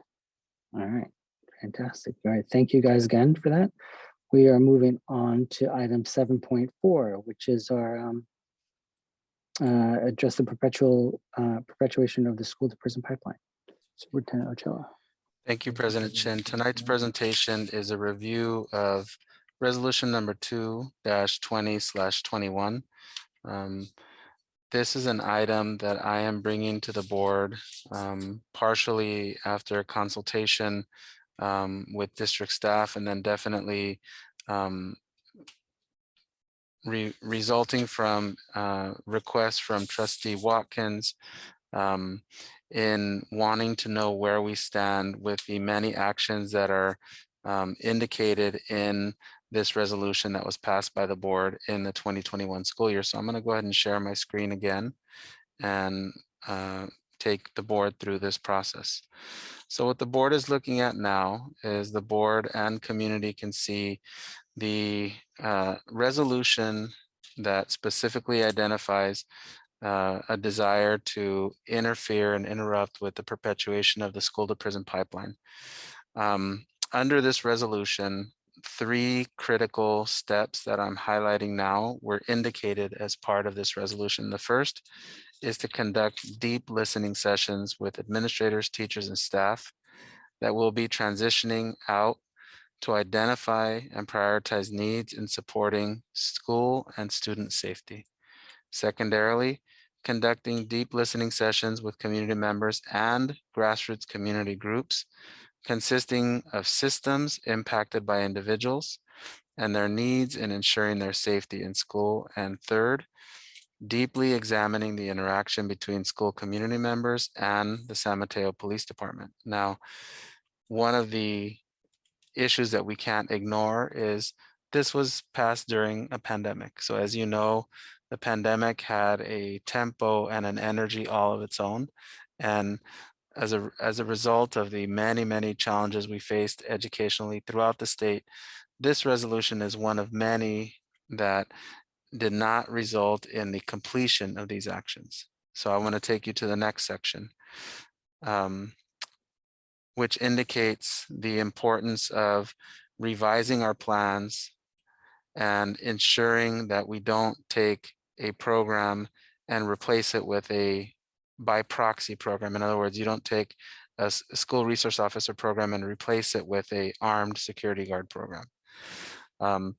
And under the final resolution, the goal is drafting a new response to discipline policy, prioritizing restorative practices, modifying board policy 5145.11, drafting a memorandum of understanding clarifying the ongoing but more limited role of the police department in supporting our personnel and ensuring that the board approved policies are aligned with the resolution in fact and in spirit. This was again approved at the regular meeting of the board on August 6, 2020.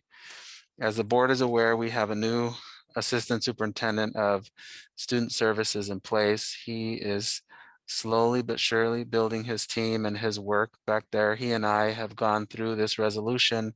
We have the preliminary steps that we're ready to take to enact this resolution. The reason to place this on the agenda tonight is to simply raise awareness at the board level and in the community that with your blessing, I plan to move forward in enacting the many steps that are included in this resolution. I expect this to be a 120-day process. So the board would receive a presentation from Assistant Superintendent Hills on where we stand after that point in time, which is likely in February of 2022, with completion of this process shortly thereafter. So with that, I'll turn it over for the board or for the public to ask any clarifying questions or make comments. Thank you, Superintendent Ochoa. Any clarifying questions from the board? I do have one, which is just around the board policy. Now that we have students back in schools, that's something that we can bring back sooner so that we are not continuing to move forward with students being questioned on campus without notifying parents.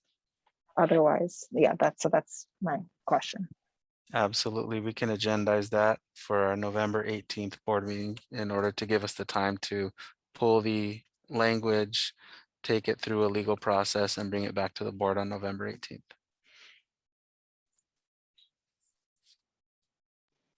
I had a question just on kind of the steps that you're going to take after we leave this meeting. Are we redoing the deep listening sessions, or do we feel like we got what we needed out of those? And I don't think that we heard that much from directly from the middle school principals and maybe teachers, but I was just curious what the plan is. The plan is to definitely hold them this year to go through the entire process in our district.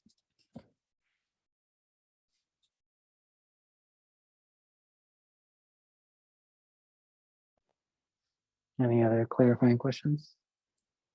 No, okay. All right. Peter, would you mind opening up public comment for those who are online?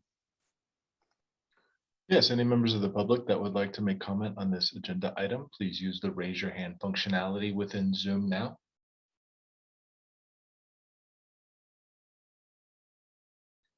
Randy, go ahead.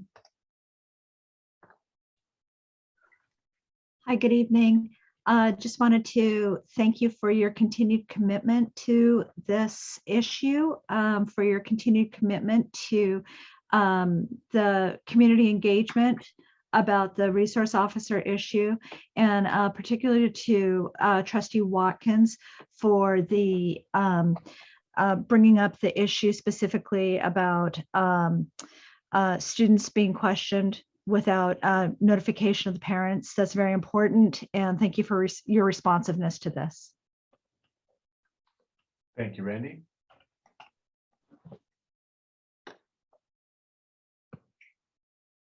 President Chen, we have no other hands for public comment.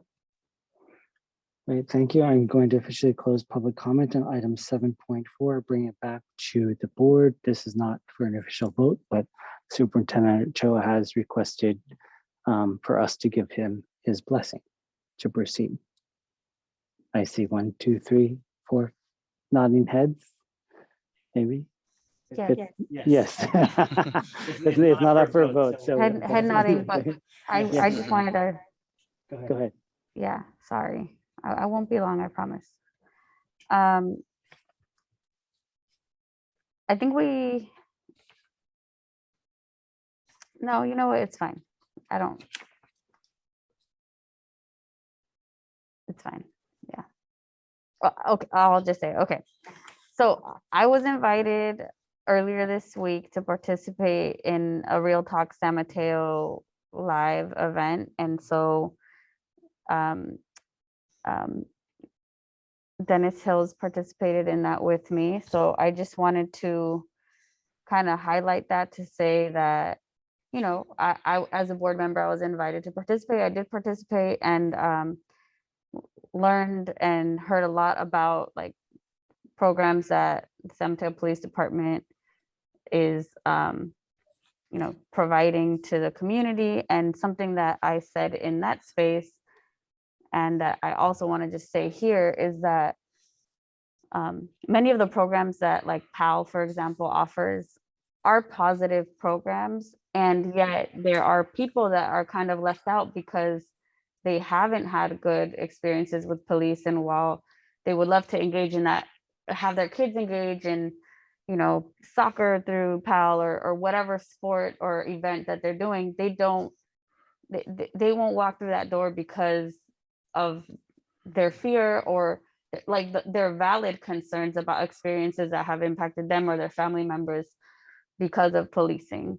Our county still collaborates with ICE. And so for folks that are undocumented or have people in their families that are undocumented, you know, that's kind of like, you know, police officers, even when they're engaging in PAL, can't like just take off their police hats, right? So I just wanted to lift that up here in this space too, as a just to also, right, share some of the feedback that I provided in the Real Talk live session earlier this week. I also just wanted to say that, yeah, I'm excited to actually have this brought back to us, and that it's going to be a quick turnaround, and that we'll be going into the policies and making those updates, because we definitely need to. And yeah, my understanding also is that there is still kind of like an SRO assigned to our schools. I mean, not through our district, but like the PD still has an SRO that, like, if there's a call from a school, it's like the one officer, not just like any officer that's nearby. So I just wanted to share that. That's right, Dennis? They talked about that? Yeah, okay. All right, I'm done.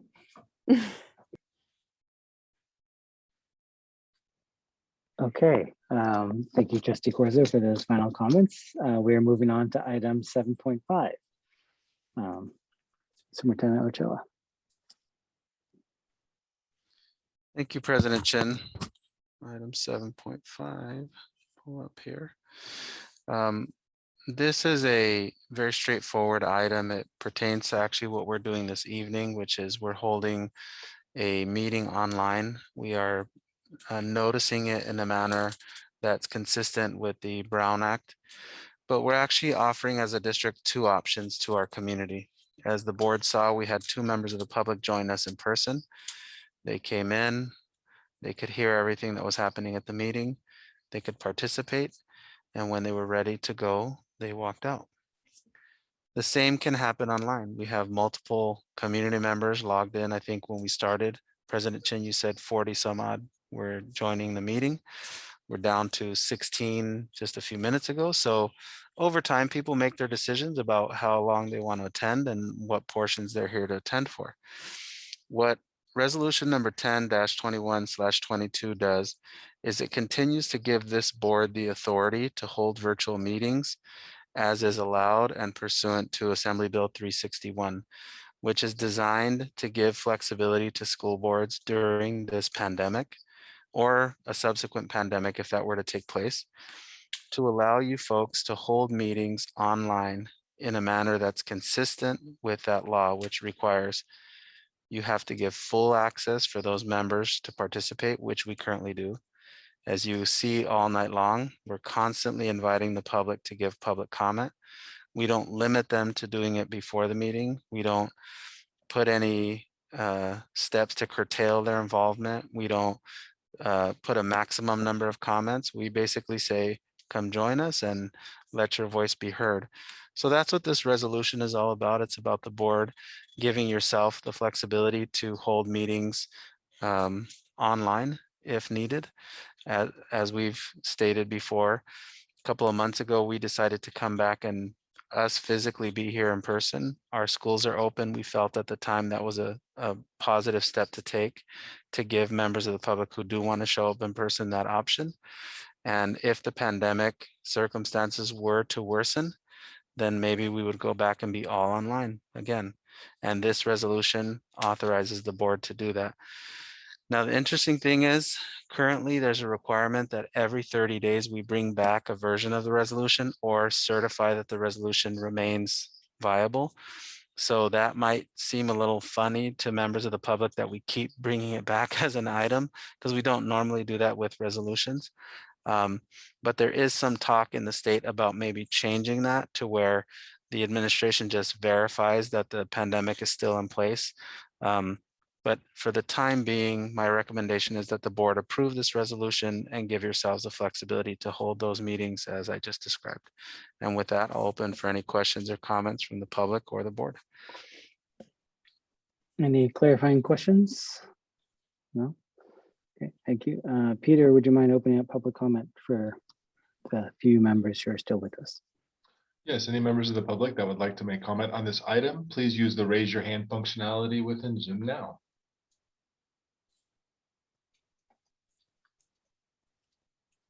Okay, Marcella, go ahead. I just want to express appreciation for the ability to attend the board meetings virtually. So I just wanted to just put that note out there that I really appreciate the opportunity to be able to be engaged with the board meetings when I can't physically be at the district office. Thank you. Thank you, Marcella.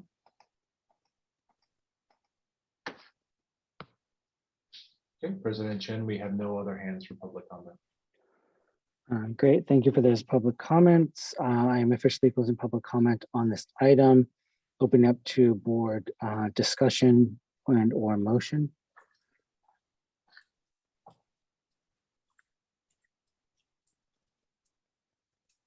If nobody has comments, I will make a motion to approve resolution 10/21/22. Second. Thank you, Trustee Warren, for the motion. Watkins for the motion. Sorry, you guys are both right there. Trustee Watkins for the motion, Trustee Proctor for the second. Before we actually before I actually call for the vote, I will make one comment. For those, I do attend the San Mateo County CSBA meetings, and what this has done, this resolution has actually forced a number of school districts back to the boardroom. I'd like to basically say that, I am I'm very grateful and very happy to have shared with the rest of the county superintendents and school board districts that we have essentially had a live version option for people to attend live since March or April. And so I think we are probably only one of two in the county that has done that. Otherwise, everybody else has remained virtual. And so I know that this gives us the option to still have virtual meetings, but I do love the fact that we have had the option for people to come back in person, because there are a number of districts who are ending their virtual sessions just to go back live to the boardroom. So just want to point that out, give ourselves a little pat on the back and call for the vote. Trustee Corzo. Before I vote yes, Oh, I just want to say, I'd love one day for us to do our meetings in different parts of our district. So maybe more folks can come in person when they feel comfortable and safe. Okay, yes. I like that idea too. Trustee Proctor. Yes. Trustee Watkins. Yes. Trustee Warren. Yes. And I'll vote yes as well. And that has passed. And one final comment, if we are allowed, if we have to keep bringing this up, Superintendent Ochoa, I would assume this is probably a consent item rather than a full agenda. Is that right? Okay, thank you. All right, moving on to the next item, 8.1, approval of the ESSER 3 expenditure plan.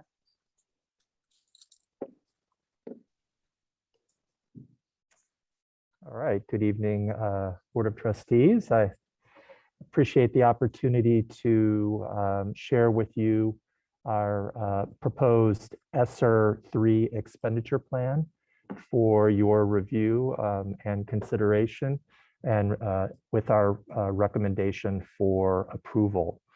I'm going to take a moment and share my screen with you. Just as gives me an opportunity to talk through the elements of the plan with it visually represented for you. So just to provide a little bit of background and context, we have had several waves of either federal or state funding during these pandemic times. The first ESSER 1, which occurred almost a year and a half ago, which was followed by the AB 86. That was the state wave of funding, which was a plan that we approved last May, you may recall. And then there were other successor ESSER 2, which occurred right at the end of the Trump administration, and ESSER 3, which was right at the beginning of the Biden administration. So according to federal guidelines, we are required to capture our plan to spend the ESSER 3 funds in this plan, or this template that you see before you. So I'm going to talk through some of the elements of it.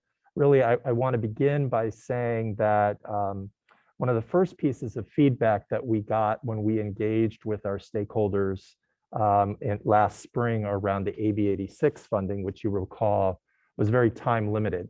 It was meant to be spent and completed in that expense by this coming August. So a little about 9 months from now. And our feedback was, that's a lot of money. And we know we have other funds. Could we be thinking about a plan that's not just a one-year plan, but deciding on a set of strategies that we could pursue over time, where it would have the opportunity to, certainly have greater impact. And so much of what I'm going to be sharing with you tonight in this ESSER 3 expenditure plan is really that original AB 86 plan, just extended across 2 more years. So we have the AB 86 funding, which continues essentially 21-22, and the ESSER 3 funding in this plan would be for years 22-23 and 23-24. And so that gives us an opportunity to invest in and to determine impact, and of course adjust if we need a set of strategies over an extended period of time. So as I scroll forward, just to be clear that the funding, the ESSER 3 funds are a little over $6.5 million. There are, according to the requirements of the legislation, there are 3 buckets of strategies in the ESSER funds. You may recall AB 86 had 7 buckets. What we essentially did was we took the strategies as they were described across those 7 AB 86 buckets, and we sort of collapsed them into the 3 buckets that you'll see in this ESSER 3 plan. The first one is a set of strategies for continuous and safe in-person learning. And you'll note, actually, we don't have any allocation in that bucket because it was our view, and certainly the feedback we were getting from our community over the last many months is we have invested in a lot of the immediate continuous and safe strategies, the mitigation strategies and things like that using other funds. And so it didn't seem necessary to use these funds to continue. Now there's a certain kind of optimism built into that, of course, but the thinking that in the 22-23 school year and 23-24 that we actually will be sort of beyond some of the most significant expenditures related to this. So you'll see the investments fall most heavily in buckets 2 and 3, addressing lost instructional time and this kind of catch-all category of the use of any remaining funds. So much like the AB 86 plan, we describe here the engagements that we had, and you'll note that this is, you know, very similar to what we described in the AB 86 plan. Because we were talking about these same strategies, we simply built this expenditure plan on the AB 86 plan. So we went back to those same engagements as important parts of the steps that we took for the planning of ESSER 3 funds. And then there's some notes here about how did that community input influence our planning. I mentioned one, of course, which was please come up with a plan that actually isn't a one-year plan and extends longer than that, but also coming back to the feedback we got about the importance of investing more heavily in our summer programming, in extended learning opportunities, much, for example, which was described earlier by Superintendent Ochoa, that Math Boost program. There was a lot of interest in addressing learning loss by just doing the work that we could do to strengthen what we call Tier 1 first instruction and Tier 2 intervention strategies. And you may recall that the AB 86 plan landed more heavily in its investment on mathematics, partly because we already knew we had a greater investment in our LCAP. So this was meant to complement the investment that we had made in the LCAP plan. And then, of course, there was a lot of concern about the inequitable impacts of the pandemic on our various stakeholder groups. And so implementing strategies that could address those inequities, for example, on our families that are struggling economically, or English learner families, or students with IEPs. And then finally, continuing to address, which is really what fell into that sort of third sort of catch-all bucket, which is what we see as the continuing needs for mental, social, emotional supports for our students. And you may recall, made some pretty heavy investments in that over the last couple of years with additional counselors and investments in our second step and other SEL strategies. And so we want to be able to continue and support that work through this ESSER 3 expenditure plan. So getting to the actual expenditures themselves, as noted, the first bucket, there is not actually a direct allocation. And I kind of previewed for you, you'll see the allocation in the area for, you know, addressing the impact of lost instructional time, the continued investment in an expanded summer learning program, the investments in programs, as I mentioned, like we were describing earlier, for extending learning time, either after school or on Saturdays, or at sort of advantaging the so-called at-home time that, again, Superintendent Ochoa was referring to earlier. You'll see here both the continued investment in the mathematics instruction and targeted support. That's that math, particularly some of the Math 6 priorities that we set this year that we could see continuing as we are working through the math pathway work in grades 7 and 8, and then also in language and literacy. I would note one addition in effect in these two, both math and language and literacy strategies, is additional investment in significant staff PD time.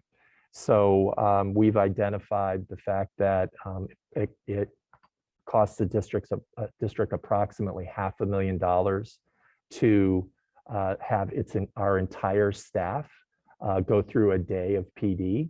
And so we want to make sure that we, as the superintendent noted earlier, that we expand those opportunities, particularly thinking sort of end of year after school gets out or in August before school comes back, where we have whole day opportunities where we can pay our staff at a per diem wage and invite them into kind of the fundamental professional learning that we think is going to move instruction. So embedded in the both the math and the language and literacy sections are these additional days, the costs of these additional days of professional learning. And then you'll note last item in this area of instruction is this item around culturally responsive instruction and targeted support. And I would like to note that the investment there actually looks rather small. It's actually targeted at what we would expect to be, the consultant and materials and sort of the advantaging expertise expenses. But we would expect that this work around culturally responsive universal instruction and targeted supports is actually also occurring in those full days of PD. So that expense, which is now located in the math and language and literacy sections, really is also an investment in the culturally responsive emphasis there. So just wanted to clarify that overlap of expenditures. And then finally, in this third bucket of use of any remaining funds, you'll see the strategies to continue trauma-informed instruction and restorative practices and second steps.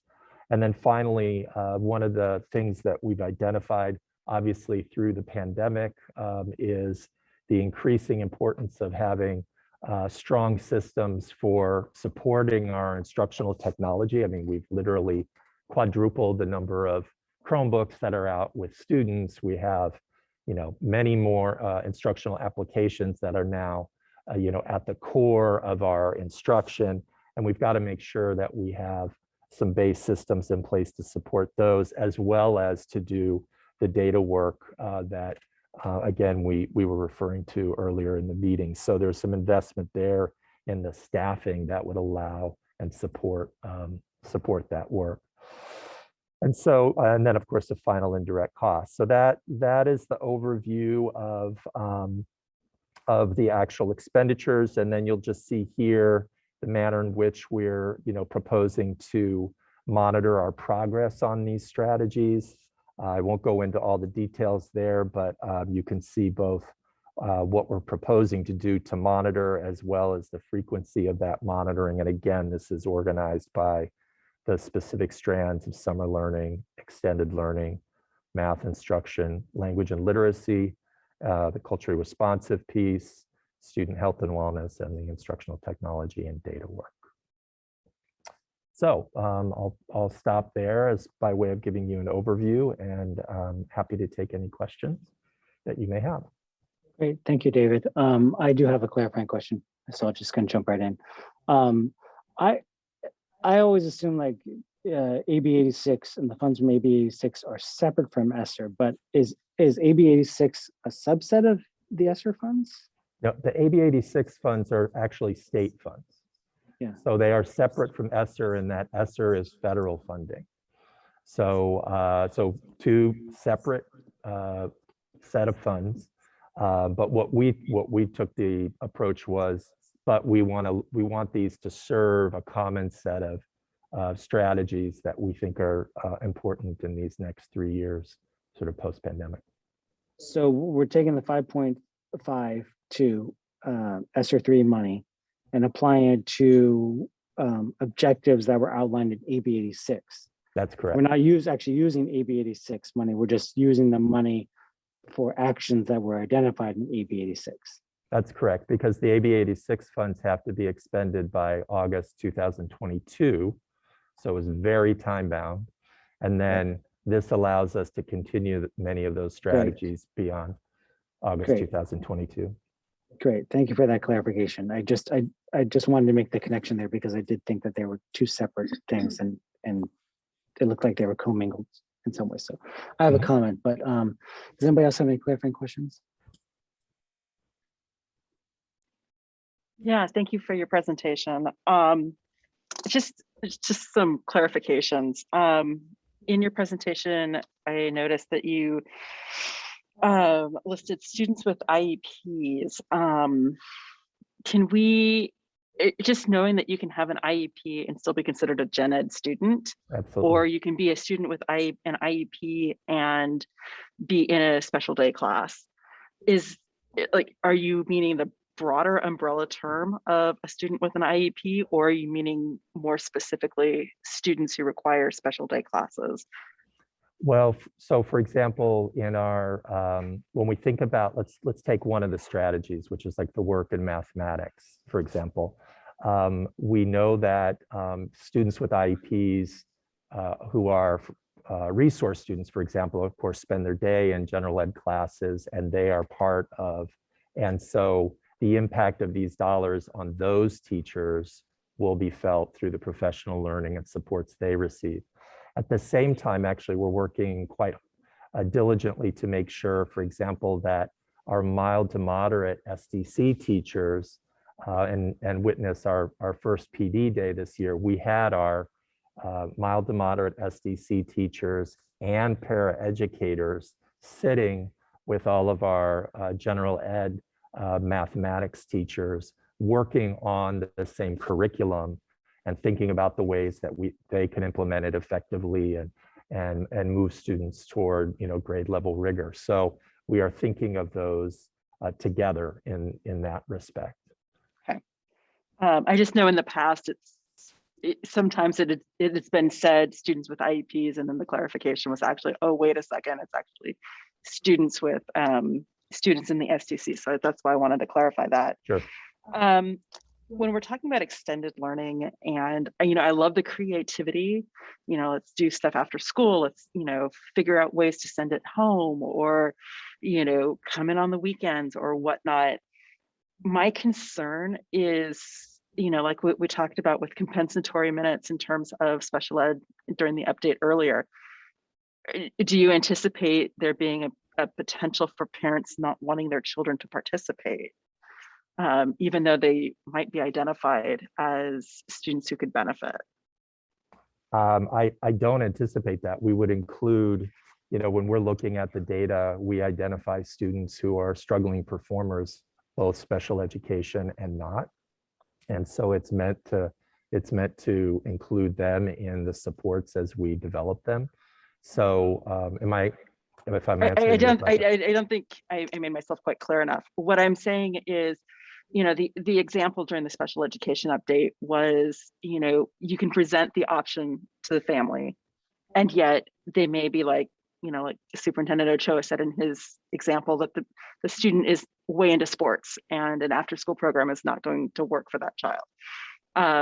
If we identify a child who will need the high-dose tutoring, which I know has been mentioned in the past, or some sort of extended learning, and there's other things that might potentially get in the way, do you anticipate that becoming an issue if you were to extend the school day for the child?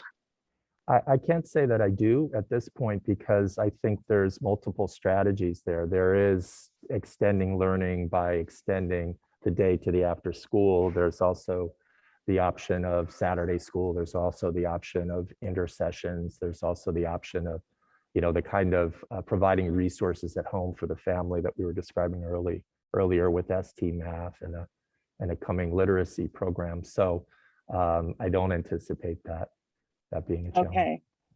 And then I do like the idea of trauma-informed instruction. I mean, I think one thing that, I don't think any of us will forget or stray too far from, but going through a year and a half of a pandemic has been traumatizing for everybody, parents as well as the students. Adults will obviously have more words that they can use to, manage their trauma, hopefully, you hope. And students and children, especially our population, haven't learned that, and they're young and developmentally appropriate for the most part. And I think we also have to remember that the last normal year of school that they had was 2 years ago. So when we look at fourth graders, their last normal year of school was first grade. When we look at second graders, third graders, kindergarten, kindergartners have never had a normal year of school. So I really hope that when we're coming up with this trauma-informed instruction, that we do take that into account, that, there's some kids that, especially when you look at kindergartners and first graders who may not have had socialization outside of their immediate family. And now we're asking them to share crayons and share blocks with kids that they've never seen, or, it might not be quite that new now, given that we're, almost 3 months into school, but, it's still, just skills that you would normally anticipate kids in kindergarten, first, second, and third grade having may not have. And so I hope that we take that into consideration. And then also coming back to the special education piece, I know this past summer we extended the invitation for extended school year, or ESY, to many more students than we have in the past. And I know that if I remember correctly, we used some AB 86 money to do so, correct? Yes. Mm-hmm. And I know that was a great way to look at using up some of these compensatory minutes that we're finding that we owe some of our students. Is that something that you foresee us doing in the future, using some of these ESSER funds? I think yes. Okay, and then how many more students? I'm sure it's probably hard to ballpark at this point because it's still pretty early in the year, but it would be, yes. But okay. Clearly the intention is yes. Okay, wonderful. That's all I have. Thank you. I had just one brief question, and it was, so the way that the funds are broken down, are we like married to this? If there's for example, if we don't spend all of it in one category, can we just kind of roll it over to something else, or how does the reporting happen on this? Yes, you can. There is regular updating that will follow on this, and you can adjust, the plan as you go along based on, for that exact reason. For example, that maybe you plan to invest in staffing that you couldn't ultimately act on, so you have to make an adjustment of that kind of thing. Yeah. Or if you saw a need that maybe this wasn't addressing or something. Okay, great. Thank you. Any other clarifying questions? No? Go for it. Go for it. I just randomly thought of. I know that I've been on the CDE website, and there have been news reports in various news outlets regarding the fact that the CDE, or the California Department of Education, is noticing that there's school districts that aren't actually spending enough on these ESSER funds and these AB 86 funds, which it's kind of hard to believe, because I would think that if you're given money, it's spend it, right? Are we in that situation, or are we spending appropriately as the law is directing us to? I believe yes. We could come back to you with, and Patrick, perhaps that's what would be an update that we could provide in our budget updates. Yeah. Wonderful, thank you. Okay, any other clarifying questions? No. Okay, Peter, would you mind opening public comment, please, on our last item, almost last item? Yes, if there are any members of the public that would like to make comment on this particular item, please use the raise your hand functionality within Zoom now.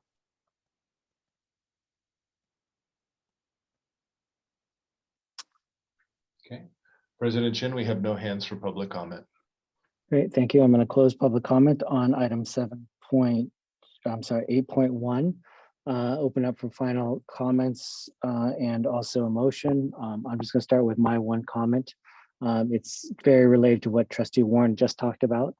There's lots of conversations right now that we hear up and down the state about the use of funds and the funds that basically were falling from the sky from the state and the feds during the pandemic, and questioning sort of the accountability of them.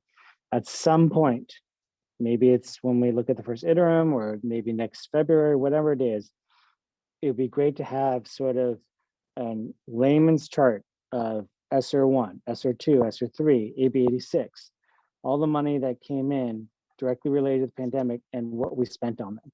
So therefore, when we ask or when there is an accountability, because we know it's coming, because we've seen it, and I think we all get the CSBA emails and stuff, you know that that's something that's a topic that's on our minds, that people's minds. And did the school district spend the money appropriately? So at some point, it'd be great to have that information. I'm not saying now, but just at some point, it'd be great to have a simple, here's all the money, this is where it went. So thank you. Those are my comments. Anyone else? Or anyone want to make a motion?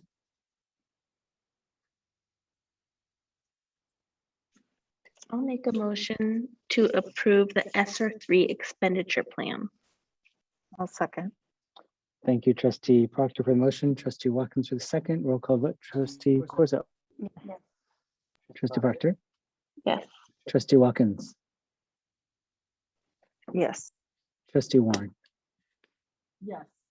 And I will vote yes as well. Thank you very much for that item. We are moving on to item 9, which is board member statements and requests for future agenda items. Anybody want to say anything or have any comments on anything? Okay, I will just state that we will not have another meeting before Halloween. So I hope that everybody has a happy and safe Halloween. I know all of our little kids are probably all looking forward to it. But just everyone, please be careful, wear your masks. And also cross your fingers for the 26th on Tuesday when the FDA meets. Hopefully they will vote for an emergency authorization for the vaccine. So those are my comments or announcements or board member statements. If nobody else has anything, we're going to move right back on to item number 10, future meeting dates. They're listed, so I'll just see Superintendent Joe nodding his head. That's okay. So we're up for adjournment. I guess just one other comment is we are advertising the board community workshop for the 28th. That's right. Thursday, and then also we have school site visits on Tuesday. So just want to bring those up because that is happening next week. Okay, adjournment. Anyone want to make a motion? Motion to adjourn. I'll second. I heard that. Thank you, Trustee Watkins for the motion, Trustee Warren for the second. Roll call vote, Trustee Corzo. Yes. Trustee Proctor. Yes. Trustee Watkins. Yes. Trustee Warren. Yes. And I will vote yes as well. We are adjourned at 11:25 p.m. Thank you, everyone, for joining our meeting.